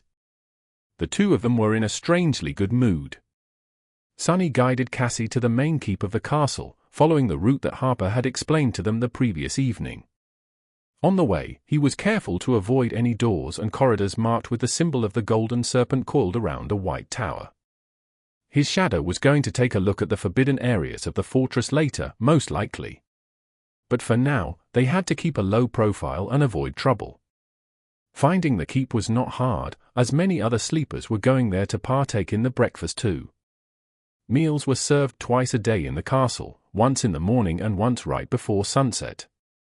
If you missed one and had no other way to procure food, you would have to remain hungry for the rest of the day. Sunny observed the sleepers with curiosity, sometimes describing them to Cassie in a low voice. The inhabitants of the castle were very different from the desperate dwellers of the outer settlement. They generally seemed healthy, or at least well-fed. The amount of armor-type memories here was also much higher, although many still wore clothes made of mundane fabrics. Almost all of them were young and beautiful, with only a couple of the people he had seen looking like they were past their early 20s. Despite that, few could compare to Cassie in terms of looks. Finally, they entered the main hall of the keep, where long wooden tables were placed to accommodate the morning crowd of hungry sleepers. Suddenly, hundreds of eyes turned to stare at Cassie and Sunny. Feeling cold shivers running down his spine, he gulped. Chapter 137. All eyes on me. The main hall of the mighty castle was grandiose and majestic in appearance. The gentle light of the morning sun was cascading through the tall windows and reflecting from the white marble walls, filling it with a bright radiance. The walls were decorated with intricate carvings that spanned dozens of meters, creating a regal tapestry. At the far end of the hall, a set of stairs led to a dark alcove. The back wall of the alcove had numerous small holes cut through it, and with sunlight shining through them into the deep darkness, it seemed as though a fragment of the starlit night sky was somehow locked within the castle. Beneath that light stood an empty white throne. Sunny stared at the throne for a few moments, then lowered his gaze and glanced at the several hundred people that were looking at them. Long wooden tables were placed along the length of the grand hall, with a motley crowd of sleepers sitting on crude benches behind them, busy consuming their food. There was some sort of hierarchy in how they were grouped, but Sunny couldn't understand it yet. Currently, most of them were staring in his direction. It took him a couple of seconds to realize that all these people were not, in fact, looking at him. They were all looking at Cassie, clearly startled by her loveliness. Just as he had thought, this smelled like trouble. The blind girl, meanwhile, was oblivious to the commotion her appearance had caused.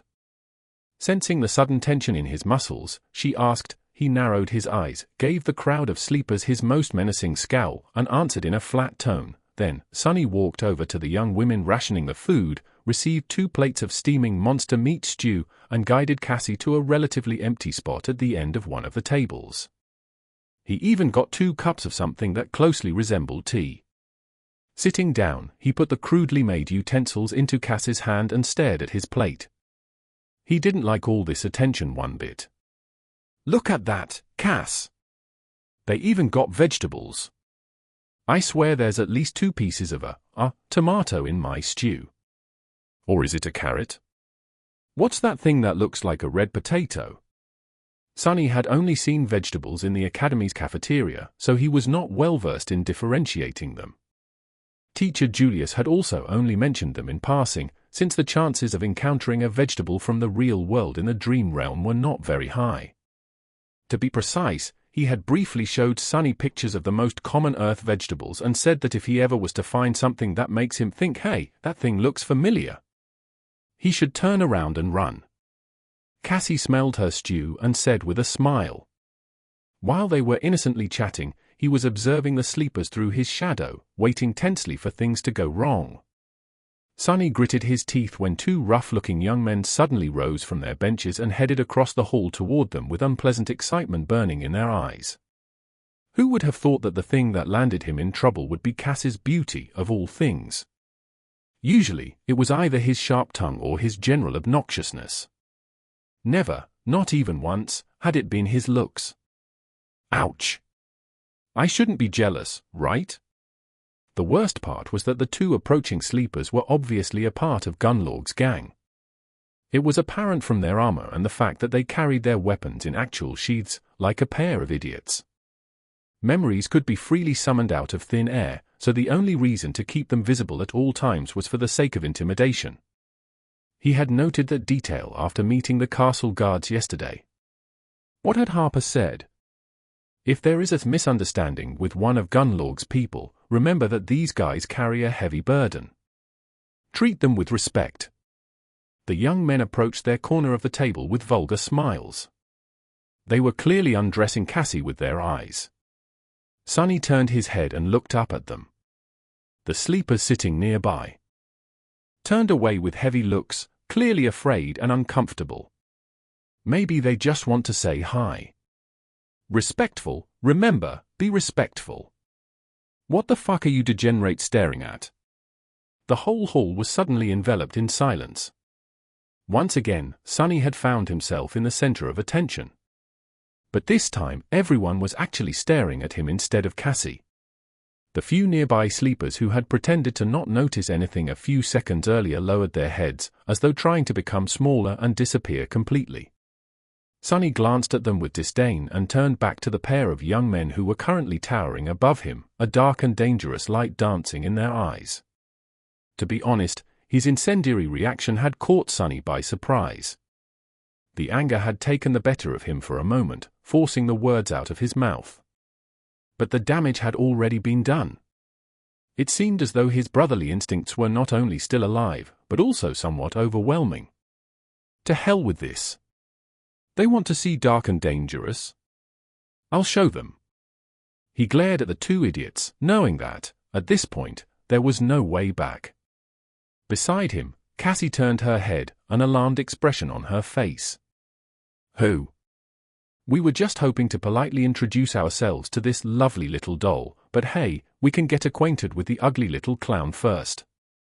How about it?"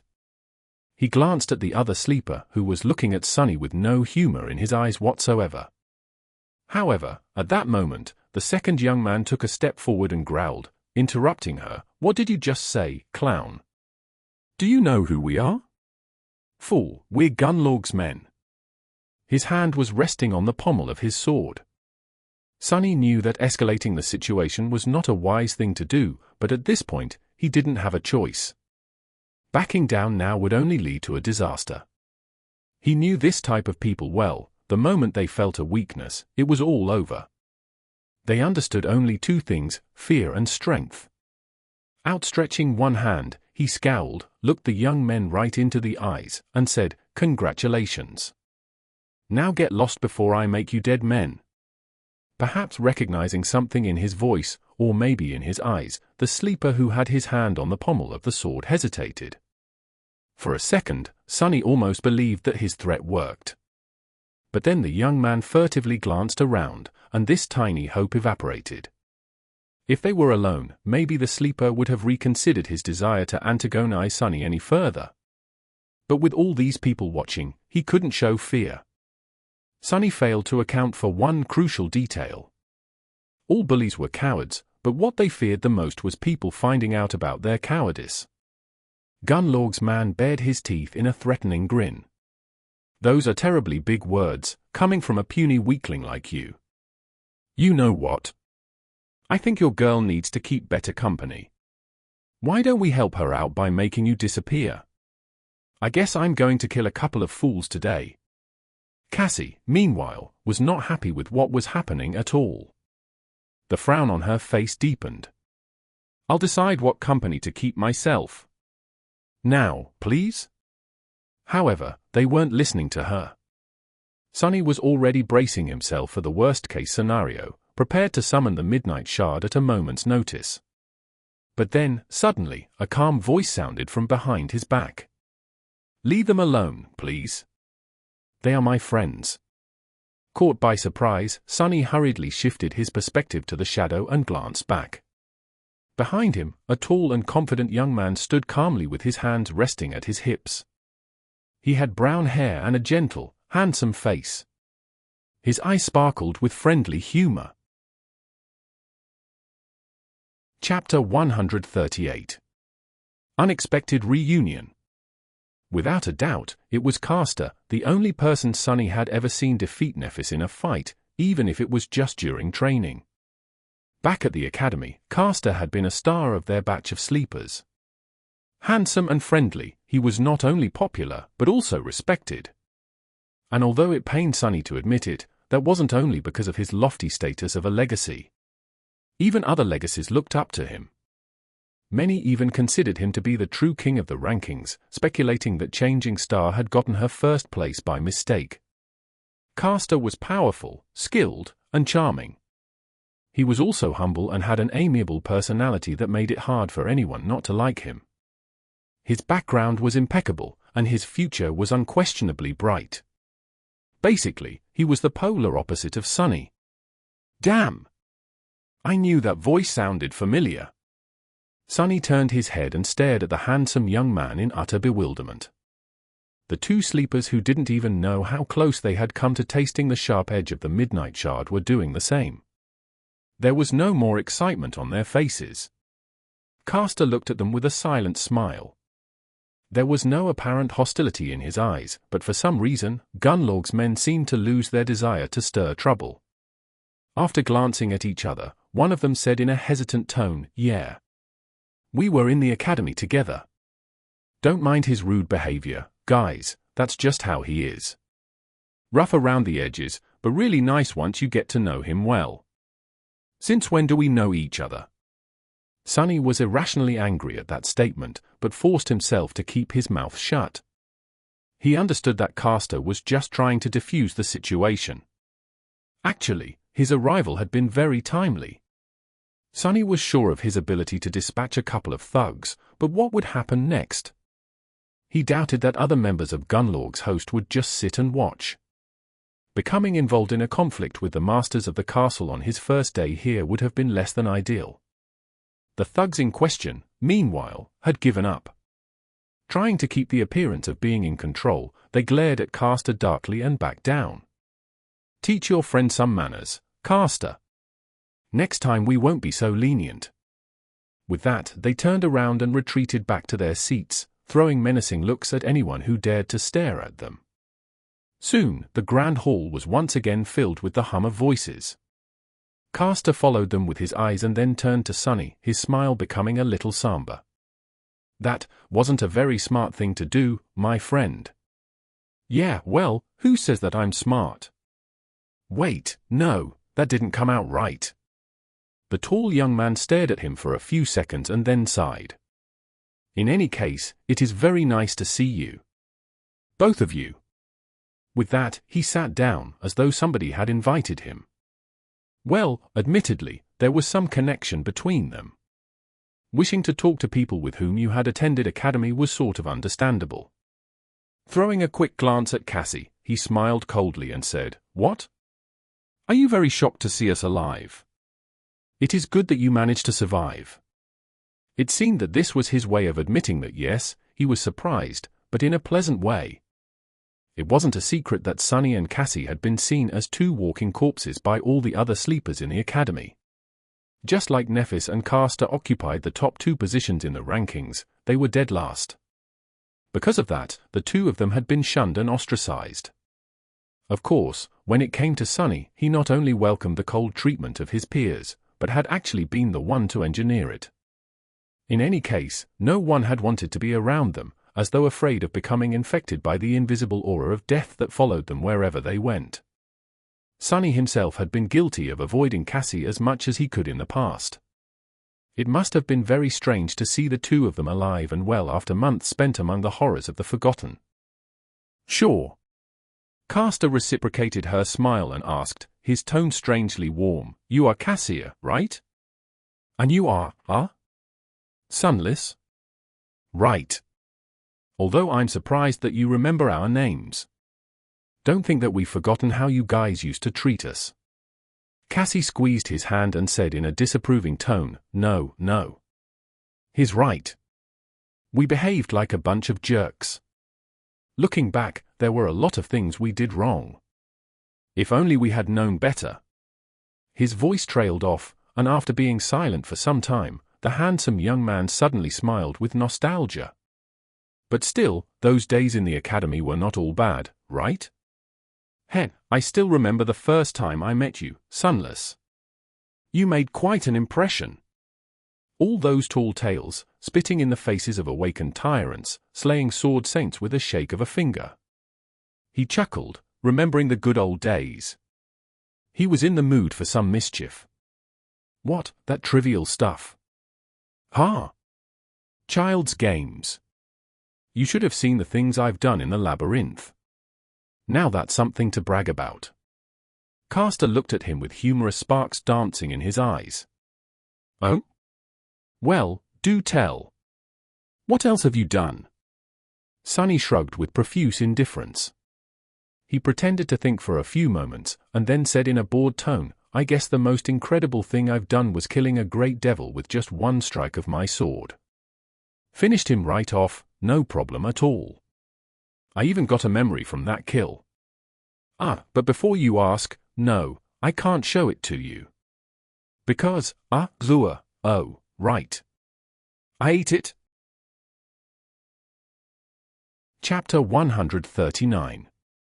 The incredible adventures and astonishing deeds of heroic Dreamer Sunless and his beautiful female companions Princess Nephis and Lady Cassia, abridged. Caster stared at him for a long time, then suddenly laughed. Even Cassie giggled, entertained by Sunny's earnest delivery. Shaking his head, the handsome young man smiled and said, "I see your sense of humor did not change. Good, that is good. Few people manage to preserve it here." Sunny blinked a couple of times and said, pretending to be offended, "What do you mean, sense of humor? It's the honest truth." He received another bout of laughter instead of an answer. There was food, safety, and laughter, he thought suddenly, remembering how Cassie had described the bright castle after dreaming of it for the first time. She had also seen Sunny leading her through its gates. Her prophetic visions were turning out to be frighteningly accurate. Makes you wonder about that other vision she saw. Not allowing himself to become distracted, Sunny chased away the ominous feeling and hid a smile. Then, with a shrug, he scoffed. Well, don't believe me if you don't want to. That was just one of my many adventures, anyway. Although the other ones were, admittedly, less remarkable, you know, the usual stuff, slaying dozens of awakened creatures, being resurrected from the doors of death by a beautiful princess, summoning ancient horrors from the depths of the cursed sea, outsmarting ancient fiends to escape from their clutches, sailing through the abyss on a boat made of demon bones, fighting gargantuan leviathans underwater, and so forth. As he was talking, Cassie gradually stopped laughing and turned to him with a somewhat startled expression on her face. It seemed as though it was only now, with the harrowing journey already behind them, that she had finally realized how outlandish it all actually was. Put together, the facts of their bloody struggle to survive sounded like something out of a fairy tale. But they both knew that all of that had actually happened. Wow! Compared to you, Sunny, my own story sounds kind of lame. I just entered the dream realm near the city wall and spent a few days running away from a bunch of terrifying monsters, then stumbled on a hunting party from the castle, and that's pretty much it. By the way, when did you guys arrive? I'm sure I haven't seen you around before. There was no reason to lie, and Sunny couldn't anyway. Looking longingly at his monster stew, which was slowly growing cold, he sighed and said, "We reached the Dark City 2 days ago, and entered the castle yesterday at dusk." The handsome legacy stared at him, then blinked a couple of times. Wait, what do you mean? Did you guys really spend 2 months in the labyrinth? Finally, the moment he had been wary of came. Sunny really didn't want for anyone to think that he was some kind of a powerful figure. First of all, there was no better advantage than being underestimated by the enemy. Secondly, he still had to hide the fact that Changing Star had not been the only one to receive a true name in the first nightmare. Luckily, he had long thought of an exceptionally convincing excuse. When in trouble, blame everything on Nephis. Laughing inwardly, Sunny pretended to shiver and sighed. Yeah. I don't even want to think about it. That place, it's pure hell. Honestly, if it wasn't for Changing Star, both of us would have been long dead. She wouldn't have survived without his help, too, but Caster didn't need to know that. Sunny was pretty sure that mentioning Neph's name anywhere near the names of 2 losers like Cassie and him were believed to be would make anyone think that she had single-handedly carried the both of them to safety on her back. As soon as he mentioned Nephis, something changed on Caster's face. With a strange look in his eyes, the handsome man leaned forward a little and asked in a deceptively calm tone, changing. Lady Nephis is alive? She is here. He had already forgotten all about how unlikely it was for someone like Sunny to survive a long journey through the deadly nightmare of the labyrinth. Sunny narrowed his eyes slightly. Caster's reaction was a little bit more intense than he had anticipated. It was on the border of being weird. But then again, the tall and handsome legacy had seemed to be strangely enamored with Nephis even back at the academy. Enraged for some unknown reason, Sunny gritted his teeth and said, turning her head slightly in his direction. Cassie hesitated for a moment, and then added, We only had 2 soul shards when we came to the castle. So she is staying in the outer settlement. For now. Caster leaned back, a hint of disappointment appearing on his face for a fraction of a second. Then, he inhaled deeply and said, Sunny took a sip of his tea and asked, Why are you so interested in Nephis all of a sudden? The handsome young man looked at him with surprise. What? Oh. I'm just glad to know that more of us survived. Then, he sighed and shook his head. From what I was able to learn, there were no more than 7 sleepers sent to the Forgotten Shore by the spell this year. Up until today, I thought that I was the only one to survive. It's good to know that I was wrong. If Lady Nephis was with you, that explains how you have managed to reach the bright castle alive. But the other three? I'm afraid that they are long dead. May their souls rest in peace.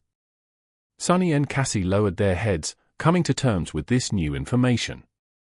It was true that they had not been treated well by the rest of the sleepers in the academy. Still, it was also somewhat heartbreaking to know that several of the kids they had known, even if it was just for a short amount of time, were now gone, killed by the vicious crucible of the dream realm.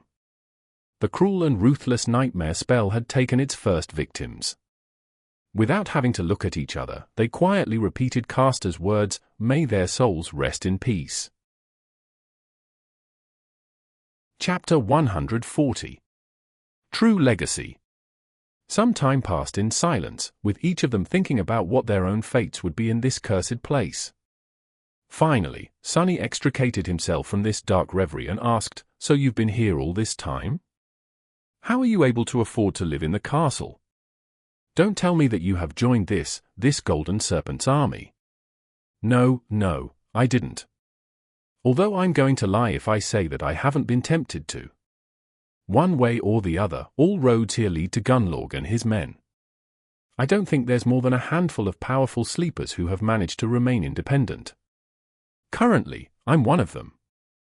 Sunny stared at him and repeated his question. The handsome young man shrugged. My aspect ability gives me a certain advantage when it comes to escaping the clutches of the nightmare creatures. Not so much with killing them, though. I went on a few hunting expeditions with other independent hunters, but that was a mistake. We barely escaped alive. Still, it landed me a few soul shards. The rest I got from selling a couple of memories. Right, unlike them normal people, the proud legacy had entered the dream realm with an entire arsenal of memories that his clan had prepared for him. He had also started with a somewhat considerable amount of soul essence already absorbed, although it wouldn't have been too much. Unlike memories, which could be brought back to the real world by anyone, actual soul shards were physical objects, and as such, only masters and saints were able to transport them because they traveled between realms physically, and not just in spirit like sleepers and awakened. That meant that even rich legacy clans couldn't afford to feed too much soul essence to their scions in advance. Masters were a rare breed, after all, let alone saints. In any case, Castor had it better than anyone else on the Forgotten Shore. His ancestral memories were enough to buy him months, perhaps even years of a tranquil life in the castle. He could use this time to learn the ins and outs of the Dark City to become an independent hunter or reconsider his position and join Gunlaug's host eventually. Even in this hell, his background gave him an enormous advantage. But that still didn't explain why those thugs were so unwilling to get on his bad side. Why were Gunlaug's men afraid of you? Castor looked at him with irony. Those two? Oh, right. You have just arrived at the castle. Well, basically, there are different kinds of people serving Gunlaug. The guys you have so carelessly offended are members of the castle guard. They are at the bottom of the totem pole. They are also the weakest and have little to no real battle experience. What minor reputation I have is enough to make them think twice before messing with me.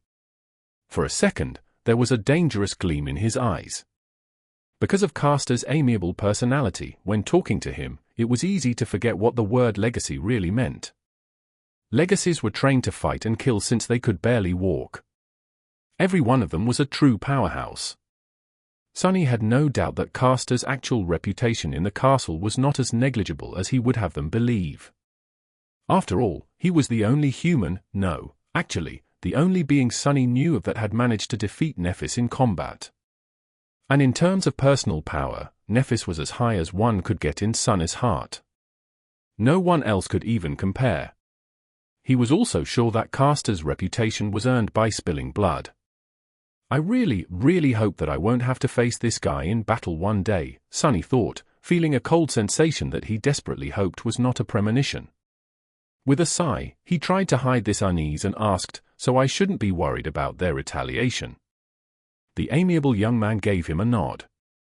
The two guards you have humiliated might try to do something on their own, but there won't be any reaction from the host itself. But I doubt that they will. Just don't antagonize them any further. However, if they were hunters or, Even worse, one of the Pathfinders, even my name would not have protected you. You'd simply be dead. So, please, watch your actions in the future. This castle, in a sense, it can be as dangerous as the city outside. Especially for someone with your, temperament. What's that supposed to mean? Sonny wanted to bite back, but then closed his mouth. Yeah, he really did have a temperament that attracted trouble. Guilty as charged. While he was reconsidering his life choices, Cassie suddenly spoke in a quiet voice. Caster, is there really no way out of here?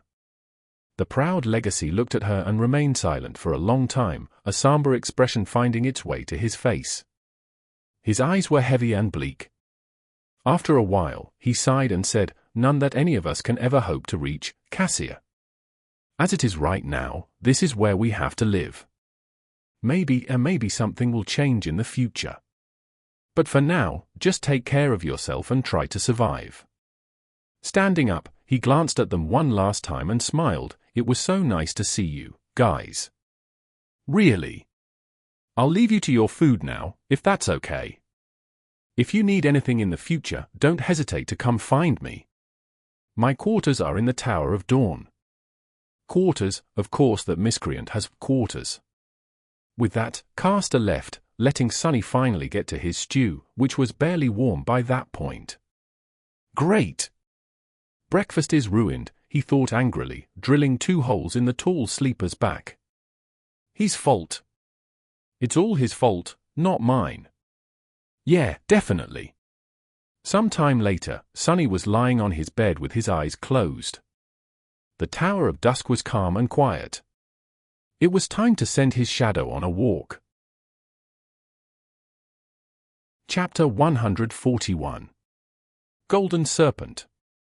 Over the next 5 days, Sonny mostly stayed in his room while his shadow stealthily prowled around the castle, spying on people and learning their secrets. Slowly, he began to understand the undercurrents that flowed beneath the seemingly peaceful surface of life in this pristine white fortress. Of course, in reality, things weren't peaceful at all, and as far from pure as one could imagine. But that was to be expected from a place where hundreds of lost youths lived with no hope of ever finding their way back home, away from all the restraints of civilization. He wasn't surprised at all. If anything, it was strange to see some semblance of law and order, no matter how detestable and revolting, persevere despite all the obstacles that stood in the way.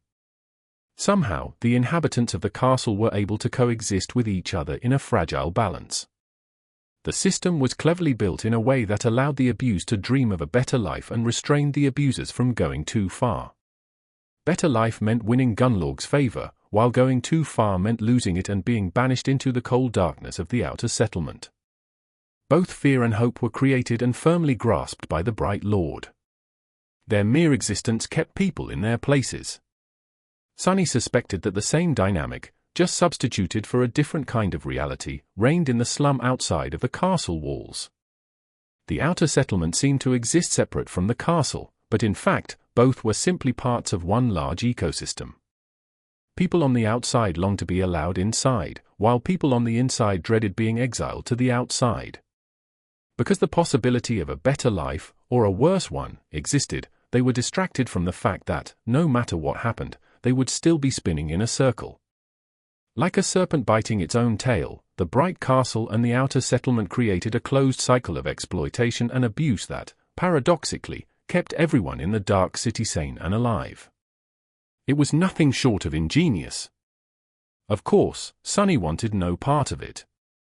He didn't know how many people were currently surviving in the slum, but there were somewhere around 500 sleepers living in the ancient stronghold. However, not all of them shared the same status. There was a complex hierarchy in place, separating people into different castes. Some of these groups had a distinct place in the hierarchy, while others were less clearly defined. Most of the inhabitants of the castle, unsurprisingly, were directly serving Gunlaug. They were guards, hunters, pathfinders, artisans, and handmaidens. Ruling over them were 5 lieutenants who answered directly to the Lord himself, each responsible for their own aspect of the day-to-day life of the fortress. The castle guard was the largest of these groups, consisting of around 150 men. They were in charge of guarding the stronghold and enforcing Gunlaug's laws. Just like Caster had said, they were near the bottom of the totem pole in terms of power and status. Anyone with a remotely useful aspect ability could join the guard, and although their training was rather rigorous, actual opportunities to experience combat were few and far between.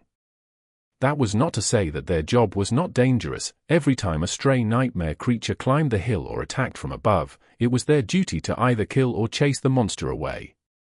And out here in the Dark City, no monster was anything less than terrifying and absolutely deadly.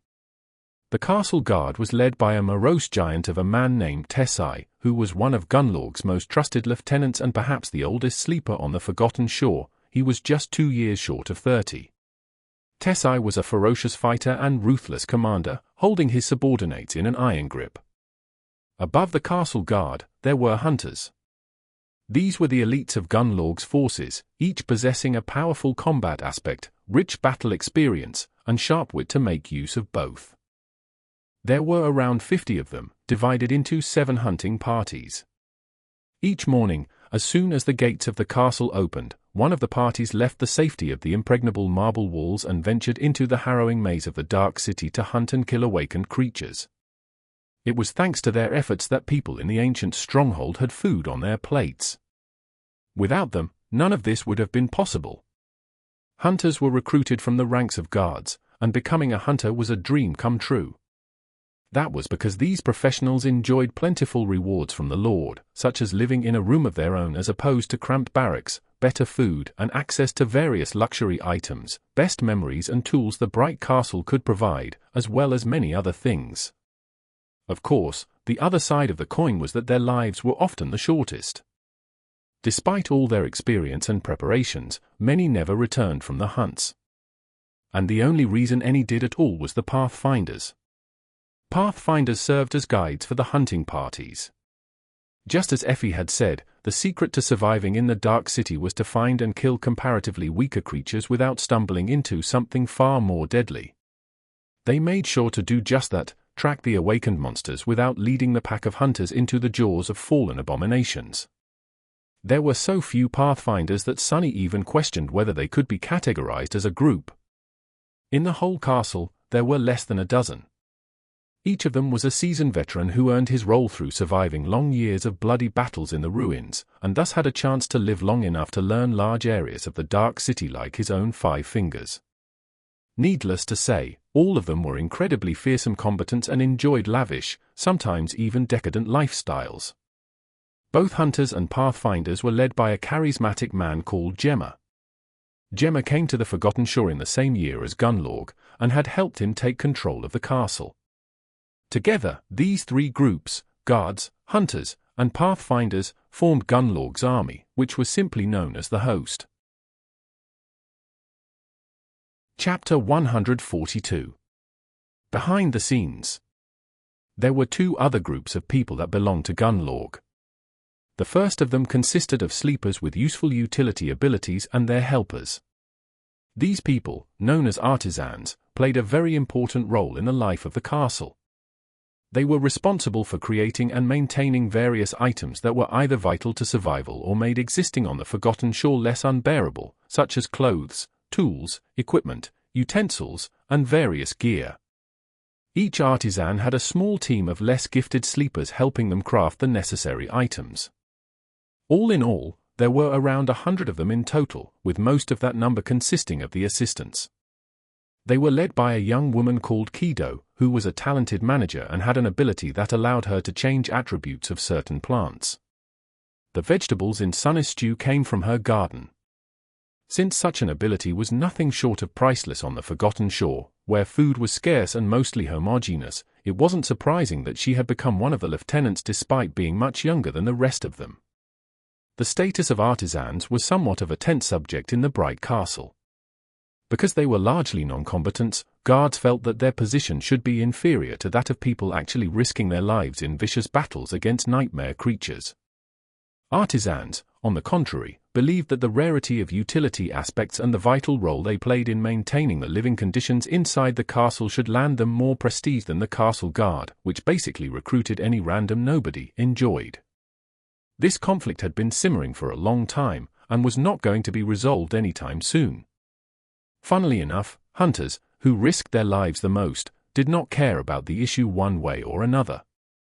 Their leader Gemma, however, was silently supporting the artisans and their chief, Kido, which prevented the guards from being too forceful in their argument. The last group of people who belonged to Gunlaug was the handmaidens. These were the young women Sunny had seen quietly performing various chores around the castle, like making sure that windows were properly closed before the onset of the night or preparing and handing out food during mealtime. They were responsible for maintaining the castle itself, as well as serving the high-ranking members of the host. There were also around 100 of them. From what Sunny knew about the world, these poor girls should have been the prime victims of abuse within the walls of the ancient stronghold, but to his surprise, they were actually strangely revered, and even a little feared. The main reason for this was their leader, a mysterious and strikingly beautiful woman known as Seishan. Seishan not only took care of her handmaidens, but also secretly taught them how to defend themselves. The exact extent of their training was unknown, but Sunny clearly saw that members of the castle guard were very careful to behave themselves around handmaidens most of the time. The other reason was that, like everything else in the castle, the young women technically belonged to Gunlaug, and Gunlaug was very particular about people laying hands on his belongings without permission. Even if some foolish guard was brave enough to anger Seishan, no one with a desire to live was willing to get on the bad side of the Bright Lord. Sunny, however, was already scared enough by Seishan herself. The first time he had sent his shadow to take a look at what the handmaidens were up to when no one was watching, it had almost gotten caught. That was the first time someone managed to sense his shadow. One moment, beautiful Seishan was calmly standing with her back to the shaded corner where it was concealed, giving instructions to one of her subordinates, and in the next, she suddenly turned around and looked directly at the hiding shadow. Not knowing what else to do, Sunny shut his eyes and shifted all of his perception back. He was fairly sure that no one would be able to directly see the shadow. After all, his innate stealth enhancement was even more pronounced when it came to his silent companion. However, there were a lot of different aspects. Many awakened, for example, were able to feel when someone was looking at them.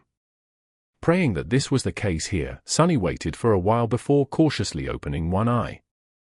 Luckily, this time, he didn't cause too much of a commotion. Confirming that Seishan had returned to her conversation, he hurriedly sent the shadow away and made sure to stay away from the mysterious beauty and her handmaidens in general, ever since. The last 100 people in the castle were those who paid tribute, but didn't serve Gunlaug directly. There was no real name for this group, so Sunny simply called them tenants in his mind. There were two types of tenants. A smaller number of them were those who were able to make a decent living by providing Gunlaug's men with various services, mostly having to do with craftsmanship and entertainment. For example, there was a man who created something akin to a music lounge, another one who operated a small theater troupe, and even an entrepreneurial girl who owned a gambling den. A larger number of tenants were people like Harper, those who had entered the castle through luck and remained there by the skin of their teeth, desperately trying to earn soul shards for tribute by acting as servants and doing various menial jobs. These poor folks were at the very bottom of the social hierarchy of the castle. And on the opposite side of that hierarchy, there was the Golden Serpent, the master of the castle, Bright Lord Gunlaug himself. The man who, by Effie's description, was nearly immortal. On his 5th day in the ancient stronghold, Sunny had finally laid eyes on this loathsome tyrant. He didn't like what he saw at all. Chapter 143. Gunlaug. Despite the fact that Gunlaug's heavy presence permeated every centimeter of the castle, the Bright Lord himself was strangely elusive. He didn't show himself often, preferring to rule through his 5 proxies. Whether it was out of arrogance, paranoia, or some other reason, Sunny did not know. After the incident with Seishan, he was afraid to let his shadow walk too freely and tried to avoid going anywhere near the fearsome master of the ancient stronghold. Because of these precautions, he had not seen Gunlaug until their 5th day in the castle. As it turned out, when Golden Serpent did show up, he liked to leave an impression. Sunny and Cassie were about to receive their usual breakfast when the whole ground hall suddenly grew deathly silent. Feeling that something was wrong, they turned to the entrance, just in time to see a torrent of guards pouring inside. Fearing for the worst, he tried to think of the best way to escape, but luckily, the menacing soldiers of the host paid them no attention.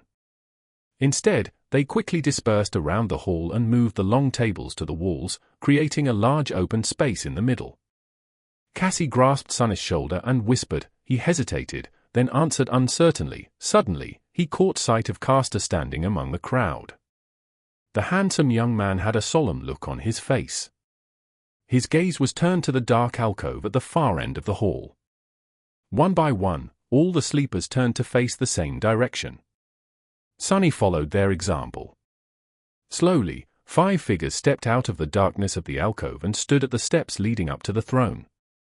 They were Gemma, Tessai, Sishan, Kido, and the last of the 5 lieutenants. When Sunny noticed him, an involuntary shudder ran through his body. The 5th lieutenant had no official duties in the bright castle, but everyone here feared him the most. It was a strange, pale man with a bony face and glassy, emotionless eyes. His spine was twisted, making him appear deceptively short. The hunchback was wearing simple black clothes with no adornments and holding himself with a bit of awkwardness, as though uncomfortable with all the attention. His name was Harris, and he was Bright Lord's hidden blade and executioner. When someone needed to be disposed of, he was sent to carry out the punishment. If Gunlaug wanted everyone to know about his displeasure, there would be rivers of blood left in his wake. If not, there wouldn't be even a single drop. People would just disappear, as though they had never existed. Harris was Gunlaug's murderous shadow. Many of the inhabitants of the castle had seen nightmares in which they awoke only to see his glassy, cold eyes staring at them from the darkness. For some, those nightmares became a reality. Harris was willing and eager to follow any command of his master, no matter how vile. What disturbed Sunny the most, however, was that looking at Harris was like looking at a dark mirror. Despite the fact that they were almost nothing alike, for some reason, he couldn't help but recognize traces of himself in the sadistic butcher. Or, to be precise, of a possible future version of himself. No way. I am much more pleasant on the eye. Forcing himself to look away before the hunchback felt his stare, Sunny turned his head and looked at the tall man who had finally appeared from the darkness. At least he assumed that it was a man, and not some golden demon. Bright Lord Gunlaug was clad in a strange, gilded armor that covered his tall figure from head to toe, not leaving even his eyes exposed. It seemed simultaneously solid and liquid, almost flowing over his mighty muscles and broad, powerful shoulders. In the place where his face should have been, a smooth and empty expanse of polished gold reflected the frightened faces of hundreds of sleepers back at them. Sunny saw his own reflection staring at him and suddenly realized how small and weak he was in front of this brilliant giant. The pressure Gunlaug exerted on the space around him was almost palpable. All the people near Sunny were going through a similar kind of experience as him. Their faces were pale, their eyes wide, drops of sweat appearing on their temples. Even the lieutenant seemed slightly uncomfortable, affected by this oppressive aura just like the rest of them. God damn it, that's not an aura, that's a mind attack.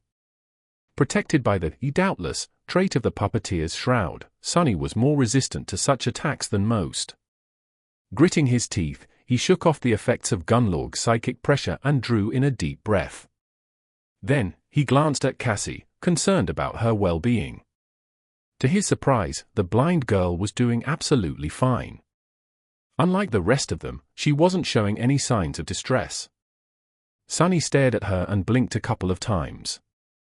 The reflection, this all started when I saw my reflection in the visor of that bastard's weird armor, but Cassie is blind, so.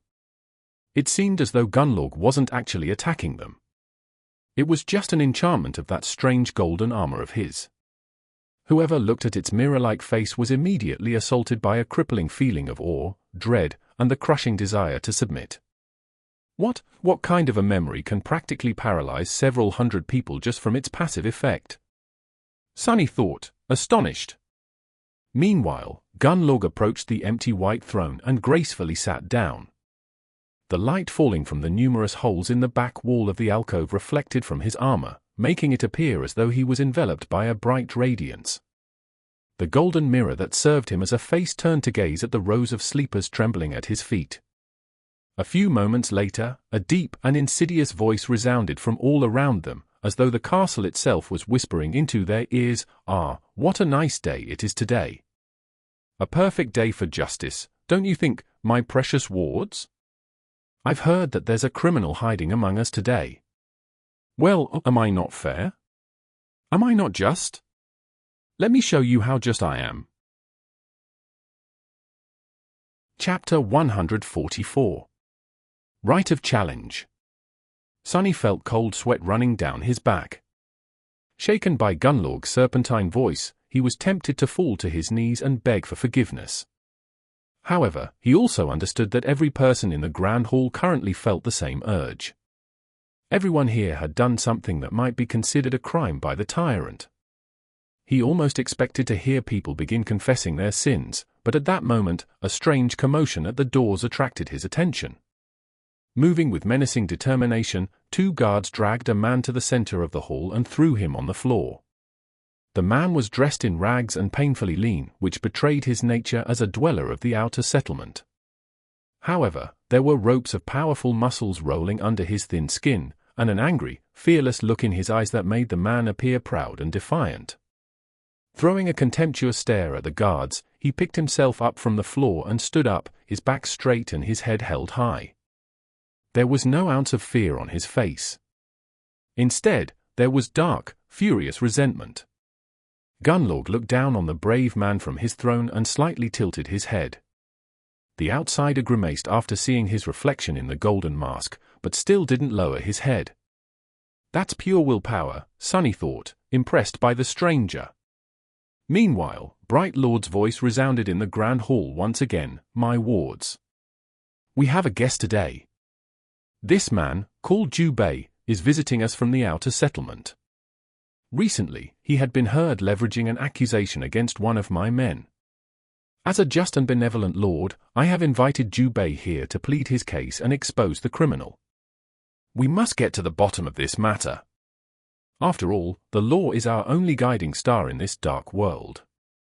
Despite being free from the psychic pressure emanated by Gunlaug's armor, Sunny still felt strangely affected by his deep, soft voice. He even got goosebumps. With or without the golden memory, Bright Lord possessed a powerful and ingratiating charisma. It was hard not to listen to him. But the man called Dreame just smirked. "That's right. I'm here to accuse one of your thugs, Gunlaug. Let's see how you'll get out of this one, bastard." With that, he raised one hand and pointed a finger at the group of hunters watching the proceeding from their usual corner of the Grand Hall.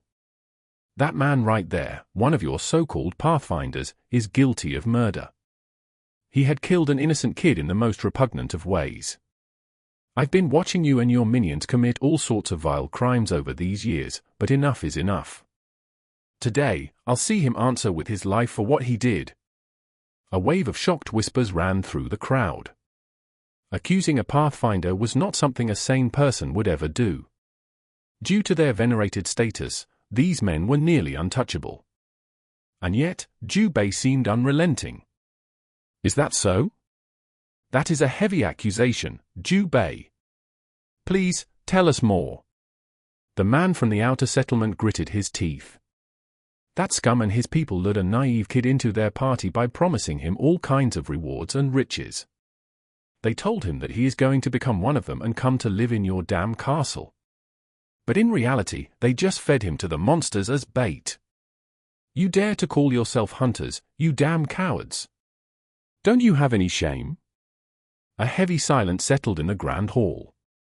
People were now staring at the group of hunters with dark expressions on their faces. The inhabitants of the castle were used to pretending to be blind to all kinds of wicked deeds, but all those deeds were committed by humans against other humans. What they couldn't forgive was a human being betraying another of their kind to the nightmare creatures. In the Dark City, this was tantamount to sacrilege. Gunlaug turned his head to face the hunters, who shivered under his gaze. The oldest of the group, the Pathfinder, glanced darkly at Dreame and scowled. "There must be some kind of a misunderstanding, my lord. The boy in question was a highly valued member of my party. We all had high hopes for his future. His death saddened all of us a great deal." His voice was steady and calm. Perhaps even a little too calm. "Lies. I happened to be hunting on that day myself and saw everything with my own 2 eyes. I know what you did, bastard." Gunlaug turned to face the crows and sighed. After some time had passed, he solemnly said, "What an unfortunate situation. It seems that it is your word against his, Dreame. What to do, what to do? I trust my brave men wholeheartedly, of course. Who would be so ungrateful as to distrust these heroes when they are the ones keeping you all alive? Surely, there's no one that vile and wicked among you, my precious wards." Sonny held his breath, feeling singled out by the insidious voice. The chilling threat hidden behind these words was not very subtle. Gunlaug was silent for a few moments, battering the crowd with his oppressive psychic aura. Then, he turned away, letting the people breathe, and said, "But it would be unbecoming of me to play favorites in such a grave matter. And this matter, oh, it is grave indeed. What a dilemma. How do we uphold justice, my wards?" In the ensuing silence, Gemma, the leader of both hunters and pathfinders, suddenly spoke, "My lord, if I may speak. Isn't there a law that suits this situation perfectly? It has existed for as long as humans lived in this ancient castle. I'm talking, of course, about the right of challenge." He glanced at Dreame and smiled. "If this brave hunter has any shadow of doubt about his accusation, he should step down. If not, he can challenge the criminal and prove it with blood. Of course, the real culprit here is me. As the person responsible for these men, any crime they commit in their roles as hunters is my fault." Gemma's charismatic smile was wide and friendly. "So how about, Dreame? Will you step down? Or do you want to challenge me?" The hunter from the outer settlement glared at him for a while, his eyes burning with fury and contempt. Finally, he spat, "Do you think I'm afraid of you, lapdog? Sure, why not? I challenge you." Chapter 145. Justice. The whole spectacle was so smoothly orchestrated that Sonny was almost tempted to believe in it. Of course, he knew better. The only thing he didn't know was whether the bits performed by the Pathfinder and Gemma were rehearsed in advance or improvised on the fly to fulfill their lord's desire to maintain appearances while having the man who had dared to speak openly against him publicly executed. And that was what this was, an execution. Sonny didn't believe for a second that Gunlaug was going to give the brave hunter a chance to leave the Grand Hall alive. No, he wanted him dead, and he wanted everyone to see him die. Lest they get the idea that it was possible to run their mouths against him and escape unscathed. And yet, the tiny ember of hope still burned in Sonny's heart. From the looks of it, Dreame was an experienced hunter. A capable, seasoned warrior who faced numerous monsters and ended up on top every time. He was very strong, with enough willpower and resolve to crush rocks into dust. Perhaps a miracle would happen.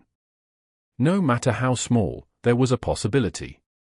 That's why Sonny couldn't understand why Gunlaug would be willing to risk his right-hand man's life in this farce. As though reading his thoughts, the Bright Lord spoke of a challenge? Ah, so be it.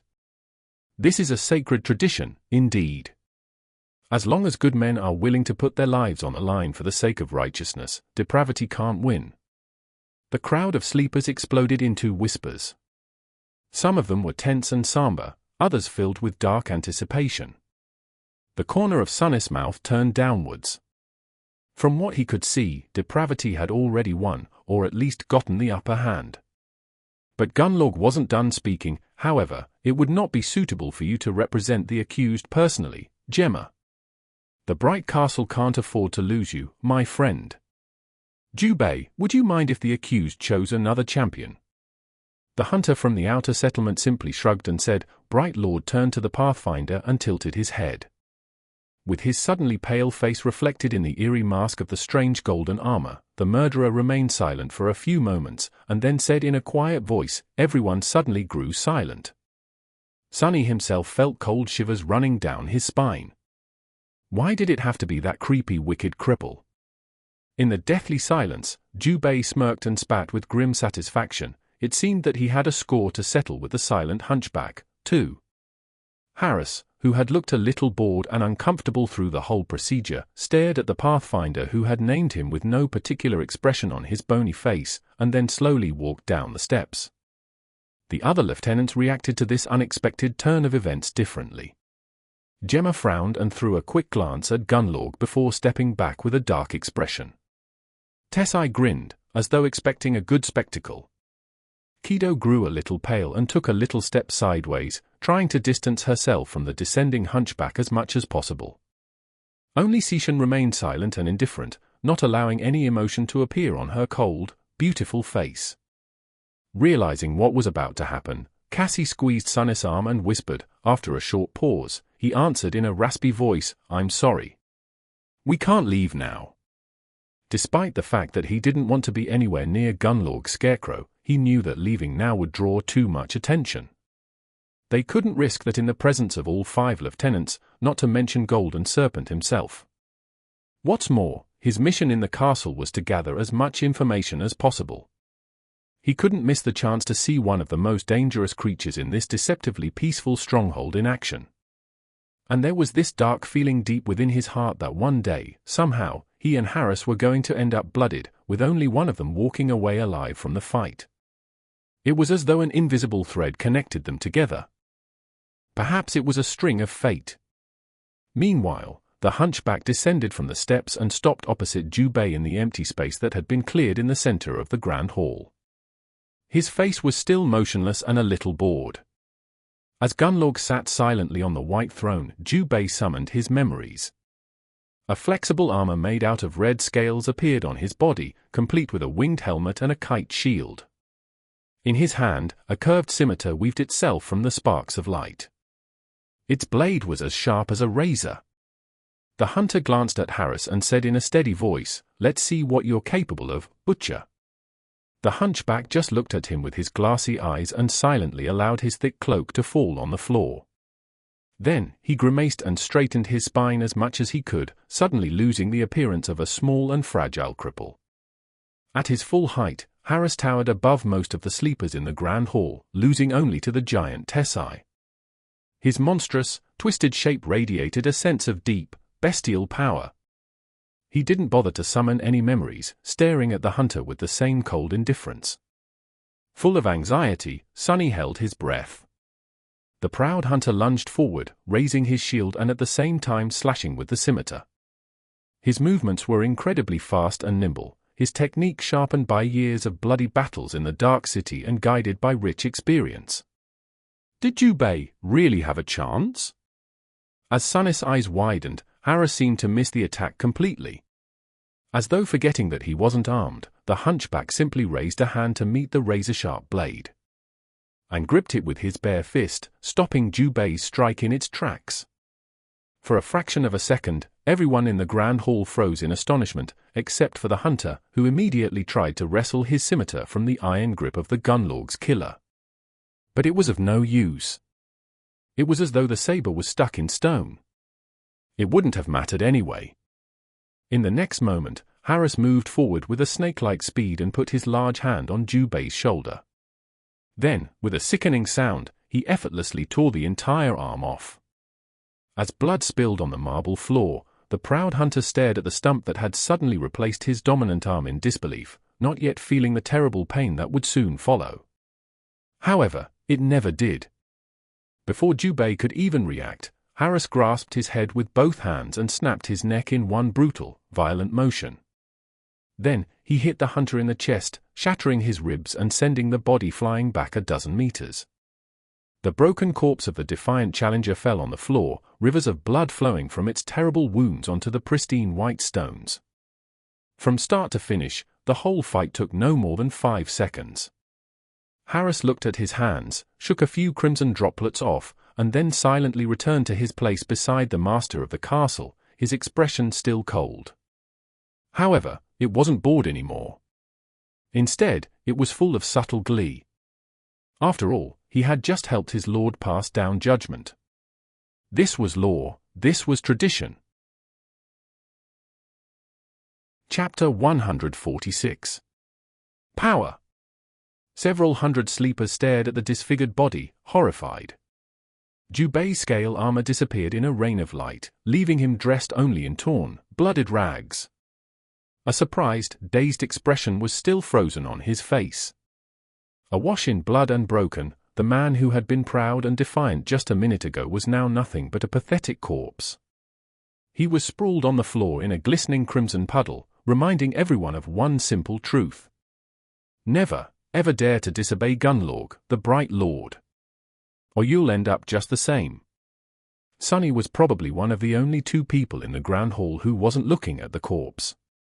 Instead, he was looking at Harris. Harris himself was staring at the wall, absolutely disinterested in the gruesome fruit of his dark labor. What else was I hoping for? Stupid. Hope is a poison. It will only get you killed. Sunny knew all the facts, but only now had he finally understood how hopeless it was to even think about challenging the Golden Serpent. Everything in the Dark City was designed to make him and his army invincible. That was how the damn hunchback had managed to defeat the experienced hunter from the outer settlement so easily, using nothing but his raw strength. He hadn't even had to show his aspect ability. Why was the divide in their physical prowess so vast? That was because with every human in the Dark City possessing the same dormant core, there were only 2 things that could make someone more powerful than the rest: soul essence and memories. And both were monopolized by Gunlaug. Only he possessed the manpower and knowledge to freely hunt in the Dark City. This way, he had become the only person with a reliable source of both soul shards and memories in his possession. Whatever crumbs the independent hunters were able to acquire would inevitably end up in his hands, too, because Gunlaug also controlled the primitive economy in this cursed place. By providing food and safety in exchange for the so-called tribute, he made sure that all the resources would flow in only one direction. With soul shards and a vast arsenal of memories, he could make his army stronger, which in turn would bring him more soul shards and memories, which in turn would make his army stronger, and so forth. It was a simple, perfect, and harrowing cycle that made his power more and more absolute with each revolution. By the time Sunny, Nephis and Cassie had arrived in the Dark City, the divide between Gunlaug's forces and everyone else here was too wide to ever be bridged. Sunny had no doubt that most of the elite warriors of the host had their cores saturated with soul essence to the brim. There was a limit to how many soul shards a nightmare spell carrier could absorb before reaching the bottleneck of their rank, although few ever did. Advancing to the next rank removed that bottleneck and enhanced their bodies according to the saturation level of the core. But with no way to advance, people in the Dark City could only rely on the raw amount of soul essence to accumulate power. This meant that within these ancient walls, sworn into servitude to a single man, there lived the most powerful group of sleepers to ever exist in human history. And this was the man Nephis planned to kill. With a shudder, Sunny remembered Effie's words, "No sleeper can defeat Gunlaug, ever. It's simply impossible." He also remembered dozens of skulls swinging in the wind above the castle gates. Curse it all, what is she going to pull me into this time? I really have to persuade her to give up for once. My life might depend on it. But somehow, he doubted that Changing Star even knew how to give up. At least not when it came to her mysterious goal. Sunny was so consumed by these dark thoughts that he even neglected to listen to Gunlaug's farewell speech. He had the general idea of what kind of bullcrap the bastard was proselytizing anyway. Soon, the Bright Lord had left his white throne and disappeared into the darkness behind it. The lieutenants followed, with Harris being the last one to leave. As soon as they were gone, the body of Jubei was unceremoniously dragged away, and a group of handmaidens silently wiped the puddle of blood off the pristine marble floor. The tables were moved back to their places, and the crowd of sleepers was invited to return to their breakfast. As if nothing had happened. However, Sonny had completely lost his appetite. Leading Cassie away, he glanced at the plates full of food and thought without humor, I guess there's a first time for everything. For the remaining 2 days, Sonny had done nothing but frantically gather information. Knowing that he will be leaving the castle soon, he became a little bit bolder in where to send his shadow. He spent a lot of time spying on the hunters and pathfinders, learning their tactics and secrets. He observed how guards were trained. He learned which artisans were important, and which were not. The only caste he tried to avoid was the handmaidens. He even studied various engravings and stone carvings that decorated the walls of the castle. Finally, the week they had paid tribute for came to an end. On the dawn of the 8th day, Sonny and Cassie once again appeared in the large hall with beautiful stained glass windows and saw the gates of the castle.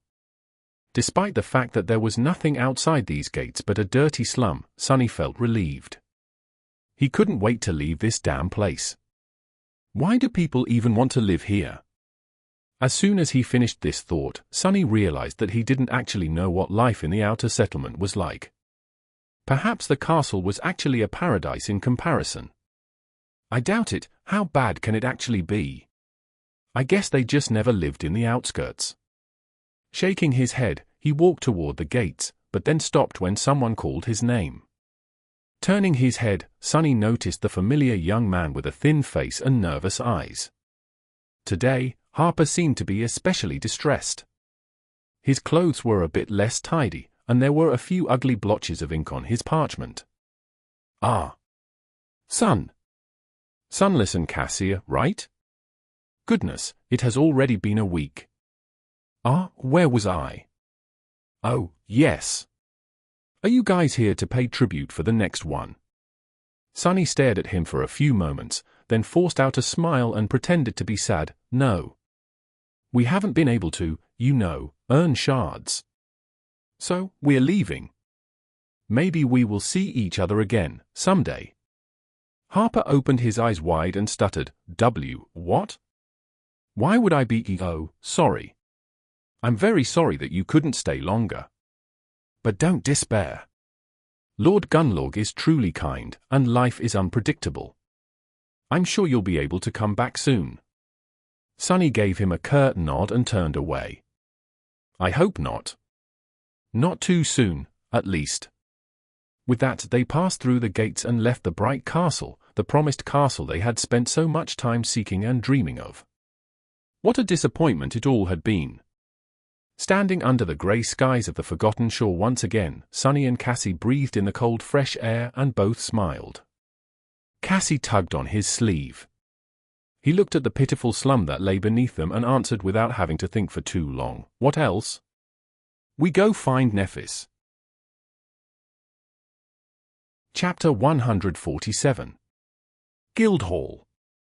Cassie smiled, but then suddenly frowned and asked, But, Sonny, how do we find her?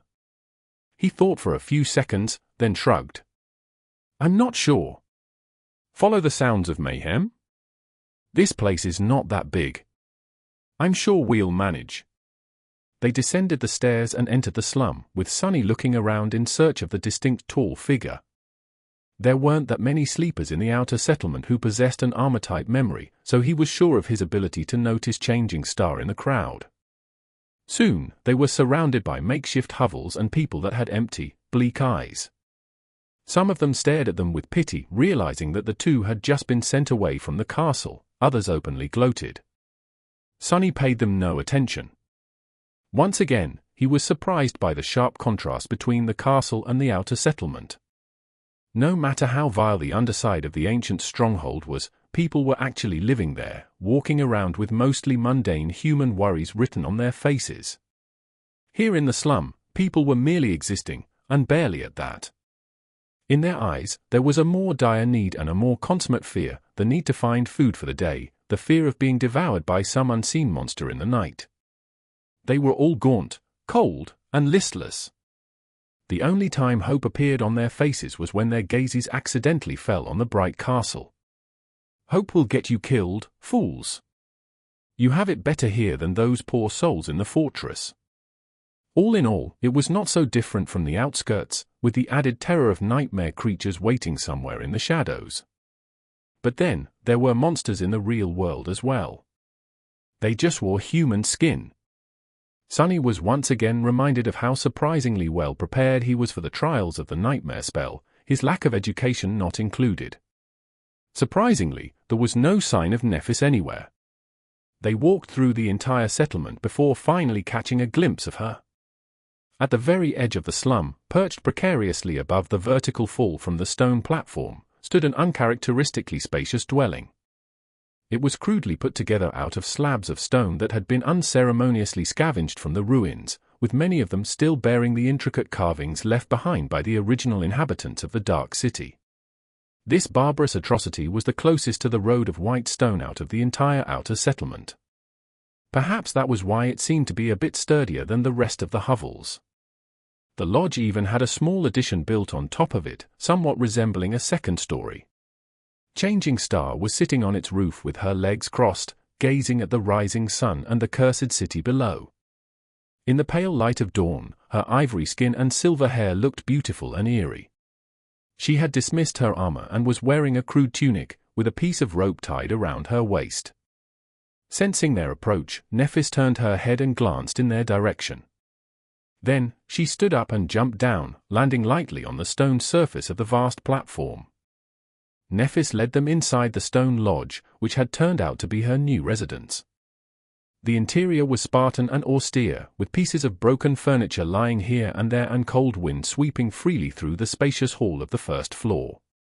Despite its larger size and superior craftsmanship, the lodge had been empty when she found it. No one wanted to live this close to both the edge of the platform at the threshold of the road, where the risk of being attacked by nightmare creatures was the highest. But Changing Star didn't mind.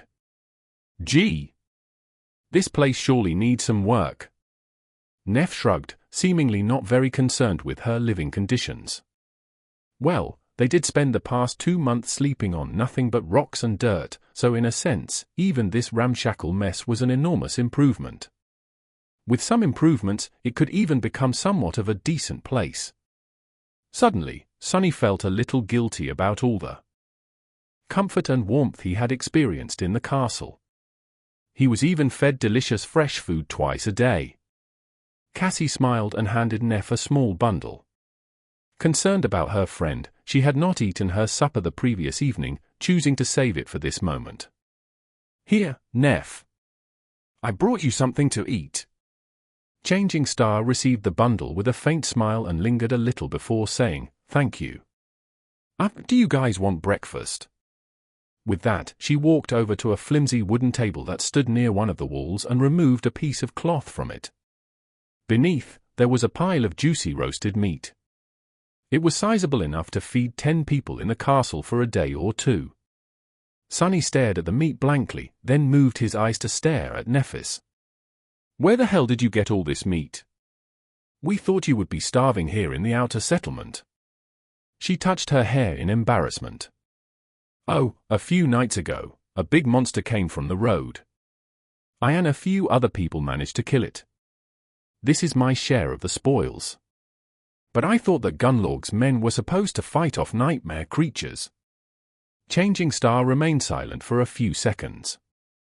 They do if the castle is attacked, either from the slopes of the hill or from the sky. If the monsters come from the road, they usually don't bother to do anything, so that's why all the nearby hovels were empty. Who would want to live in the direct path of attacking nightmare creatures, especially since people who were supposed to fight them weren't going to move a finger to help? That's the glorious castle guard for you. Wait. He blinked, then glared at Nephis. If that is true, then why on earth, the Dream Realm, would you choose to live in this pit, of all places? She stared at him for a while, then said in a flat tone, then, a small smile appeared on Nepha's lips. Turning to a window, she added. Chapter 148. Last Harvest. Behind the window, a striking vista of the cursed city sprawled far below. The morning sun washed the ruins in a pale light, making them look menacingly mysterious. Besides, what can compete with this killer view? As though answering her words, a ghastly wail resounded from somewhere far away, echoing in the wind like a dying scream. Sunny trembled. I guess she meant it literally. With a sigh, he put Changing Star's strange choice of habitat at the back of his mind and approached the pile of meat. The three of them sat on the stone floor and ate monster meat, passing around Cass's beautiful glass bottle between each other. It was just like the good old times, provided that those times were not actually that old, and there had certainly not been anything good about them. When all three of them were satiated, Nephis looked at Sunny with calm intensity. For some reason, he was reminded of the unseen waves of pressure that Gunlaug created anywhere he went. What have you learned in the castle? He sighed. This was going to be a long conversation. Sunny started by describing the general order of things in the ancient stronghold. He told Neph about the 6 different castes and the complex relationships that existed between them, as well as briefly explaining how the members of each caste lived their lives. Sometimes, Cassie would add a few details of her own. Wait, did you say that there were 500 people living in the castle? Yes, somewhere around that. Why? She thought for a bit, then said, that doesn't make sense. There are almost as many people here in the outer settlement, perhaps even more. That would put the human population of the Dark City at around 1,000. Most of them are fairly young, too, which would mean that each year, hundreds upon hundreds of us are sent to the Forgotten Shore, with most somehow managing to survive and reach the Bright Castle. But I haven't seen a single sleeper of our crop here in the slum. As far as I know, we 3 are the only ones to come to the Dark City after the recent solstice. Sunny scratched the back of his head and said with reluctance, actually, it's 4. Caster is also here. He's living comfortably in the castle. Nephis suddenly grew strangely animated. Caster of the Hanley clan? He is here. No need to be so enthusiastic, damn it. Yeah. He had been here pretty much this entire time. Actually, Caster had told us that there were only 7 sleepers sent to the Forgotten Shore by the spell this year. Strange, I know. He paused for a few moments, and then added, truth be told, I noticed this discrepancy as well. But there is an explanation. You see, there seems to be a pattern to how many people the spell sends here. 15 years ago, when a bunch of crazy humans first laid claim to the castle, there would be just a dozen or so newcomers each year. Then a few dozen. Then 100. In the past few years, it was several hundred each time. Sunny gestured at the 3 of them. Until this year, that is, when mere 7 sleepers arrived. Since the spell is obsessed with the number 7, some people believe that this marks the end of a 14-year-long cycle and the first year of a new one. I think it's plausible. Changing Star thought for a bit, then asked, how does Caster know the total number of new arrivals? That was a good question, naturally.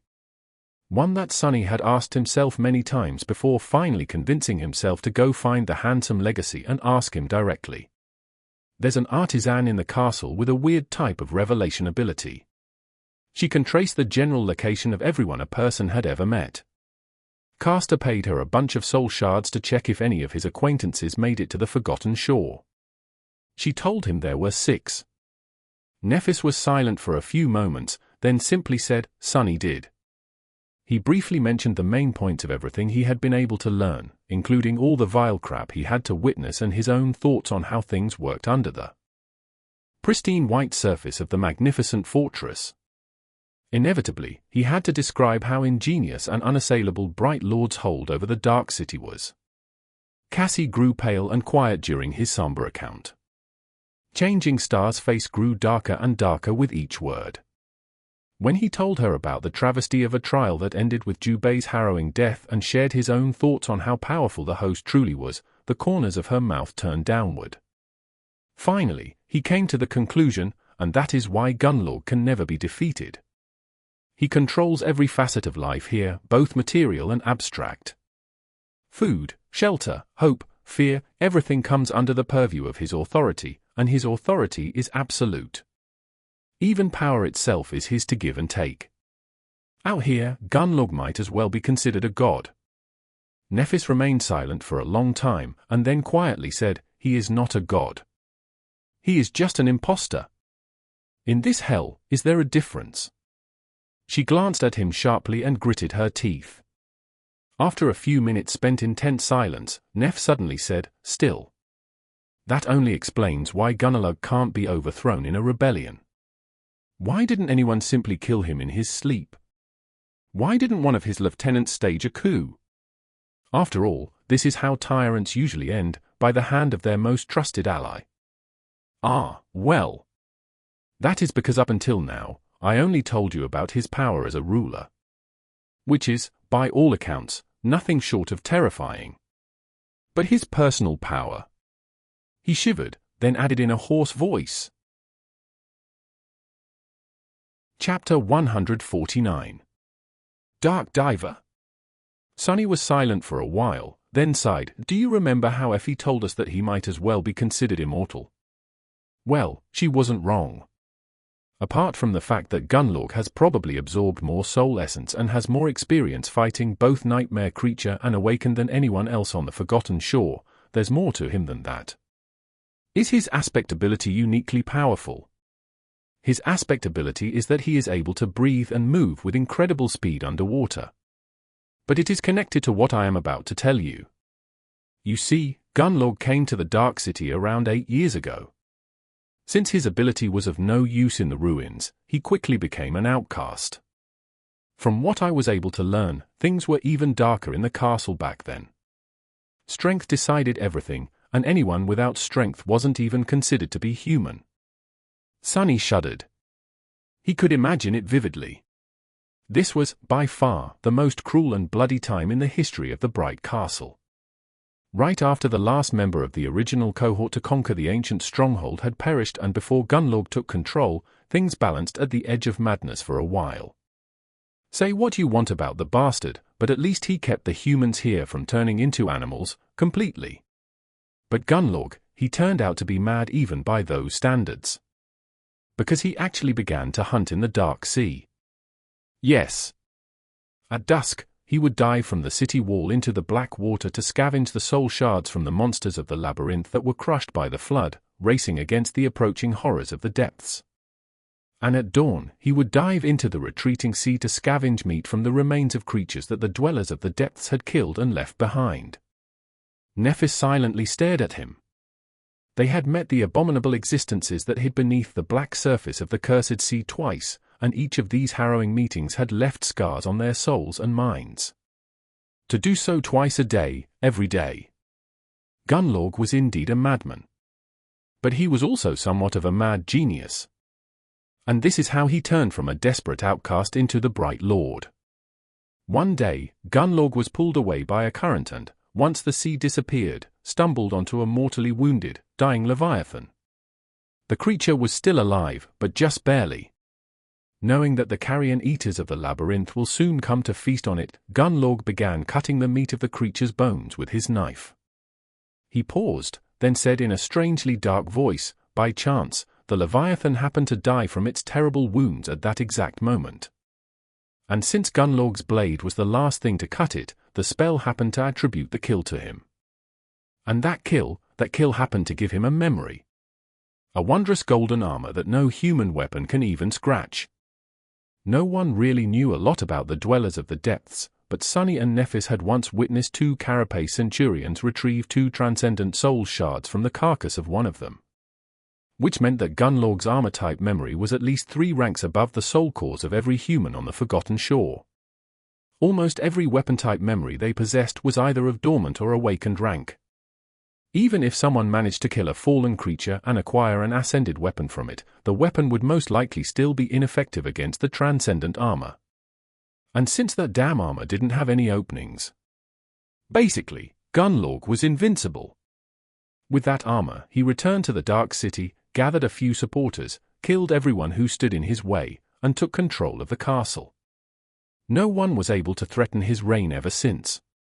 And all those who tried, well, Their skulls are out there for everyone to see, swinging on chains above the gates of the castle.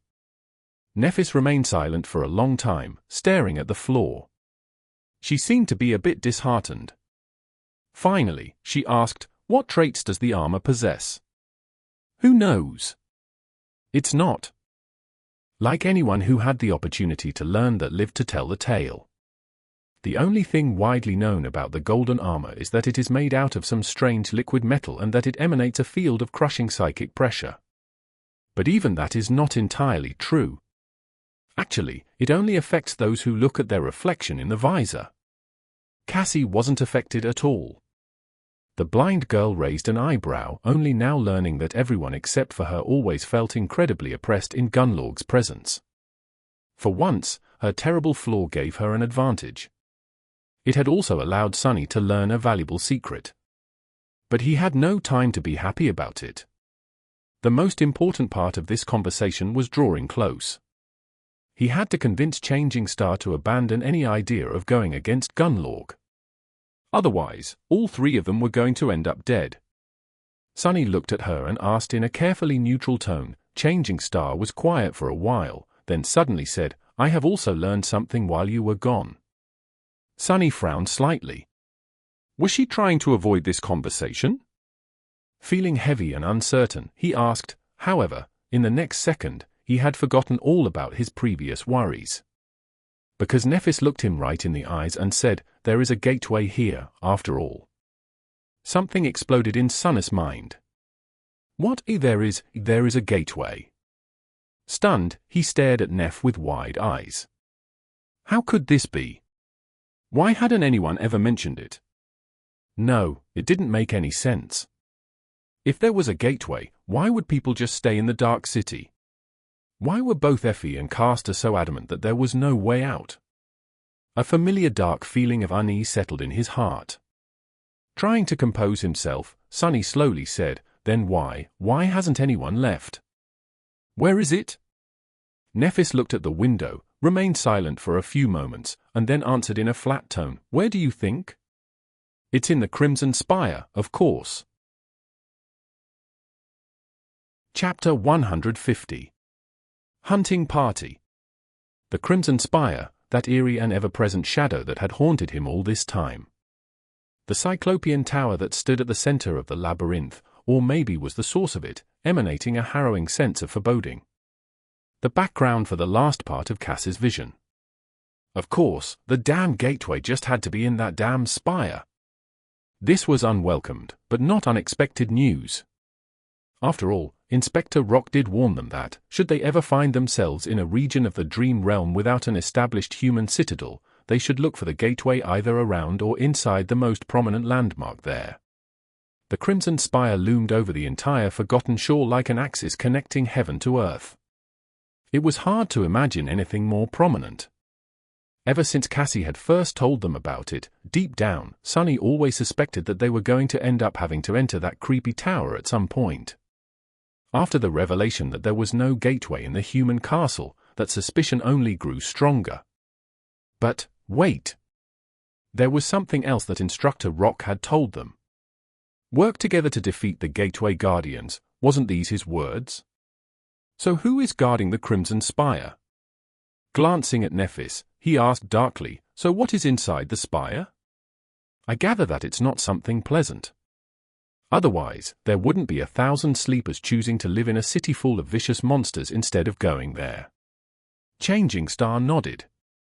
Without changing her expression, she looked away and answered, "A fallen terror, the nightmare creature one whole class above the dreaded tyrants, with 6 mighty soul cores providing it with profane power, would certainly do the trick. No amount of sleepers could ever hope to defeat a fallen terror. The possibility of surviving such an encounter, let alone emerging victorious, was zero.